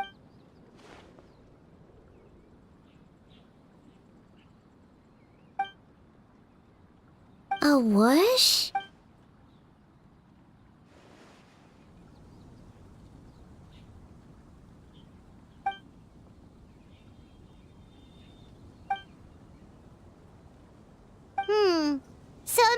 wasn't a cat that stole the leaf, right?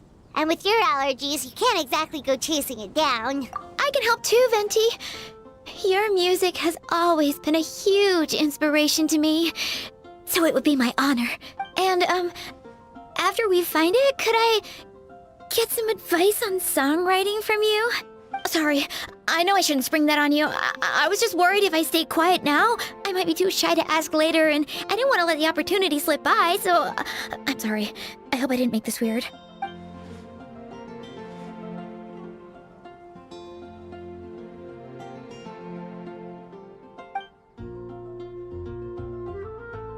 Wow, really? Okay, I'll just grab my... Wait, where's my notebook? Oh, it's right here. Sorry, give me a second.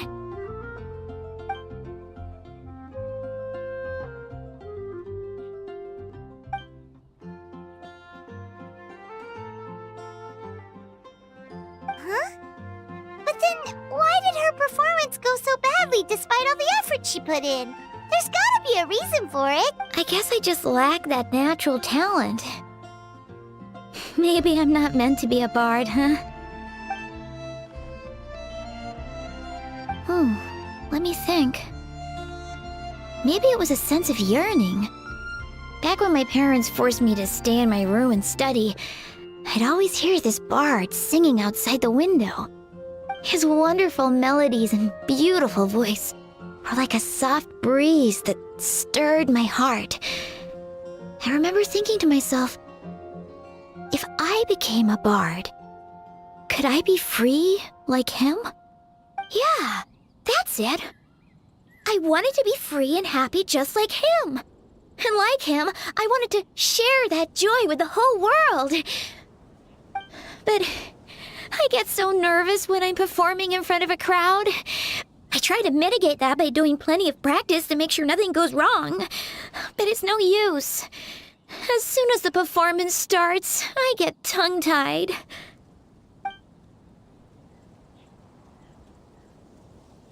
What? But I can't even get my words out.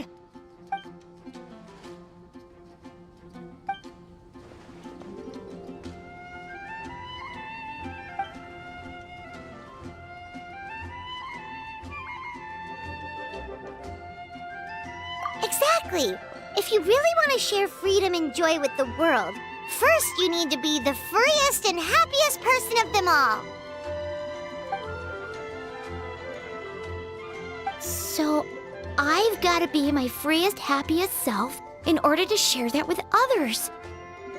Yeah, that makes a lot of sense. Oh, thank you all so much. I'll be sure to take that to heart.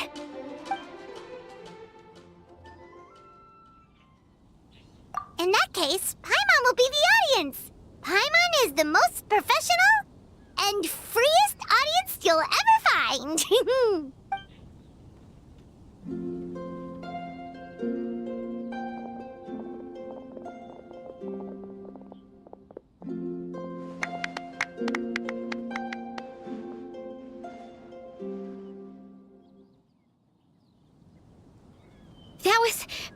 That was my first ever successful performance in front of a crowd. For once, I didn't stumble over my words. Oh, I'm so happy. Once the music started, it felt like I became one with the wind. I could roam freely, and nothing could stop me. The audience definitely felt it too. Look, even that cat came to check out the show. Wait, a cat?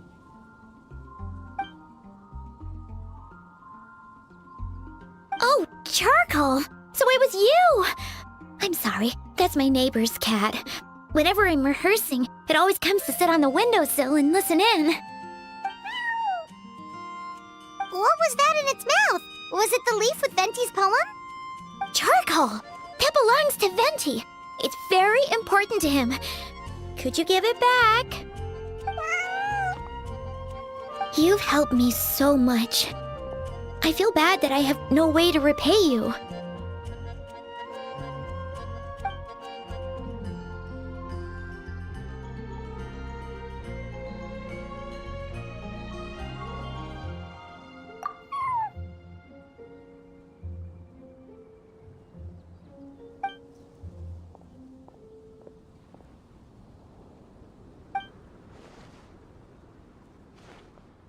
run like the wind. I can hardly believe I got a personal lesson from Venti himself. I must find time to thank him properly. Oh, and of course, I owe you two a huge thank you as well. I can't offer much, but why don't you take this songbook? It's from back when I was studying. I noted down all kinds of tunes from many parts of the world. Maybe you'll find it useful. Oh, and as well as tunes, I also collected all kinds of instruments. You're welcome to try them out anytime you want. It'll be great to have another musician to trade tips with. Awesome! We'll definitely take you up on that.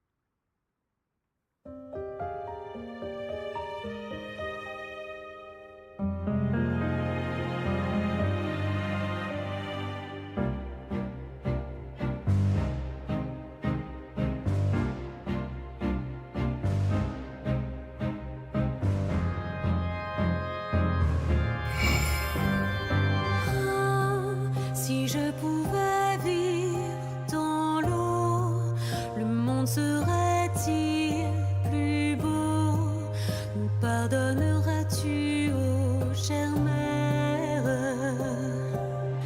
L'eau dans son courant fait danser nos vies, et la cité elle nourrit, ainsi que toi, mon doux amour.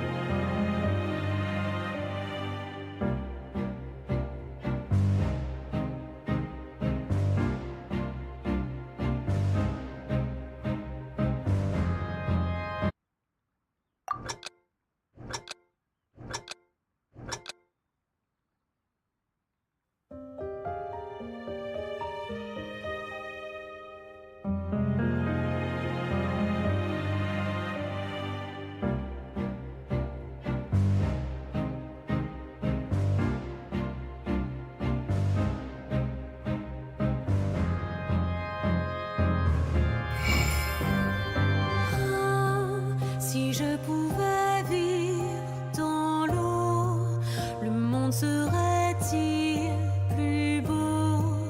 Nous pardonneras-tu, ô chère mère? L'eau dans son courant fait danser nos vies, et la cité elle nourrit, ainsi que toi, mon doux amour.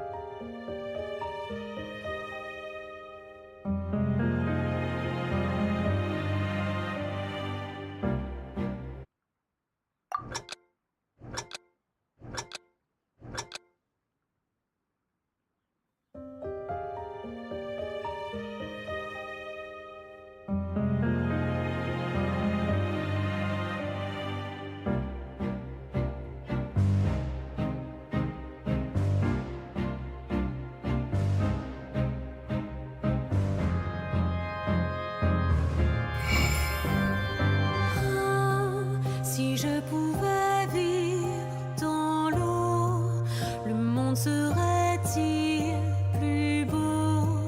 Nous pardonneras-tu, ô chère mère? L'eau dans son courant fait danser nos vies, et la cité elle nourrit, ainsi que toi, mon doux amour.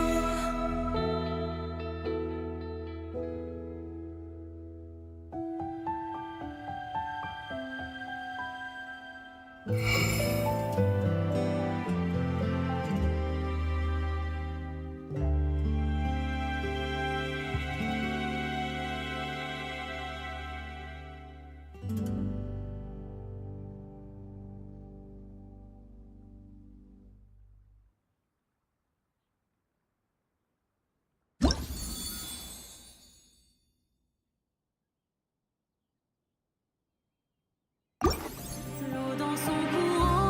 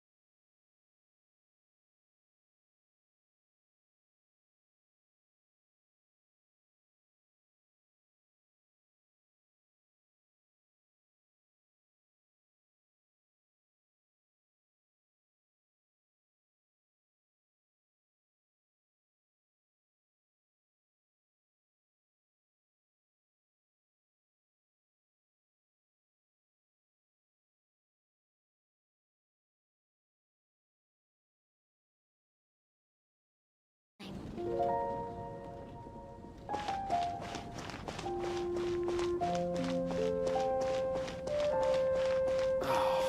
am I going to get the mana?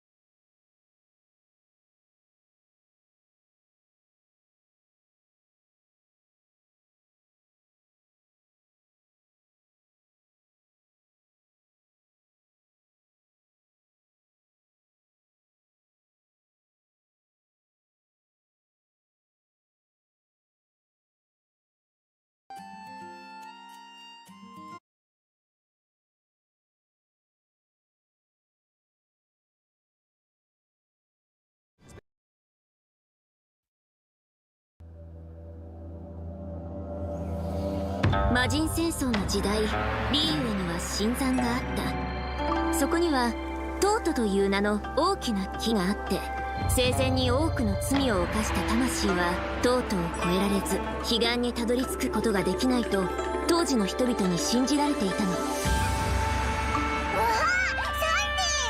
も新しい服に着替えたのか？おっと、それなら同志のこの私のセンスを褒めてくれないと。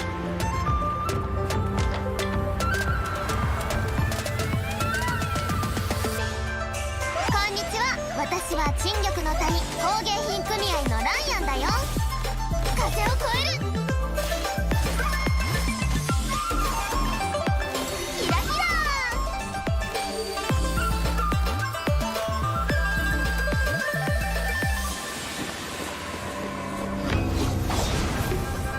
今夜陣を救う。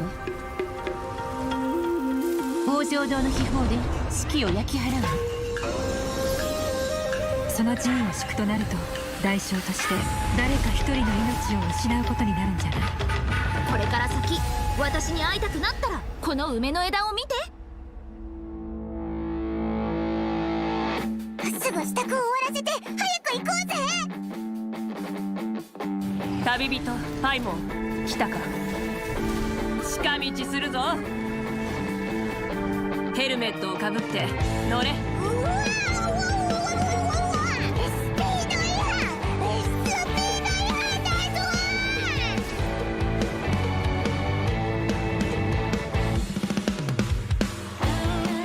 聖夜の巡礼には新たな意味が与えられた。間もなくこの大きな意義を持つ大会が始まる。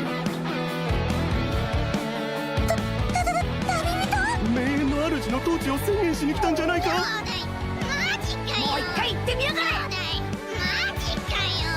おいセット。ありがとなコーチ。もらった。いやいやいや、もうええよ。アクセル全開。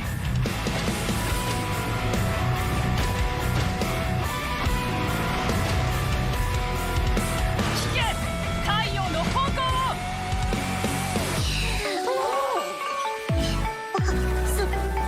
そんな目で見ないでちょうだい。スイッチ2名を契約を果たせ。口封じは任せたからね。煙のように舞い上がれ。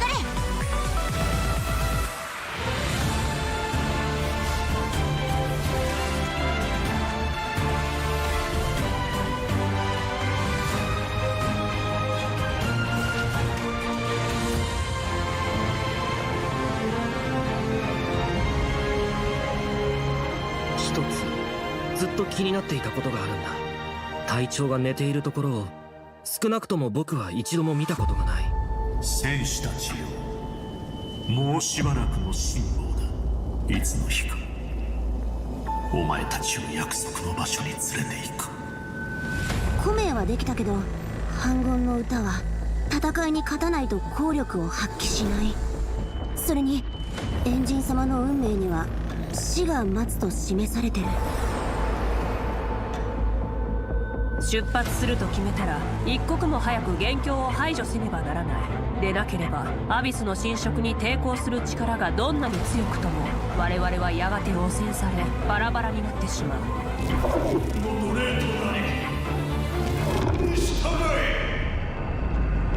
それは世界に見捨てられたという真の孤独よ。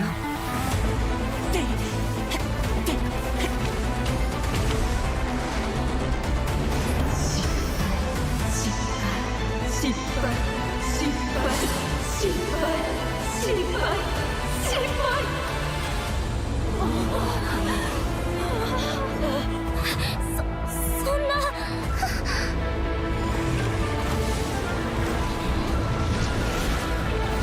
それほどまでに死を観想するならば、我が真なる姿にひざまずけ。光を灯せ。姿勢なる漆黒の力をもってして汝の歩みが無益であったことを証明しよう。我は全てを奪い飲み込む、滅する。我々は一人ではないからだ。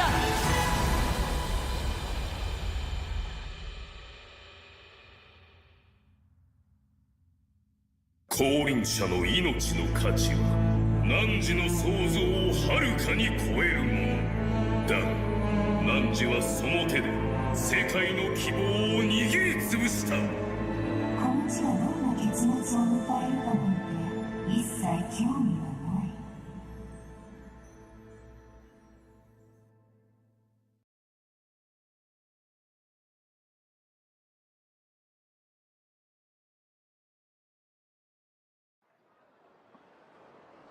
You'll do great, even 2 against 1. You bet. Or even 3 against 1. I propose a toast to the 2 who are no longer with us, Sanhaj and Burkina. It's not the same without them here. They'll both be missed. Even though Sanhaj wasn't that much of a talker. And yet the news of his death rings loud and clear, a rallying cry in our hearts. Hero! He died a hero! Him and Burkina both! Huh? Now a second toast to the Pyro Archon, in whom we place all of our trust. Here's to her courage, indomitable will, and magnificent plan! I just wish she would have joined us for tonight. She should be here, sharing a drink with us. She's making a 500-year trip alone. If it were me, my emotions would be all over the place. Give her some time. This final toast is to us. And to our impending death, both grim and glorious. Certain defeat tomorrow. We'll march to our deaths, eh? So, you ready to face it, Tupac? Defeat? Says who? Our sacrifice will feed the sacred flame, paving the way for true victory in 500 years. I am ready. Natlinese warriors don't fear death. Am I right, Menelek? Menelek? Huh? Let him sleep. Fearlessness is one thing, but to nap in the face of death? You don't see that every day.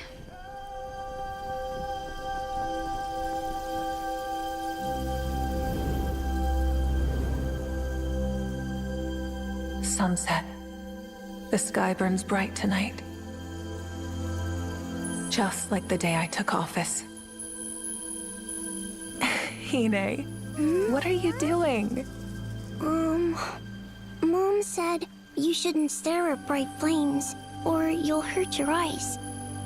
And I heard that you're the brightest flame of all now. So, I'm covering my eyes. Hine, take your arm away.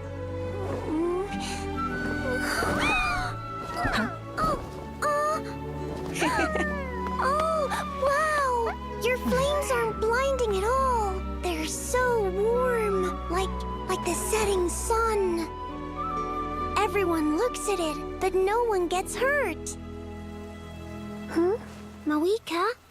Hine. Do you think there'll be sunsets like this in the far future, too?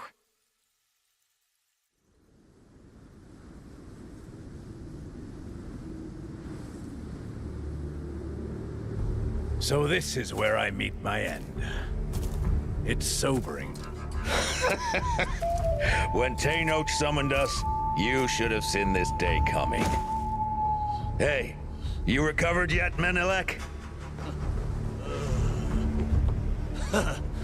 With a fierce battle to sober me up, I will be soon enough!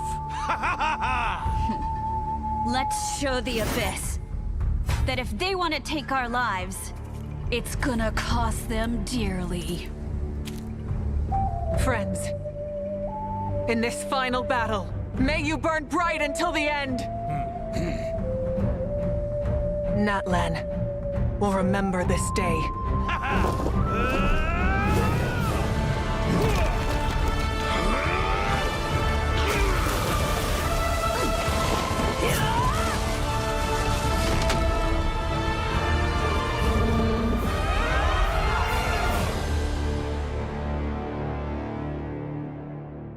Menelek's headlock was so strong, it outlived him.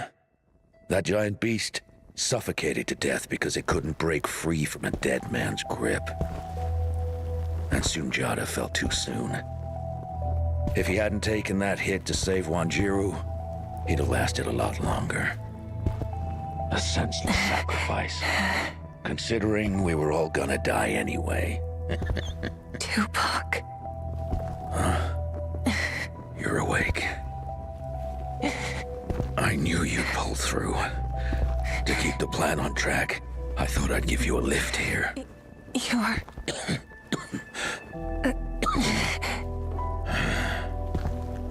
Look, we're almost there. You are our flame. You have to burn on and never go out.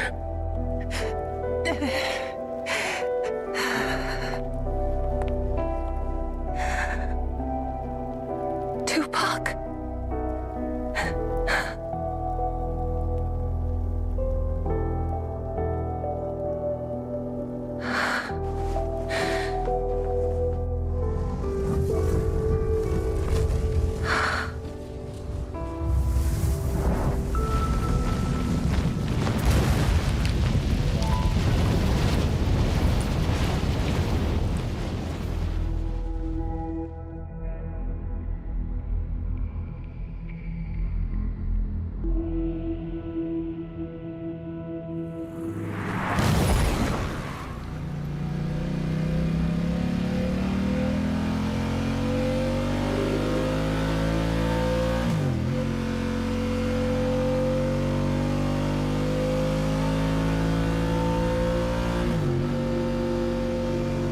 That sunset is the only thing in sight.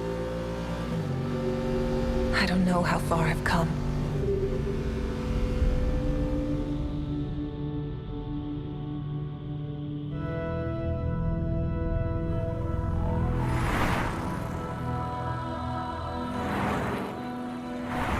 I don't even know where this road leads.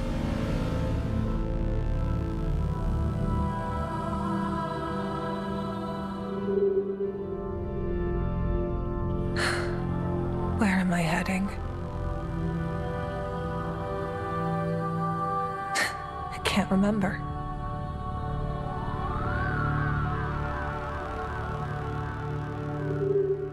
I feel lost, but this is the only road there is.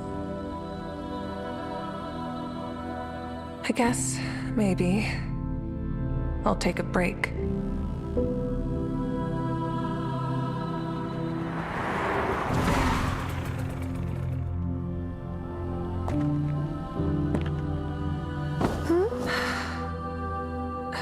Who are you? Why are you here?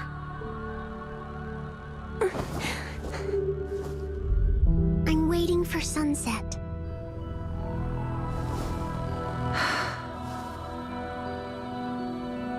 that it never sets here.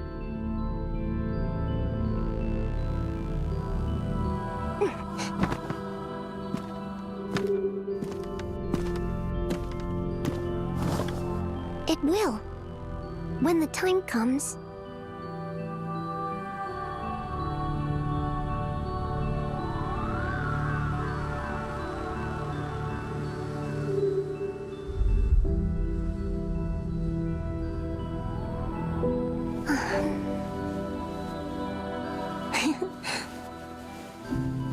Have you heard the saying?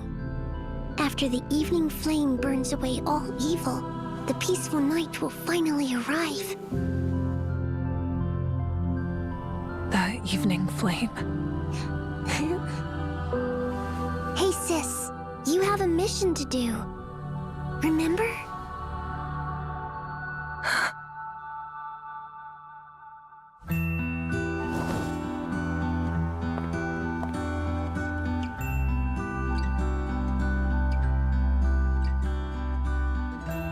I do. There's people watching this sky. I can't keep them waiting. Hine...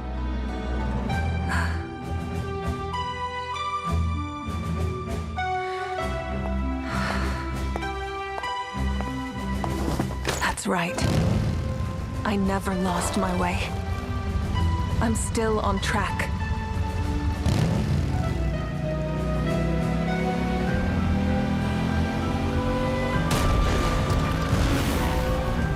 My destination has been right there all along.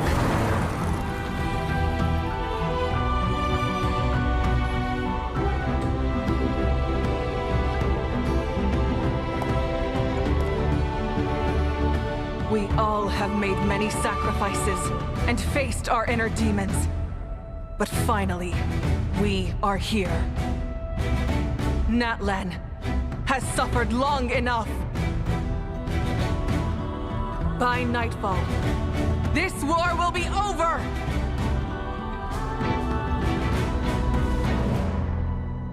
For Natlan!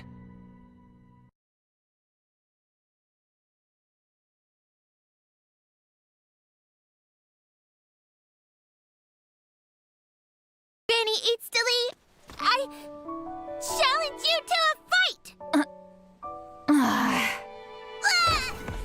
Fail. You're gonna remove the graffiti? Doesn't matter whether you pass or fail. It all gets removed. There's only so much space on this wall. Could you leave mine there for now? I'll come challenge you again! You'll just have to redo it. But I worked really hard on that design. I'm removing it as soon as you pass. Thanks, Granny Fail! Fail!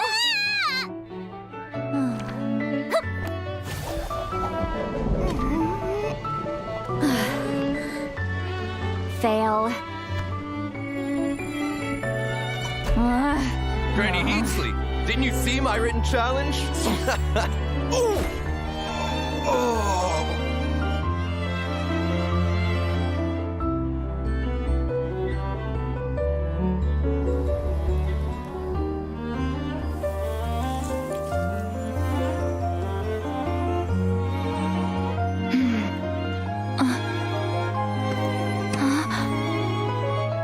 It's been a while, Granny Citlali.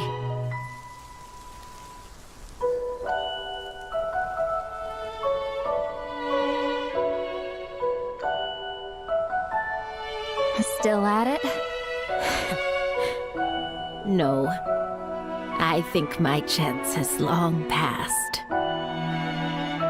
But let me get rid of that for you. Leave it. There's space. It's fine.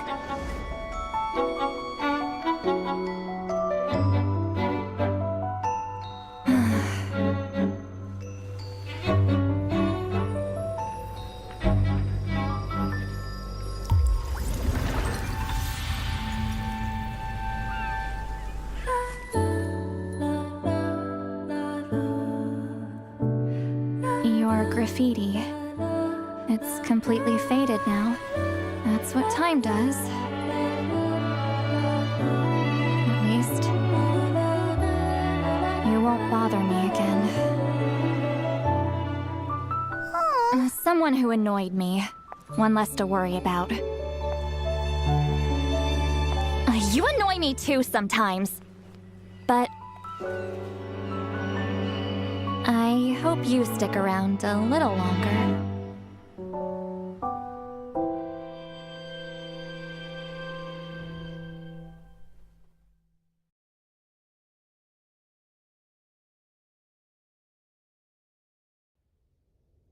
Hine's the only one who doesn't know. You should tell her yourself. A house needs a sturdy foundation to withstand the elements. We're almost ready to eat, you two. I made your favorite stew for dinner. Yay! It's almost dinner time. Let's call it a day. Look, Mavuika! You were supposed to be listening to me. Don't be mad, sis. It's a bookmark. To save our place. Till next time. Huh? Come on, let's go eat. I have something to tell you. You're gonna head 500 years in the future? You're just gonna die? I'll come find you one day. I know I can't live that long. But I'll think of be a way for us to meet again one day.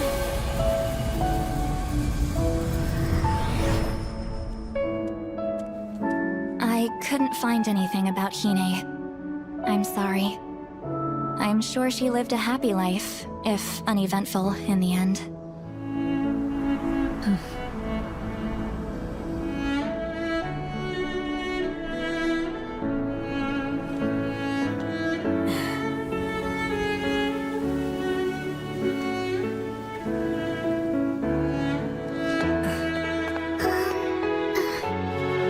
This book belonged to someone who helped my family a super long time ago. We kept it safe for you.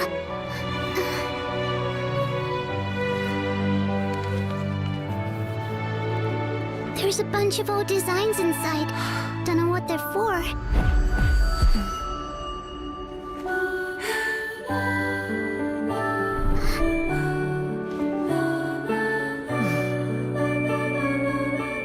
Thank you. This means a lot to me. Why don't I walk you home? I'd like to thank your family, too. By the way, do you like stew?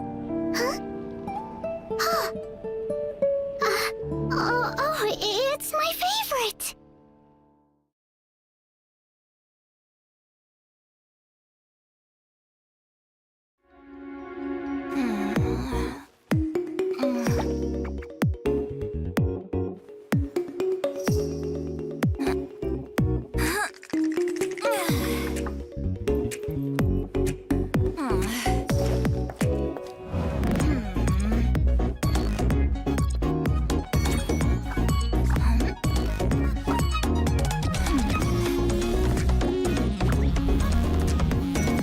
You're pretty well hidden. But I'm coming to find you!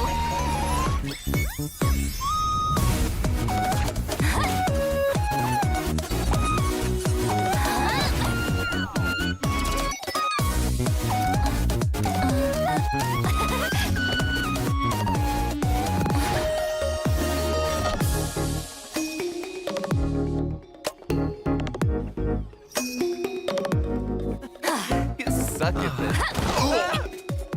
I take it you're looking for a fight? Citlali eats Papa! Get him!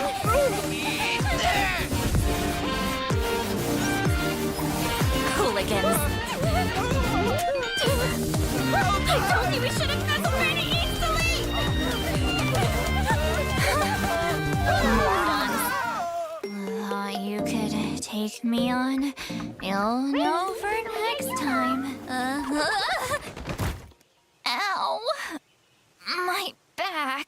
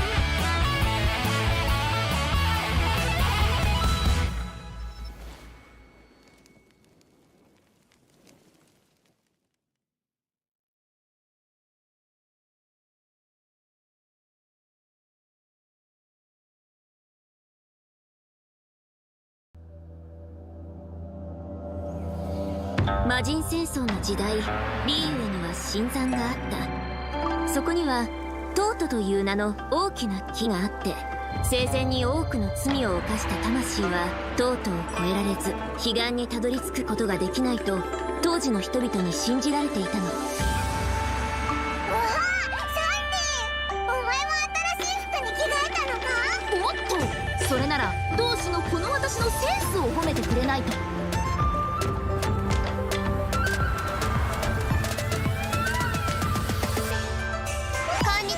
私は陳玉の谷工芸品組合のライアンだよ。風を越えるキラキラ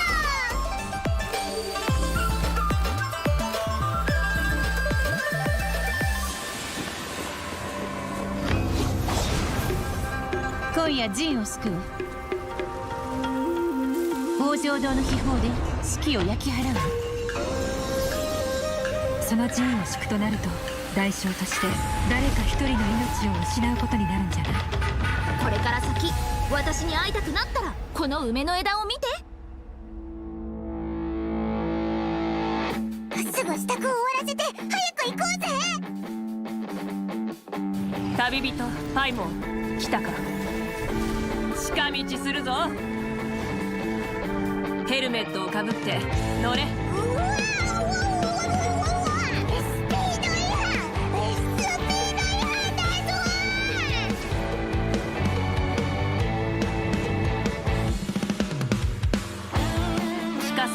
巡礼には新たな意味が与えられた。間もなくこの大きな意義を持つ大会が始まる。名園の主の統治を宣言しに来たんじゃないか。マジかよ。もう一回言ってみやがれ。マジかよ。おいセット。ありがとなコーチ。もらった。いやいやいや、もうええ。アクセル全開。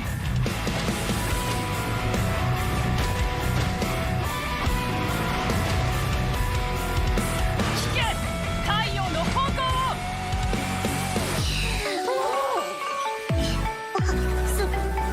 そんな目で見ないでちょうだい。スイッチにめよ、契約を果たせ。口封じは任せたからね。煙のように舞い上がれ。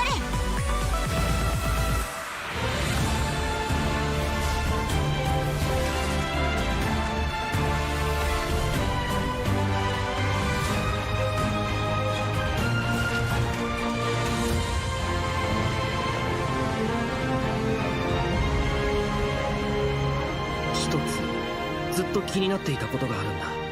隊長が寝ているところを少なくとも僕は一度も見たことがない。戦士たちよ、もうしばらくの辛抱だ。いつの日かお前たちを約束の場所に連れて行く。古名はできたけど、反言の歌は戦いに勝たないと効力を発揮しない。それにエンジン様の運命には死が待つと示されてる。出発すると決めたら一刻も早く元凶を排除せねばならない。でなければアビスの侵食に抵抗する力がどんなに強くとも我々はやがて汚染されバラバラになってしまう。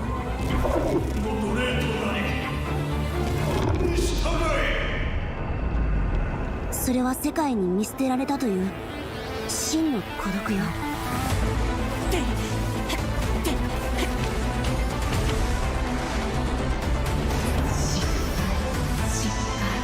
そ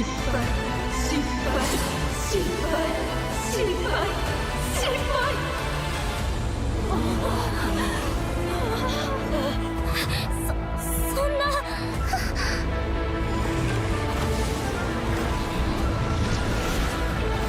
それほどまでに死を観想するならば、我が真なる姿にひざまずけ。光を灯せ。姿勢なる漆黒の力をもってして汝の歩みが無益であったことを証明せよ。我は全てを奪い飲み込む、滅する。我々は一人ではないからだ。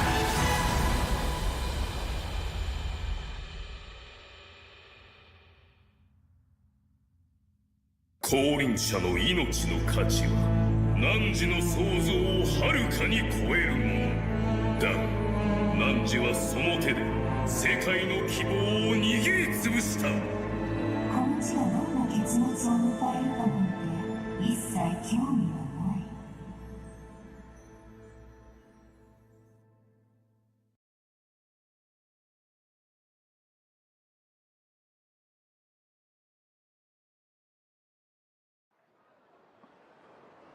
You'll do great, even 2 against 1. You bet. Or even 3 against 1.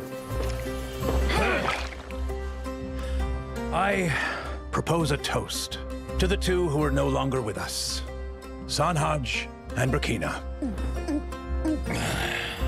It's not the same without them here. They'll both be missed. Even though Sanhaj wasn't that much of a talker. And yet the news of his death rings loud and clear, a rallying cry in our hearts. Hero!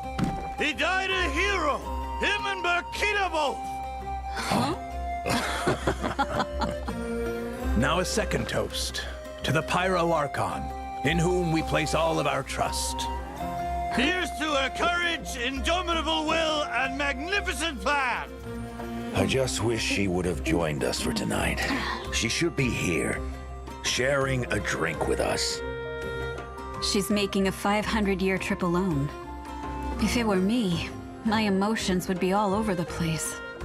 Give her some time. This final toast is to us. And to our impending death, both grim and glorious. Certain defeat tomorrow. We'll march to our deaths, eh? So, you ready to face it, Tupac? Defeat? Says who? Our sacrifice will feed the sacred flame, paving the way for true victory in 500 years. I am ready. Natlinese warriors don't fear death. Am I right, Menelek? Menelek? Huh? Let him sleep. Fearlessness is one thing, but to nap in the face of death? You don't see that every day.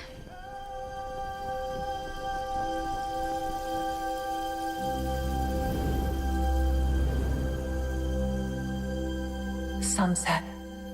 The sky burns bright tonight. Just like the day I took office. Hine, what are you doing? Mom said you shouldn't stare at bright flames, or you'll hurt your eyes. And I heard that you're the brightest flame of all now. So, I'm covering my eyes. Hine, take your arm away. Huh? Oh, wow! Your flames aren't blinding at all. They're so warm, like the setting sun. Everyone looks at it, but no one gets hurt. Huh? Mavuika? Hine, do you think there'll be sunsets like this in the far future, too?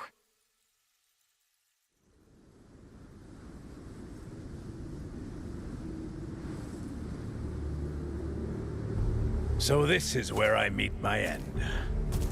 It's sobering. When Tenoch summoned us, you should have seen this day coming. Hey, you recovered yet, Menelek? With a fierce battle to sober me up, I will be soon enough! Let's show the Abyss that if they want to take our lives, it's gonna cost them dearly. Friends, in this final battle, may you burn bright until the end! Natlan will remember this day.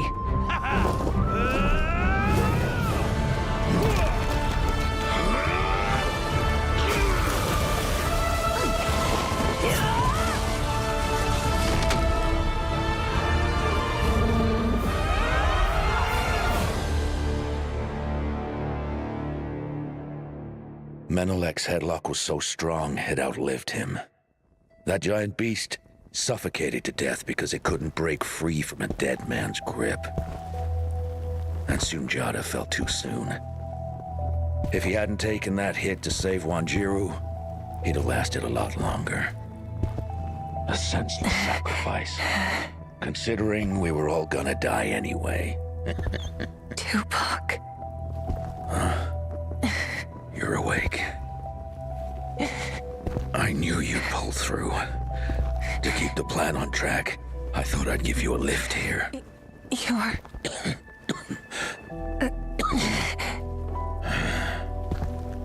Look, we're almost there. You are our flame. You have to burn on and never go out.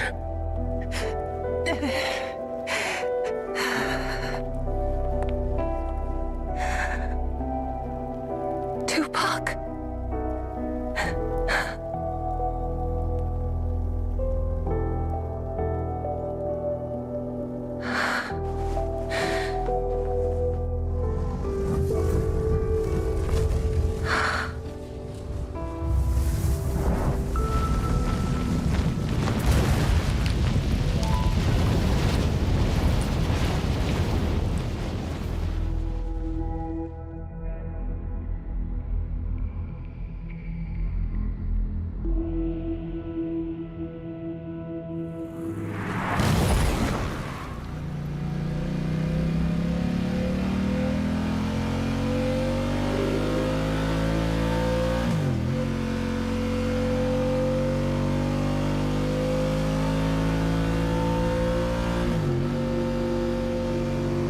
That sunset is the only thing in sight. I don't know how far I've come.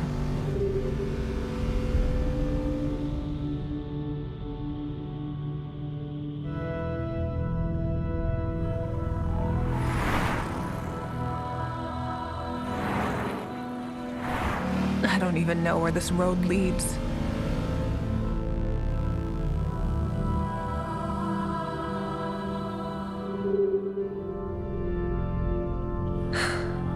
Where am I heading?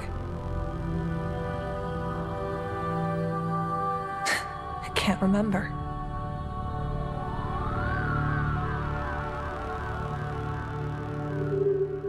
I feel lost, but this is the only road there is. I guess, maybe, I'll take a break.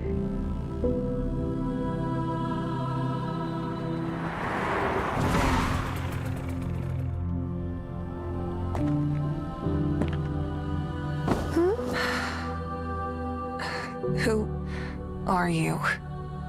Why are you here?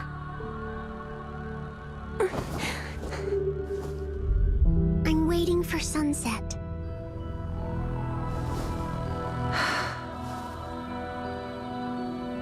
But it never sets here.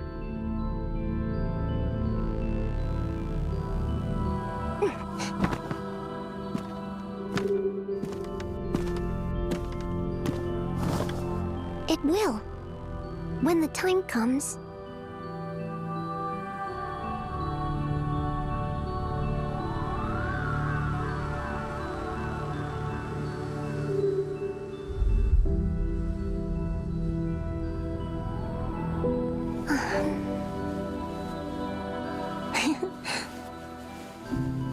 Have you heard the saying? After the evening flame burns away all evil, the peaceful night will finally arrive. The evening flame. Hey sis, you have a mission to do. Remember?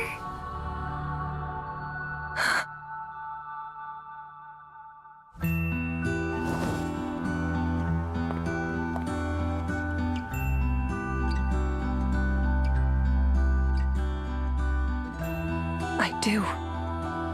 There's people watching this sky. I can't keep them waiting. Hine...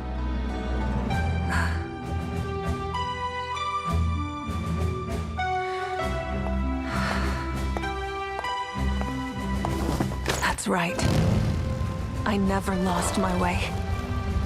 I'm still on track.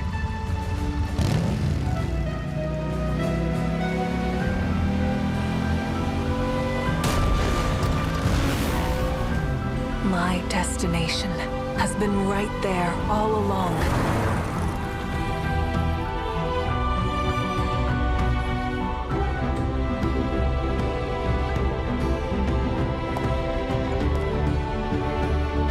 We all have made many sacrifices and faced our inner demons. But finally, we are here. Natlan has suffered long enough. By nightfall, this war will be over!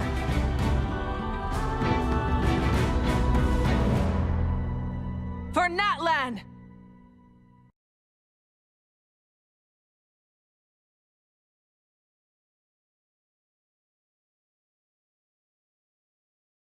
Granny Citlali, I challenge you to a fight! Fail. You're gonna remove the graffiti? Doesn't matter whether you pass or fail. It all gets removed. There's only so much space on this wall. Could you leave mine there for now? I'll come challenge you again. You'll just have to redo it. But I worked really hard on that design. I'm removing it as soon as you pass. Thanks, Granny Fail. Fail.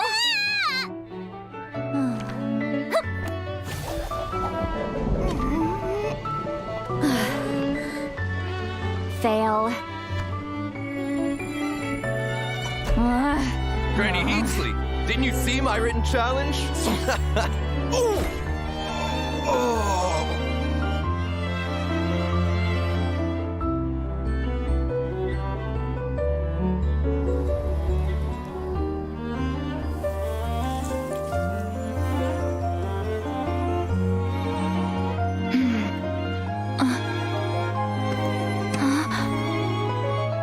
It's been a while, Granny Citlali.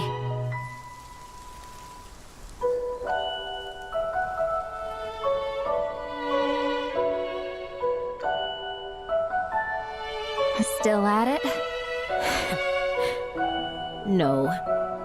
I think my chance has long passed. But let me get rid of that for you. Leave it. There's space. It's fine.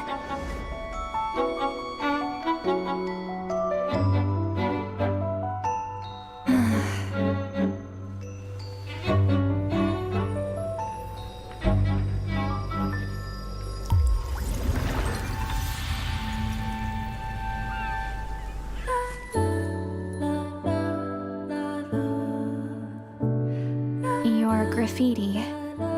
It's completely faded now. That's what time does.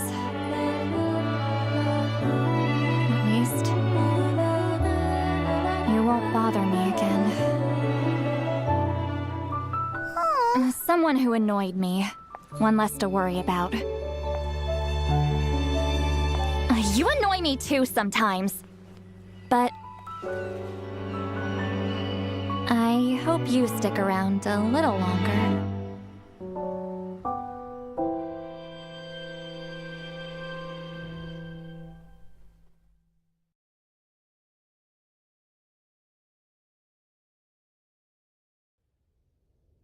Hine's the only one who doesn't know. You should tell her yourself. A house needs a sturdy foundation to withstand the elements. We're almost ready to eat, you two. I made your favorite stew for dinner. Yay! It's almost dinner time. Let's call it a day. Look, Mavuika! You were supposed to be listening to me. Don't be mad, sis. It's a bookmark. To save our place. Till next time. Huh? Come on, let's go eat. I have something to tell you. You're gonna head 500 years in the future? You're just gonna die? I'll come find you one day. I know I can't live that long. But I'll think of something a way for us to meet again one day.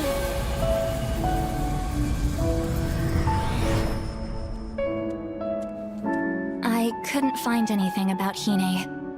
I'm sorry. I'm sure she lived a happy life, if uneventful in the end.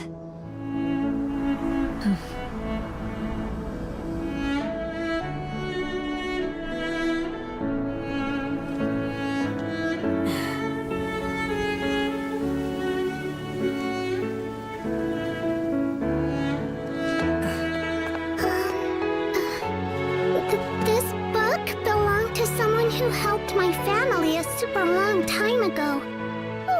We kept it safe for you.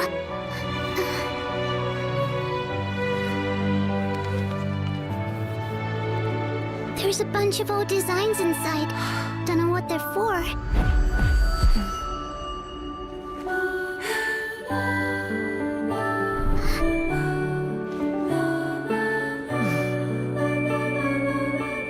Thank you. This means a lot to me. Why don't I walk you home? I'd like to thank your family, too. By the way, do you like stew? Huh? It's my favorite!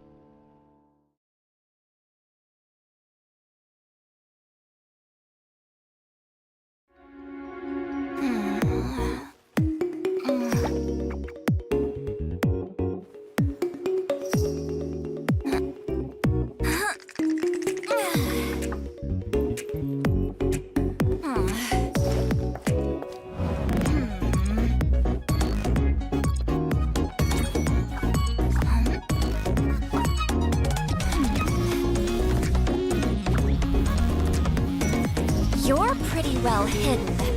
But I'm coming to find you!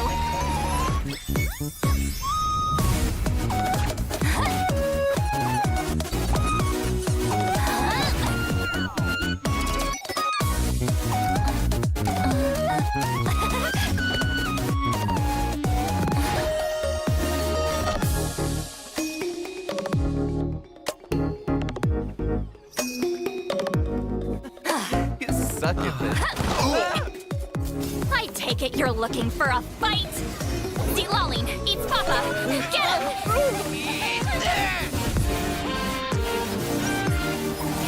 Hooligans!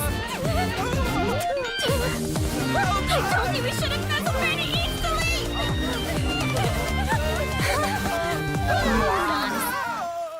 Thought you could take me on? You'll know for next time. Ow! My back.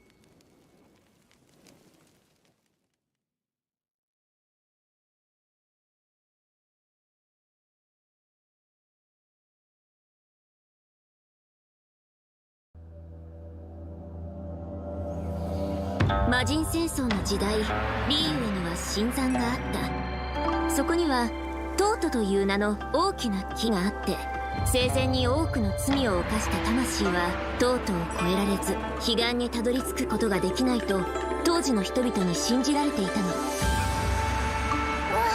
サンデー、お前も新しい服に着替えたのか？おっと、それなら同志のこの私のセンスを褒めてくれないと。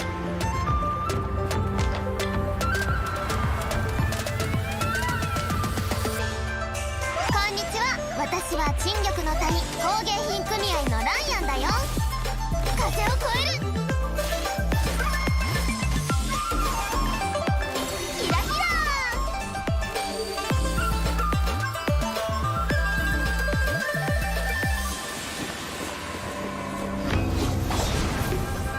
今夜陣を救う。北条堂の秘宝で士気を焼き払う。その陣を敷くとなると代償として誰か一人の命を失うことになるんじゃない。これから先私に会いたくなったらこの梅の枝を見て。すぐ支度を終わらせて早く行こうぜ。旅人パイモン来たか。近道するぞ。ヘルメットをかぶって乗れ。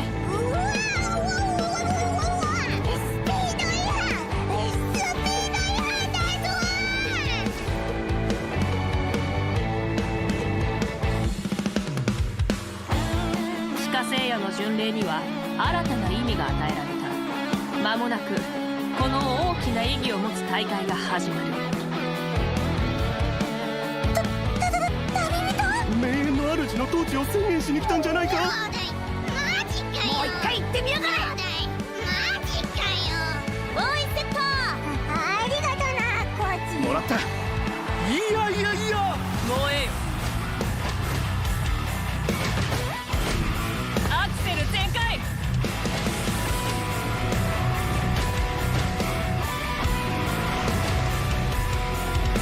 聞け太陽の方向を。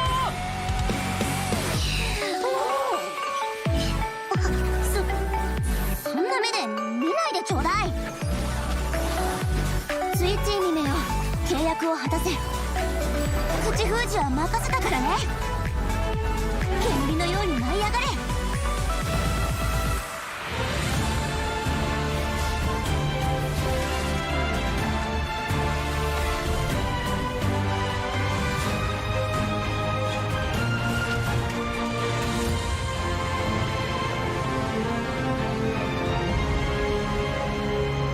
一つずっと気になっていたことがあるんだ。隊長が寝ているところを少なくとも僕は一度も見たことがない。戦士たちよ、もうしばらくの辛抱だ。いつの日かお前たちを約束の場所に連れて行く。古名はできたけど反言の歌は戦いに勝たないと効力を発揮しない。それにエンジン様の運命には死が待つと示されてる。出発すると決めたら一刻も早く元凶を排除せねばならない。でなければアビスの侵食に抵抗する力がどんなに強くとも我々はやがて汚染されバラバラになってしまう。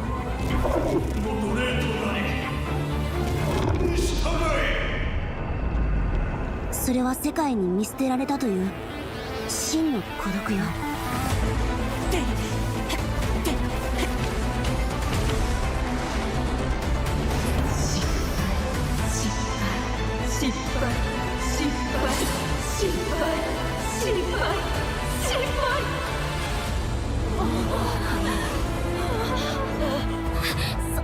そんな。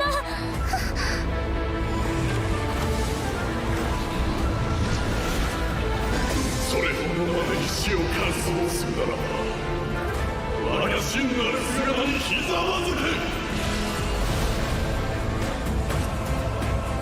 光を灯せ。姿勢なる漆黒の力をもってして汝の歩みが無益であったことを証明しよう。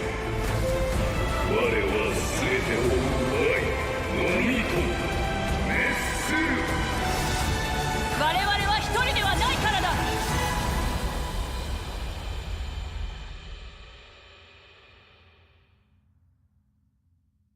降臨者の命の価値は汝の想像をはるかに超えるものだ。汝はその手で世界の希望を握りつぶした。この地がどんな結末を迎えるかなんて一切興味は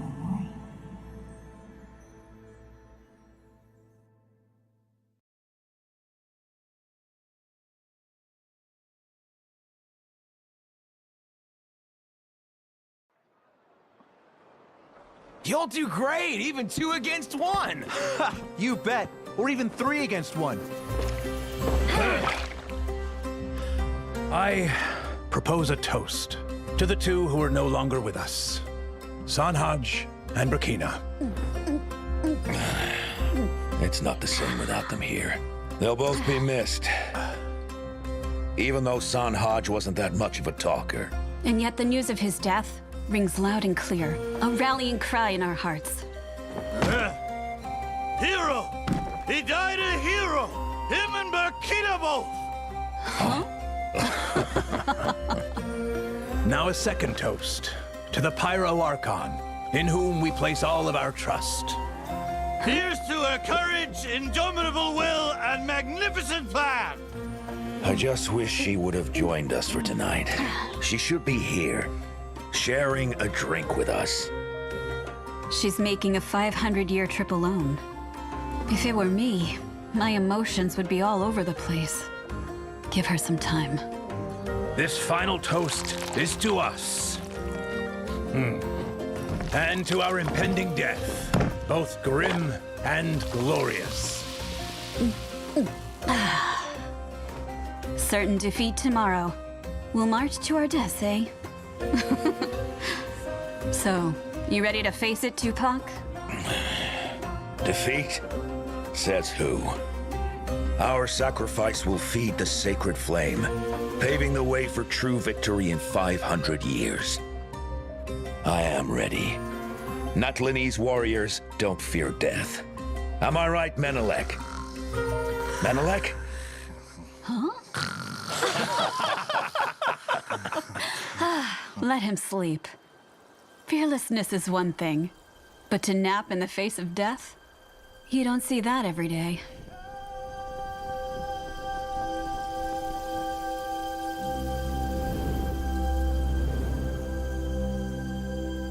Sunset. The sky burns bright tonight. Just like the day I took office. Hine, what are you doing? Mom said you shouldn't stare at bright flames, or you'll hurt your eyes.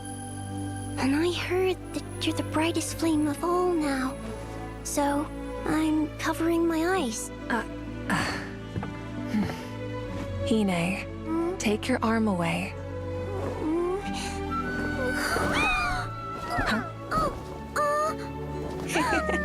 Oh, wow! Your flames aren't blinding at all. They're so warm, like the setting sun. Everyone looks at it, but no one gets hurt. Huh? Mavuika? Hine, do you think there'll be sunsets like this in the far future, too?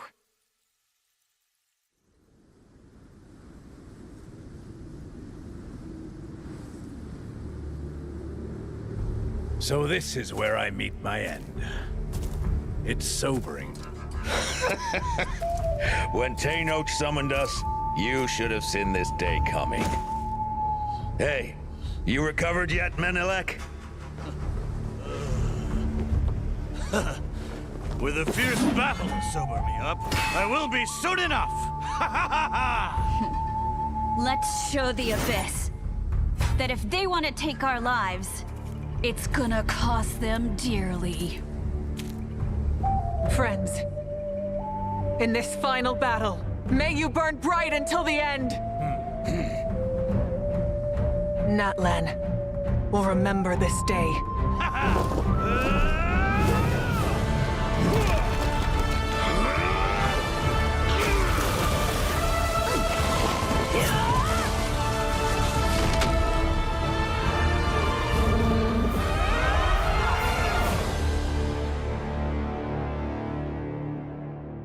Menelek's headlock was so strong, it outlived him.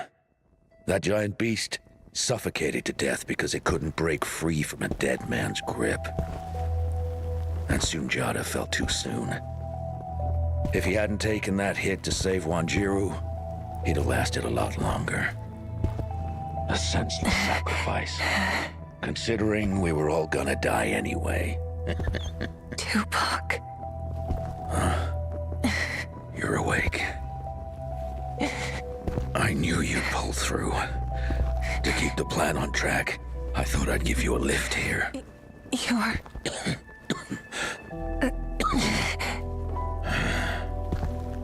Look, we're almost there. You are our flame.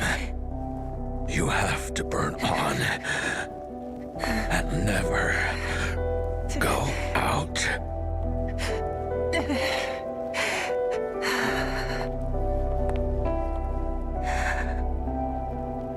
Tupac.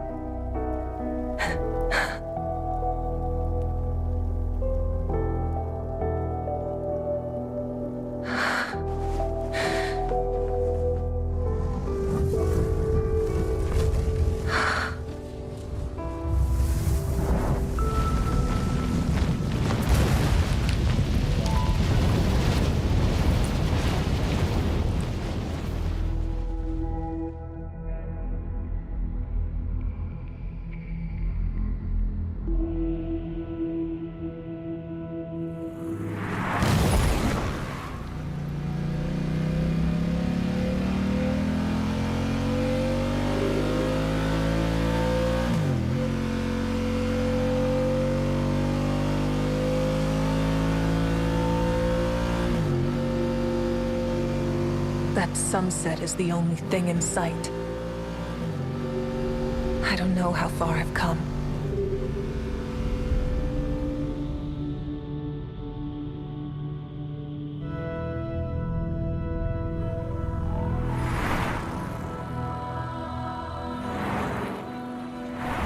I don't even know where this road leads.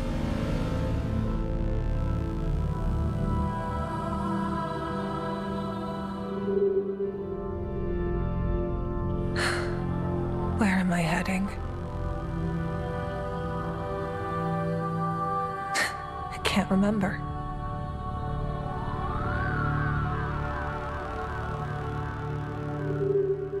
I feel lost, but this is the only road there is. I guess, maybe, I'll take a break.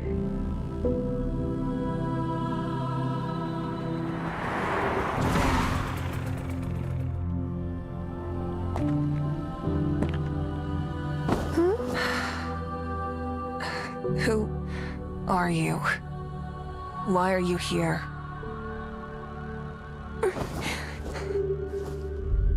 I'm waiting for sunset.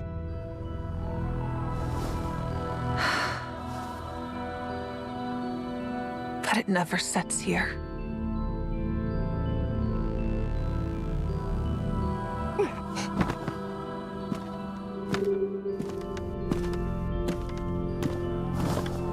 It will. When the time comes.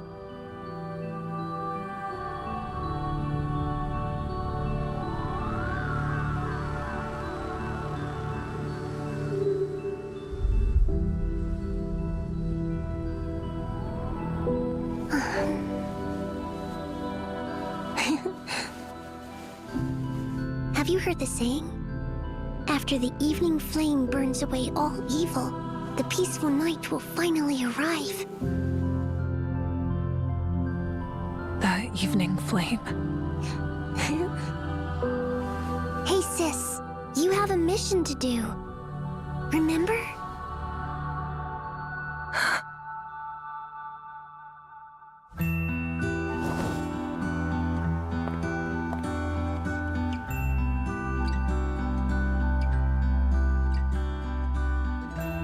I do.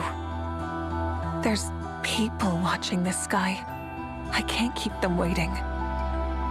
Hine...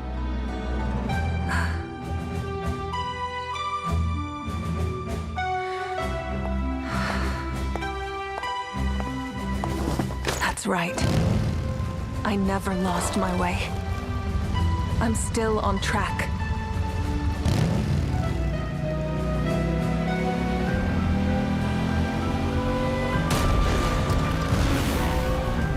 My destination has been right there all along.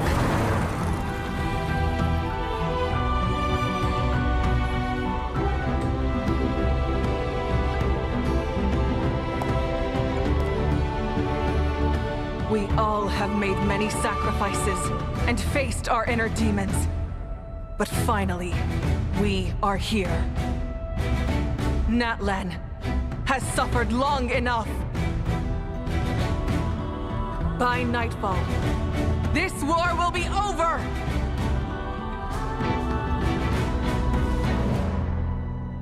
For Natlan!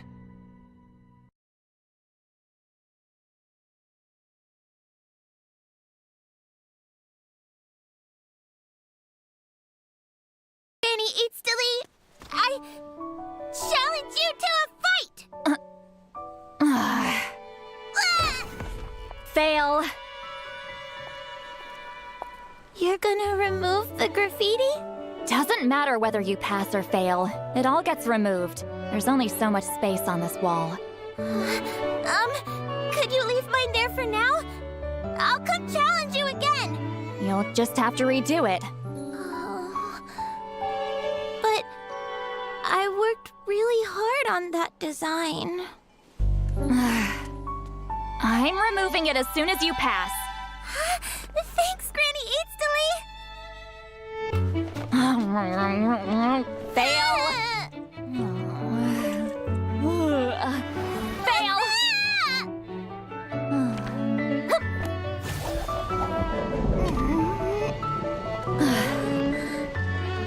Fail. Granny Citlali, didn't you see my written challenge? Ooh. Oh.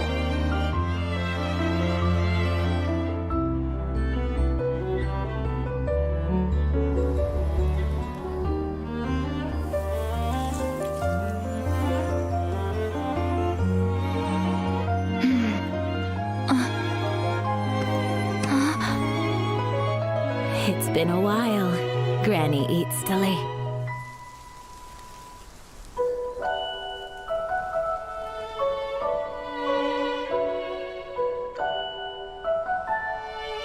Still at it? No. I think my chance has long passed. But let me get rid of that for you. Leave it. There's space. It's fine.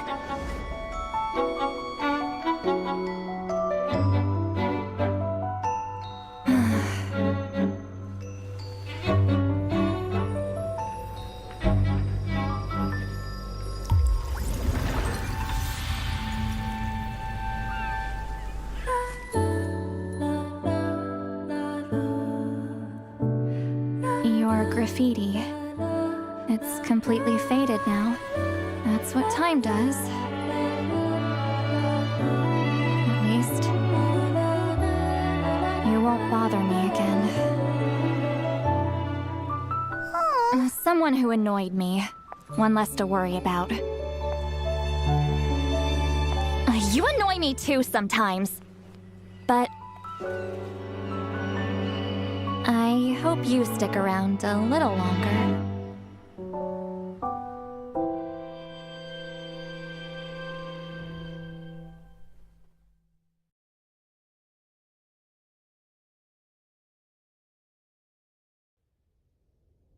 Hine's the only one who doesn't know.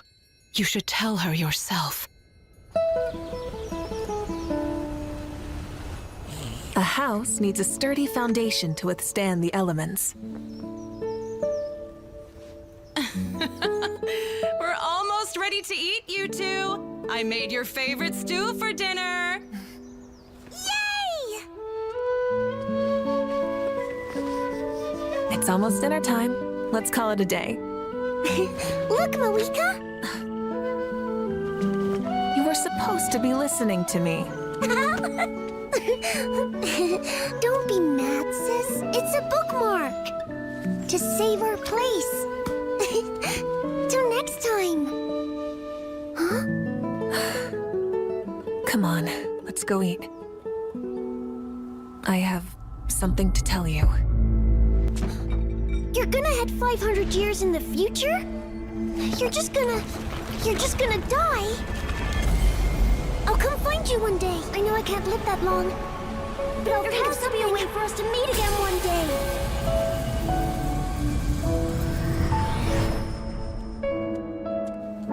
I couldn't find anything about Hine. I'm sorry. I'm sure she lived a happy life, if uneventful in the end.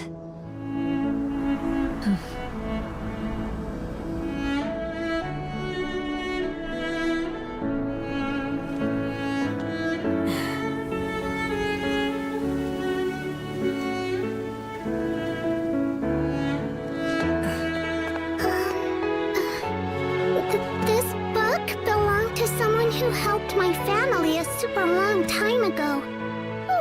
We kept it safe for you.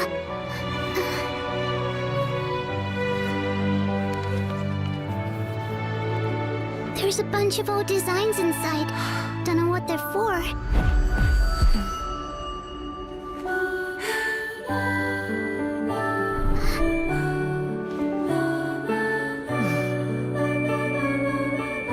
Thank you.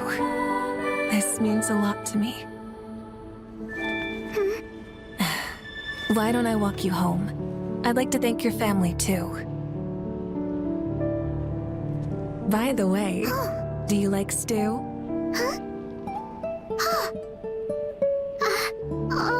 It's my favorite!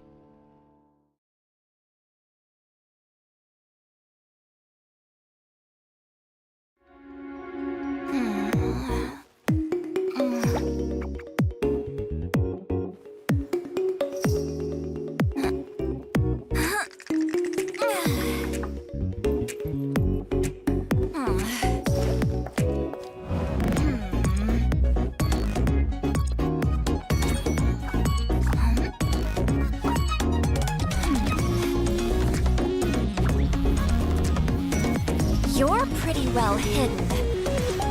But I'm coming to find you!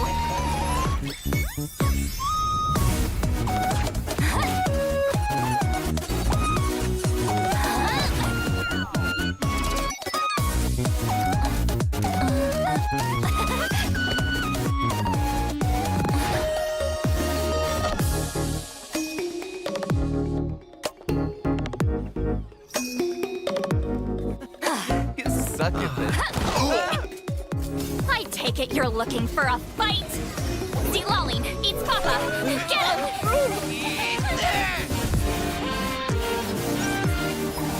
Hooligans! I told you we shouldn't mess around easily! Morons. Thought you could take me on? You'll know for next time. Ow! My back.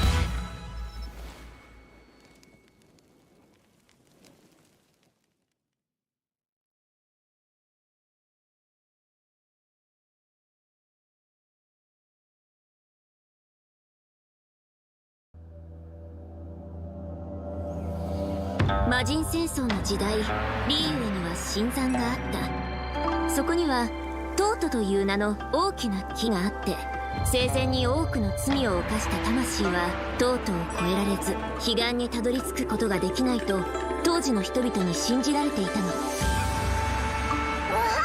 サンデー、お前も新しい服に着替えたのか？おっと、それなら同志のこの私のセンスを褒めてくれないと。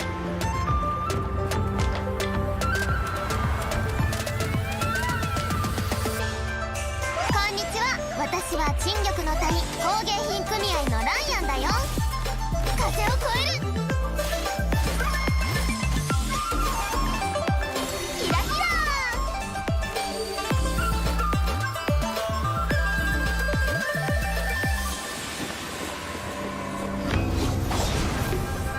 今夜ジンを救う。北条堂の秘宝で死期を焼き払う。そのジンを敷くとなると代償として誰か一人の命を失うことになるんじゃない？これから先私に会いたくなったらこの梅の枝を見て。すぐ支度を終わらせて早く行こうぜ。旅人パイモン来たか。近道するぞ。ヘルメットをかぶって乗れ。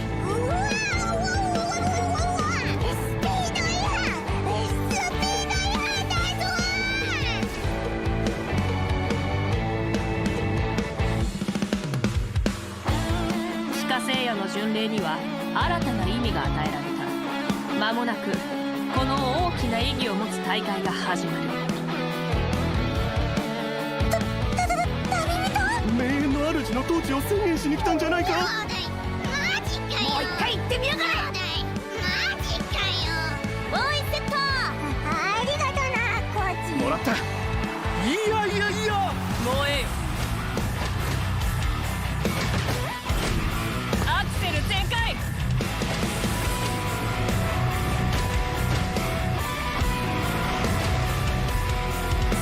聞け、太陽の方向を。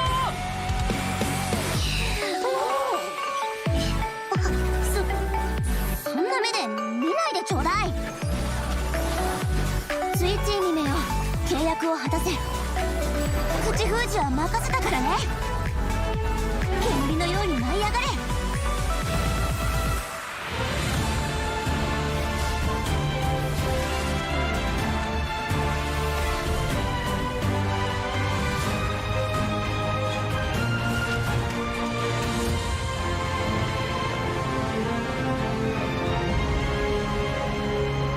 一つずっと気になっていたことがあるんだ。隊長が寝ているところを少なくとも僕は一度も見たことがない。戦士たちよ、もうしばらくの辛抱だ。いつの日かお前たちを約束の場所に連れて行く。古名はできたけど反言の歌は戦いに勝たないと効力を発揮しない。それにエンジン様の運命には死が待つと示されてる。出発すると決めたら一刻も早く元凶を排除せねばならない。でなければアビスの侵食に抵抗する力がどんなに強くとも我々はやがて汚染されバラバラになってしまう。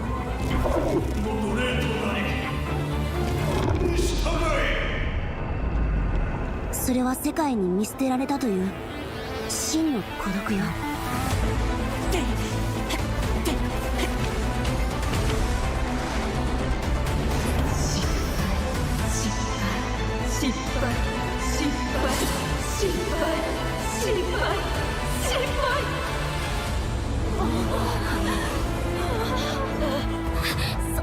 そんな。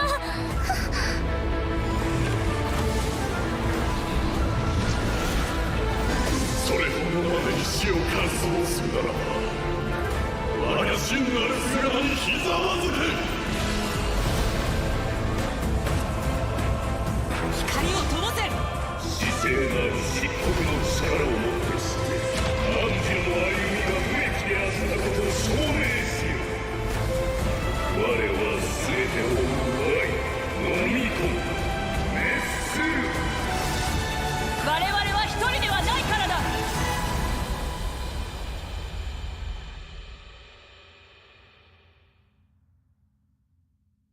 降臨者の命の価値は汝の想像をはるかに超えるものだが汝はその手で世界の希望を握りつぶした。この地がどんな結末を迎えるかなんて一切興味はない。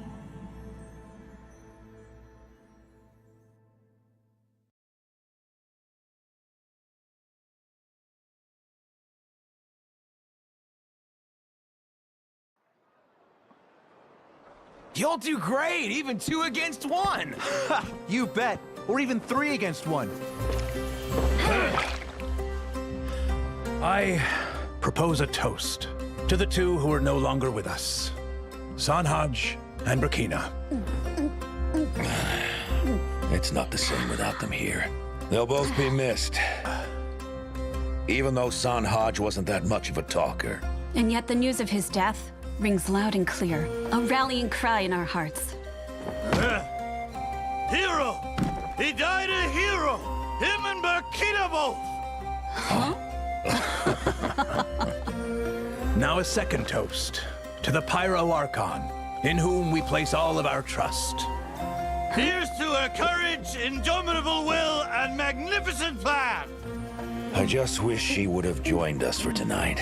She should be here, sharing a drink with us. She's making a 500-year trip alone. If it were me, my emotions would be all over the place. Give her some time. This final toast is to us. And to our impending death, both grim and glorious. Certain defeat tomorrow. We'll march to our deaths, eh? So, you ready to face it, Tupac? Defeat? Says who? Our sacrifice will feed the sacred flame, paving the way for true victory in 500 years. I am ready. Natlanese warriors don't fear death. Am I right, Menelek? Menelek? Huh? Let him sleep. Fearlessness is one thing, but to nap in the face of death? You don't see that every day.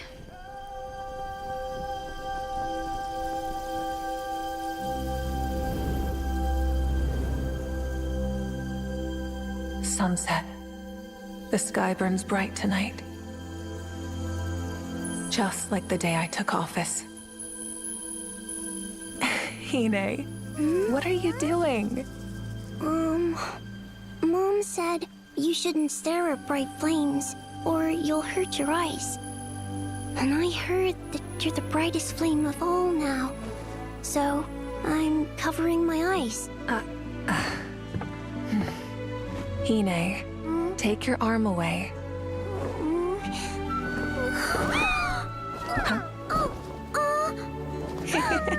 Oh, wow! Your flames aren't blinding at all. They're so warm, like the setting sun. Everyone looks at it, but no one gets hurt. Huh? Mavuika? Hine, do you think there'll be sunsets like this in the far future, too?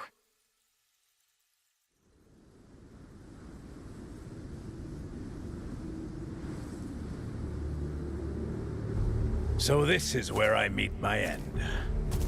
It's sobering. When Tenoch summoned us, you should have seen this day coming.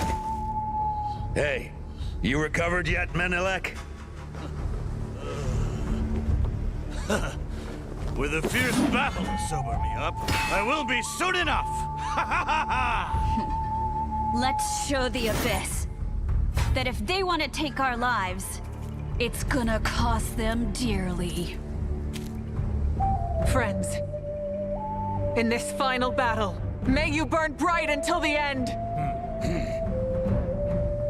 Natlan will remember this day.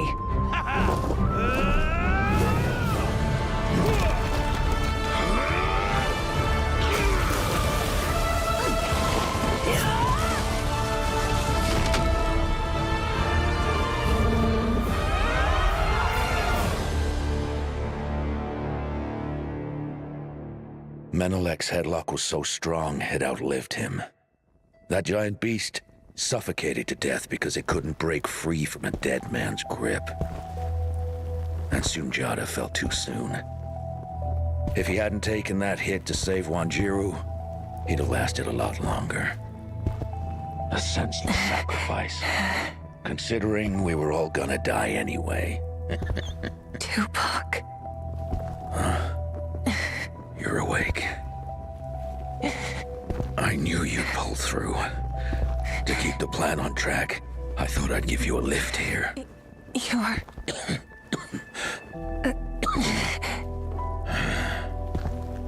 Look, we're almost there. You are our flame. You have to burn on and never go out.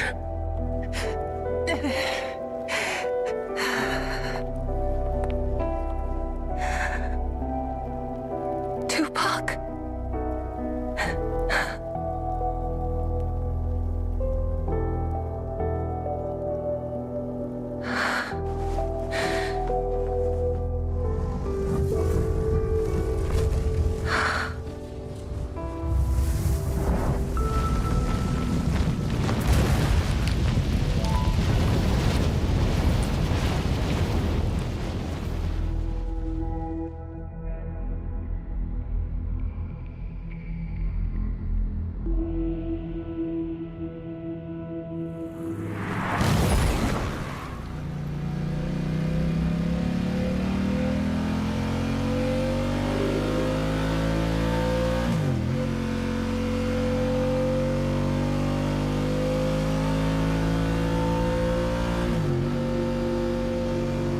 That sunset is the only thing in sight. I don't know how far I've come.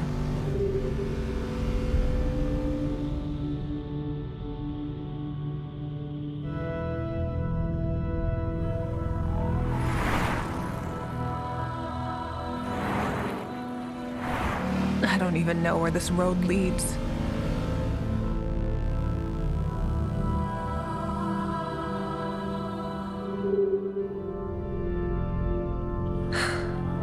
Where am I heading? I can't remember.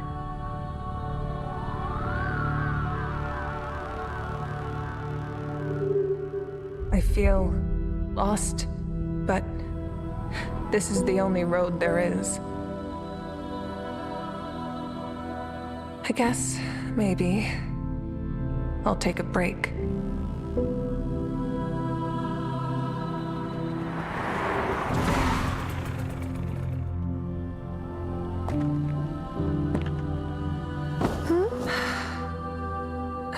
Who are you? Why are you here?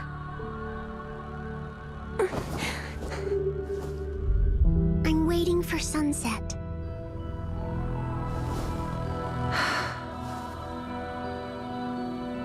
But it never sets here.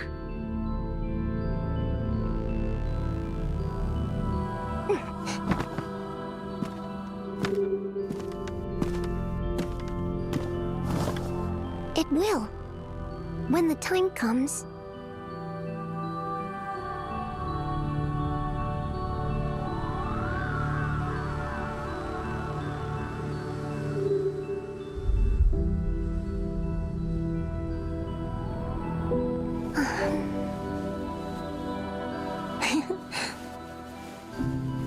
Have you heard the saying? After the evening flame burns away all evil, the peaceful night will finally arrive. The evening flame. Hey sis, you have a mission to do. Remember?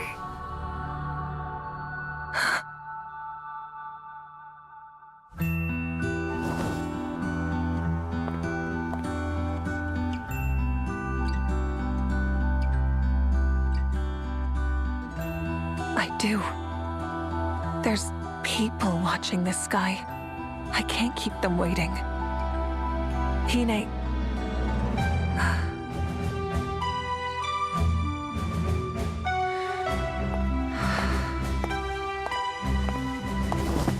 That's right. I never lost my way. I'm still on track.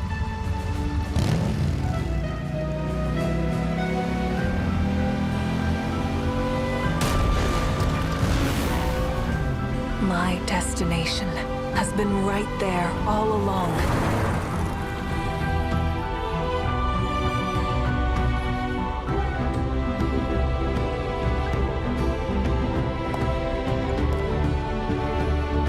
We all have made many sacrifices and faced our inner demons.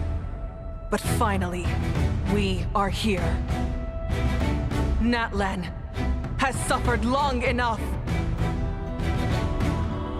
By nightfall, this war will be over!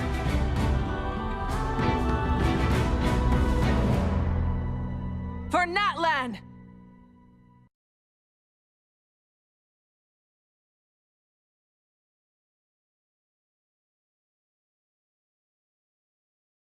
Granny Citlali, I challenge you to a fight!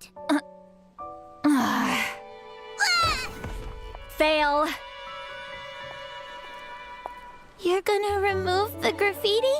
Doesn't matter whether you pass or fail. It all gets removed. There's only so much space on this wall. Could you leave mine there for now? I'll come challenge you again.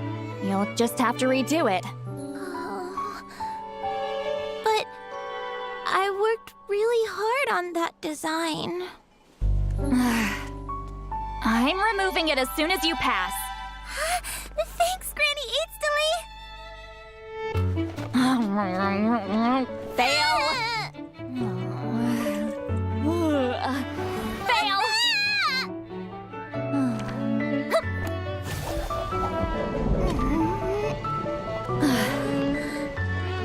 Fail.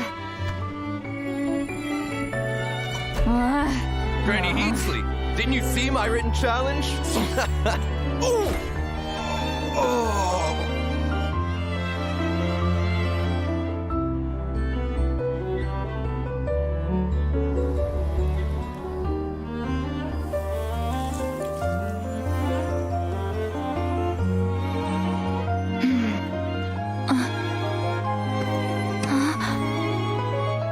It's been a while, Granny Citlali.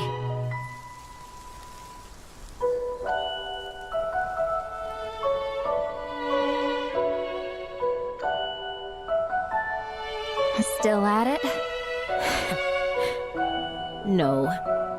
I think my chance has long passed. But let me get rid of that for you. Leave it. There's space. It's fine.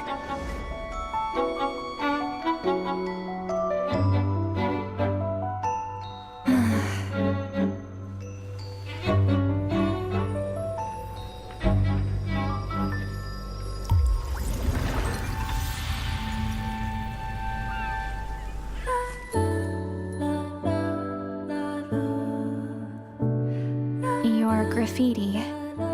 It's completely faded now. That's what time does. At least, you won't bother me again. Someone who annoyed me. One less to worry about. You annoy me too sometimes. But I hope you stick around a little longer.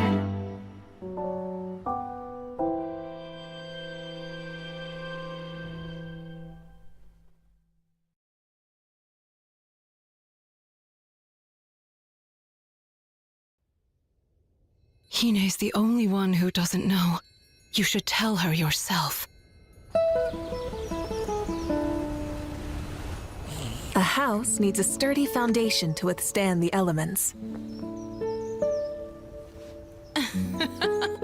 We're almost ready to eat, you two. I made your favorite stew for dinner. Yay! It's almost dinner time. Let's call it a day. Look, Mavuika!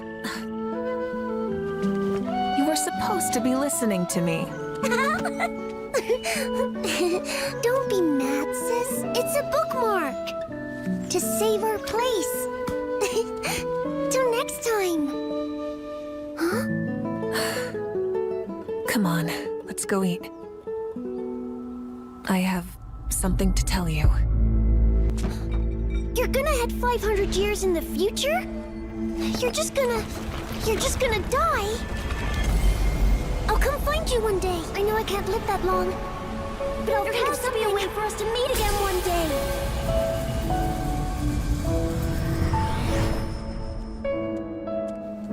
I couldn't find anything about Hine.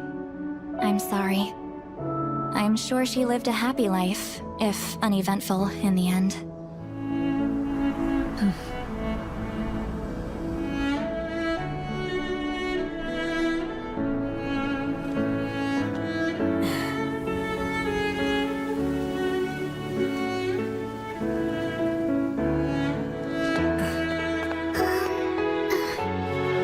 This book belonged to someone who helped my family a super long time ago. We kept it safe for you.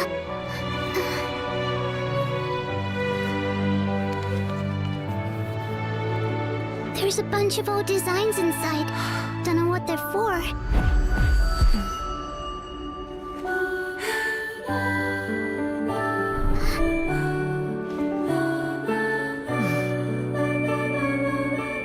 Thank you. This means a lot to me. Why don't I walk you home? I'd like to thank your family, too. By the way, do you like stew?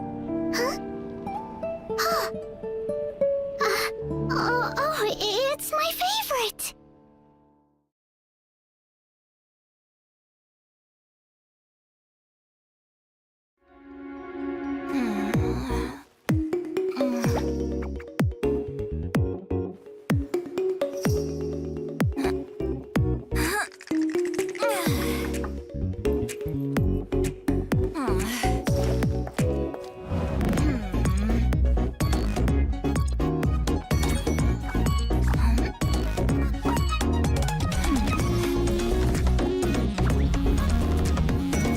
You're pretty well hidden. But I'm coming to find you!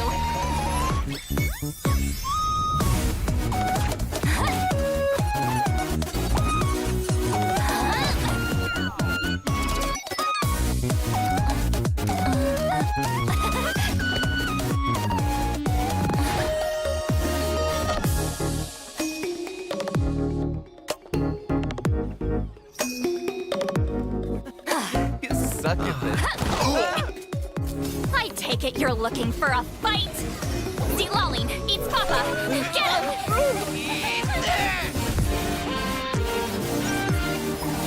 Hooligans! I told you we shouldn't mess around easily!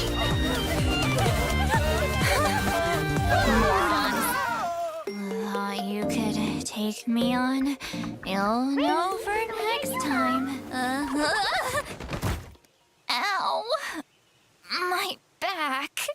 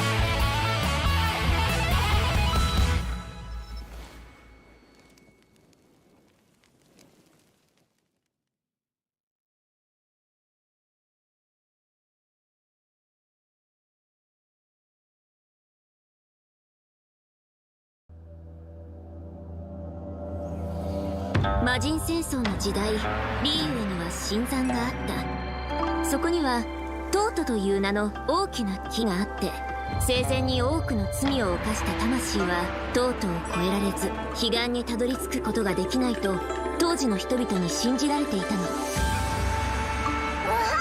サンデー、お前も新しい服に着替えたのか？おっと、それなら同志のこの私のセンスを褒めてくれないと。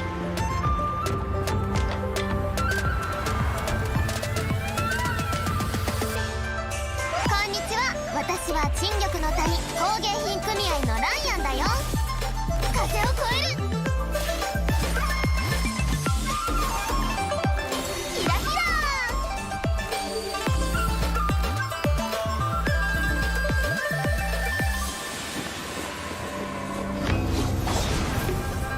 今夜ジンを救う。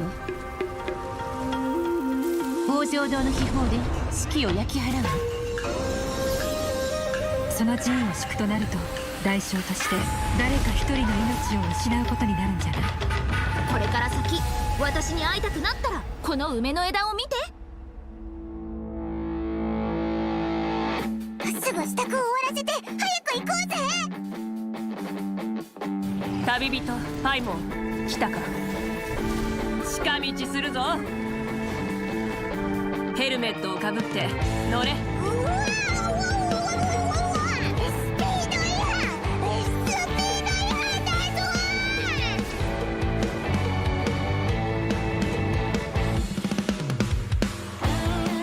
聖夜の巡礼には新たな意味が与えられた。間もなくこの大きな意義を持つ大会が始まる。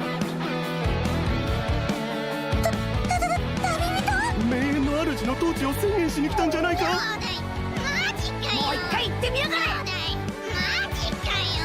ボーイセット。ありがとなコーチ。もらった。いやいやいや、もうええよ。アクセル全開。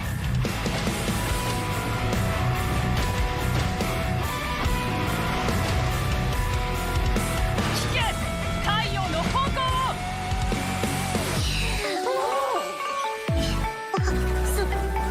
そんな目で見ないでちょうだい。スイッチにめよ、契約を果たせ。口封じは任せたからね。煙のように舞い上がれ。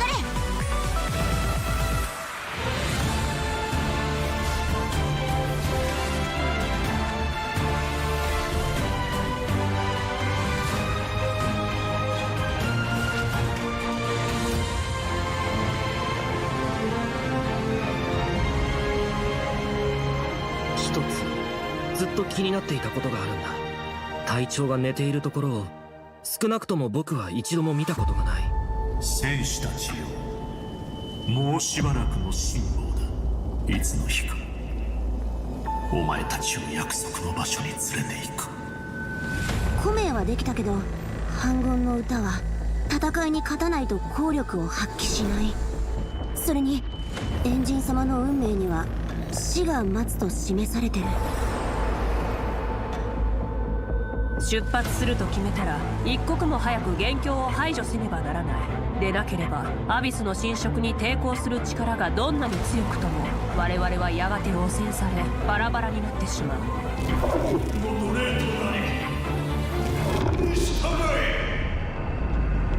それは世界に見捨てられたという真の孤独よ。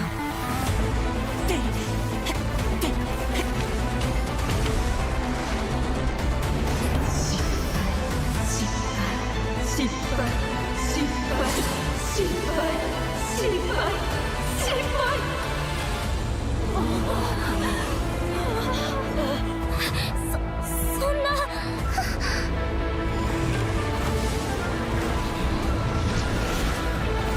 それほどまでに死を完走するならば我が真なる姿にひざまずけ。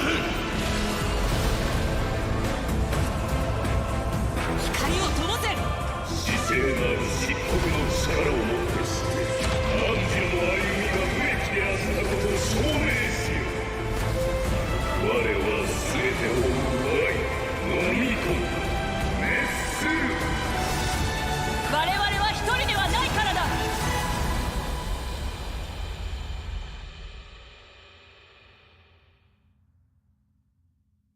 降臨者の命の価値は汝の想像をはるかに超えるものだが汝はその手で世界の希望を握りつぶした。この地がどんな結末を迎えるかなんて一切興味はない。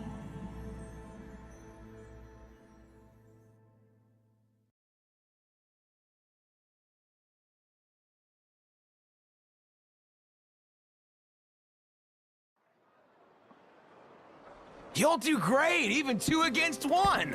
Ha! You bet! Or even 3 against 1. I propose a toast to the two who are no longer with us, Sanhaj and Brakina. It's not the same without them here. They'll both be missed. Even though Sanhaj wasn't that much of a talker.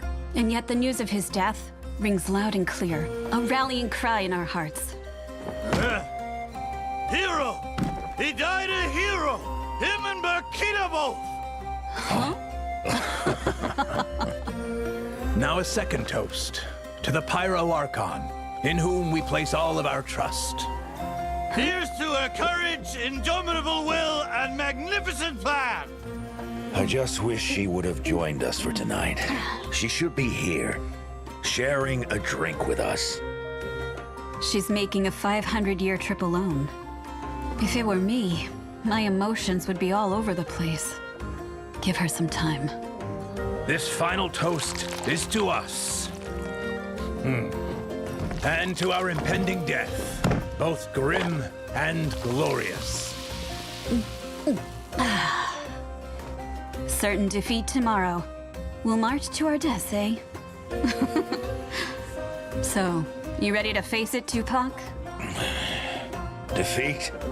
Says who? Our sacrifice will feed the sacred flame, paving the way for true victory in 500 years.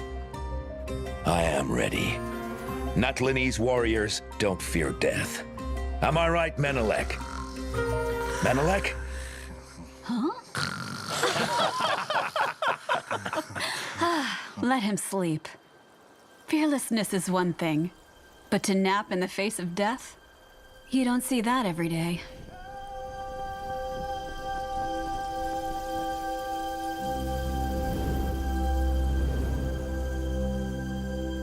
Sunset. The sky burns bright tonight.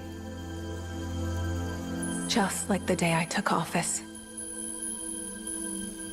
Hine, what are you doing? Mom said you shouldn't stare at bright flames, or you'll hurt your eyes.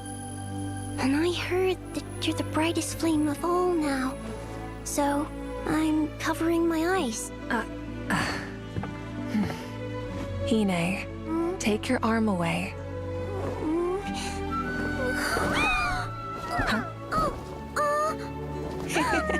Oh, wow! Your flames aren't blinding at all. They're so warm, like the setting sun. Everyone looks at it, but no one gets hurt. Huh? Mavuika? Hine, do you think there'll be sunsets like this in the far future, too?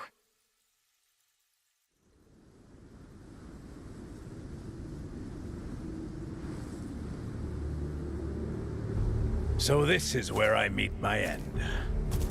It's sobering. When Tenoch summoned us, you should have seen this day coming. Hey, you recovered yet, Menelek? With a fierce battle to sober me up, I will be soon enough!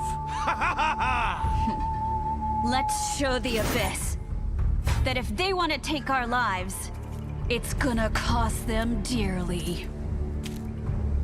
Friends, in this final battle, may you burn bright until the end! Natlan will remember this day.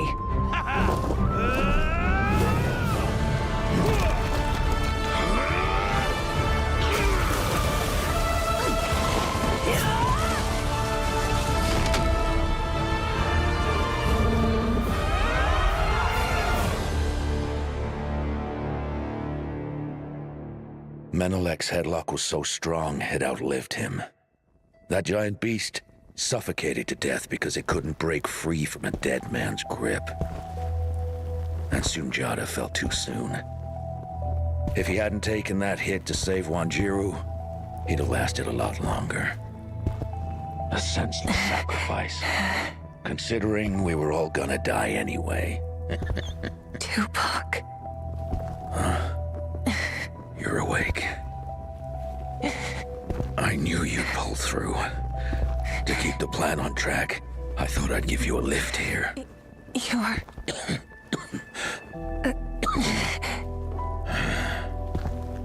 Look, we're almost there.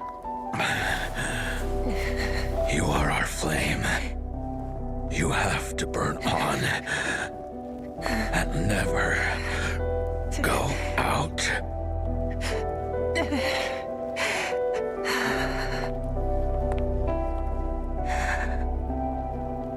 Tupac.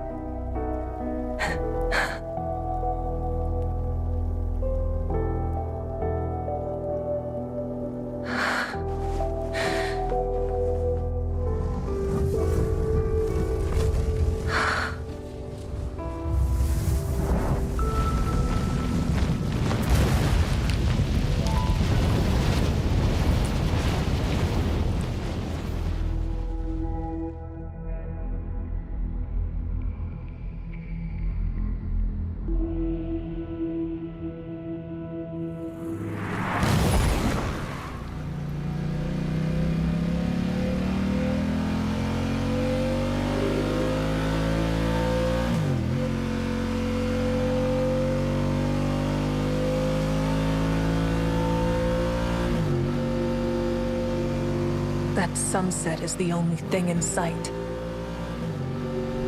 I don't know how far I've come.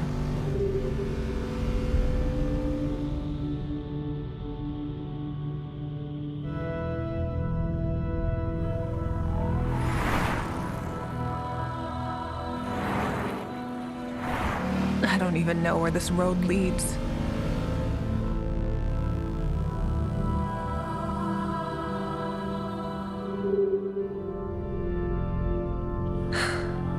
Where am I heading? I can't remember.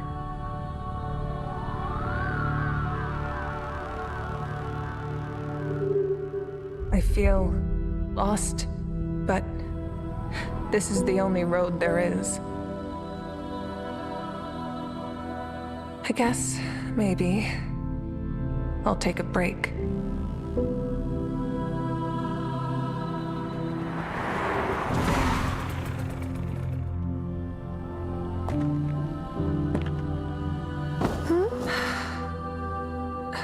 Who are you?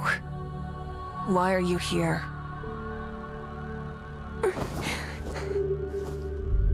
I'm waiting for sunset.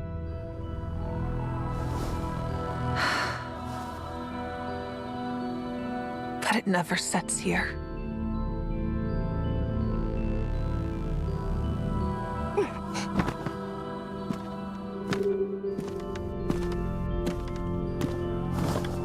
It will. When the time comes.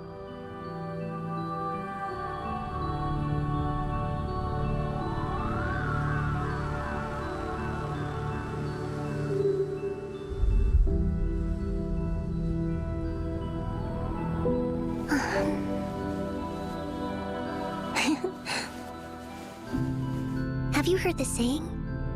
After the evening flame burns away all evil, the peaceful night will finally arrive. The evening flame. Hey sis, you have a mission to do. Remember?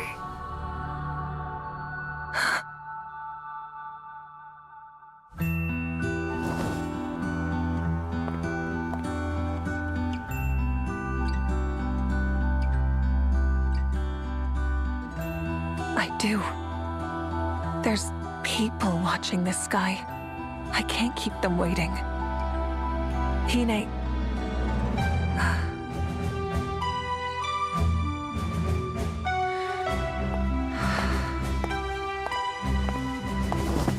That's right.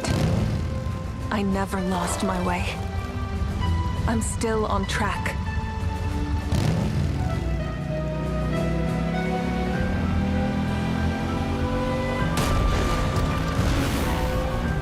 My destination has been right there all along.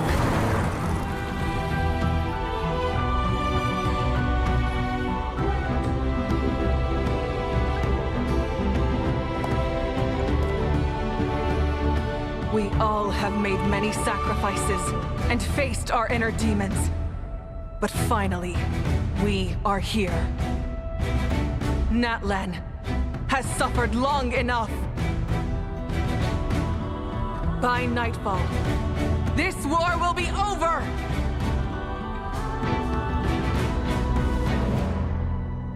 For Natlan!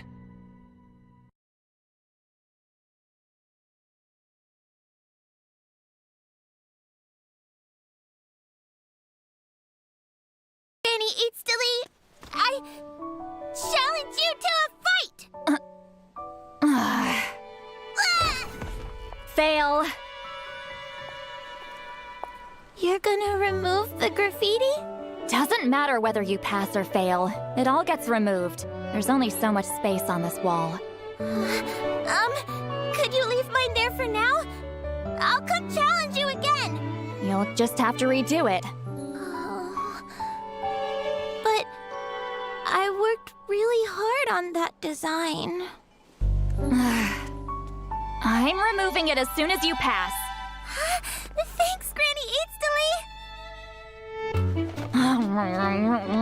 Fail. Fail.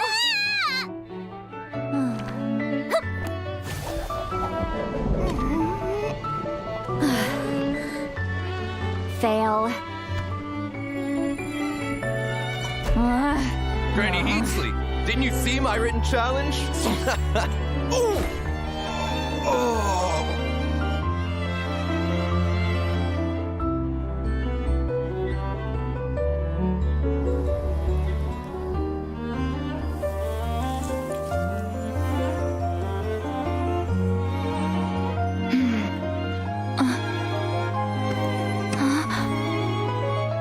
It's been a while, Granny Citlali.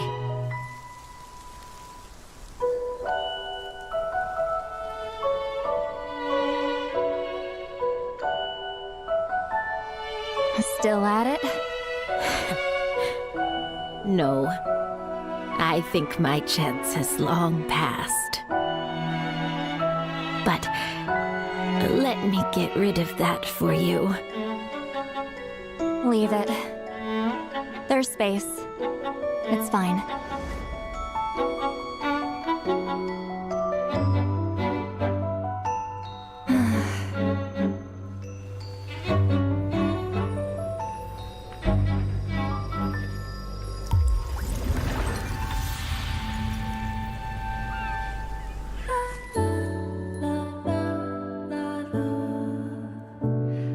Your graffiti. It's completely faded now. That's what time does. At least, you won't bother me again. Someone who annoyed me. One less to worry about. You annoy me too sometimes. But I hope you stick around a little longer.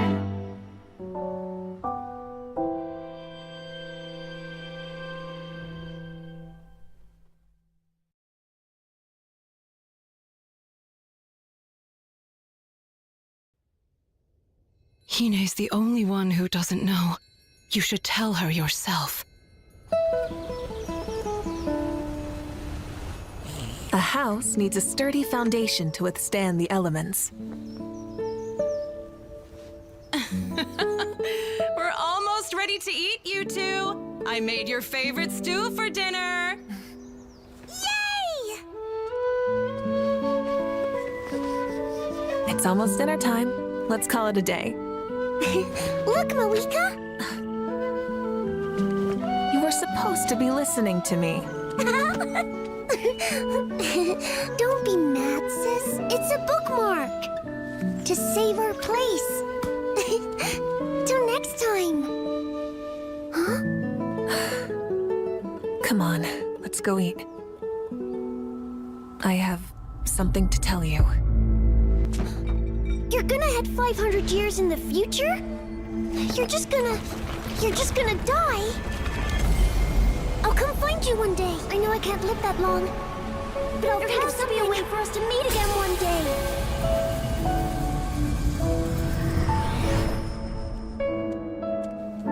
I couldn't find anything about Hine. I'm sorry. I'm sure she lived a happy life, if uneventful in the end.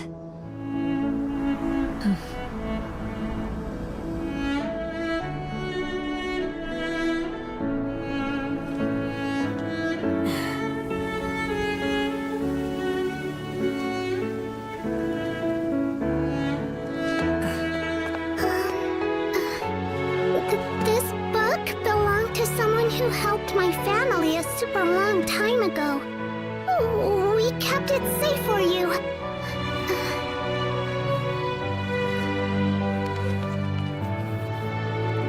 There's a bunch of old designs inside. Don't know what they're for.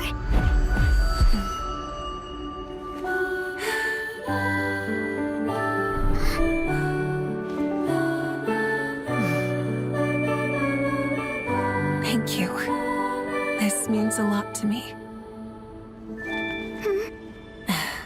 Why don't I walk you home? I'd like to thank your family, too.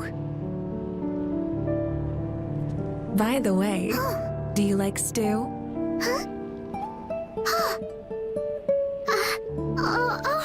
It's my favorite!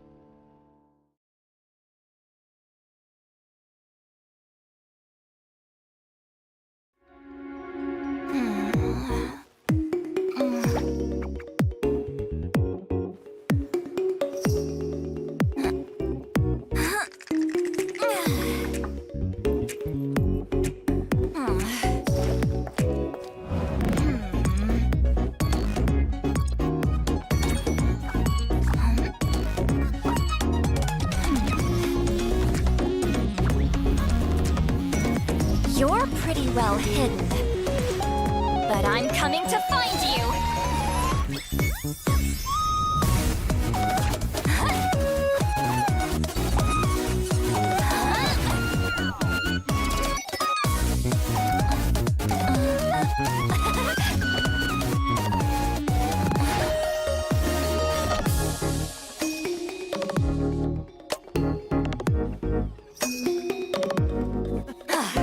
Suck at this. I take it you're looking for a fight? Citlali eats Papa! Get him!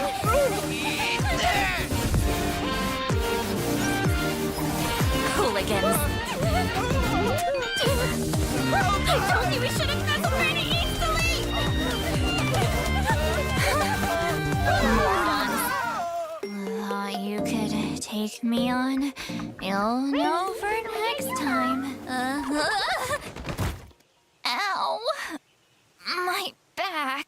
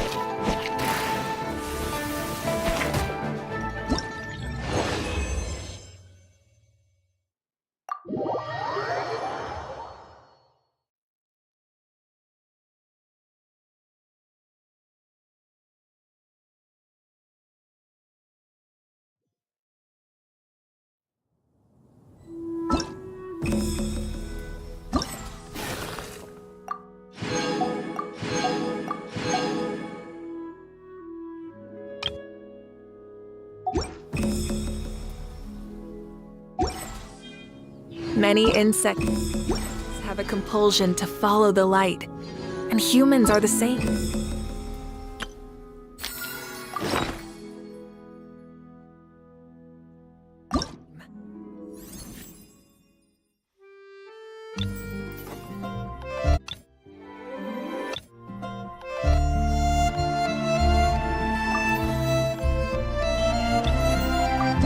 Except we call that light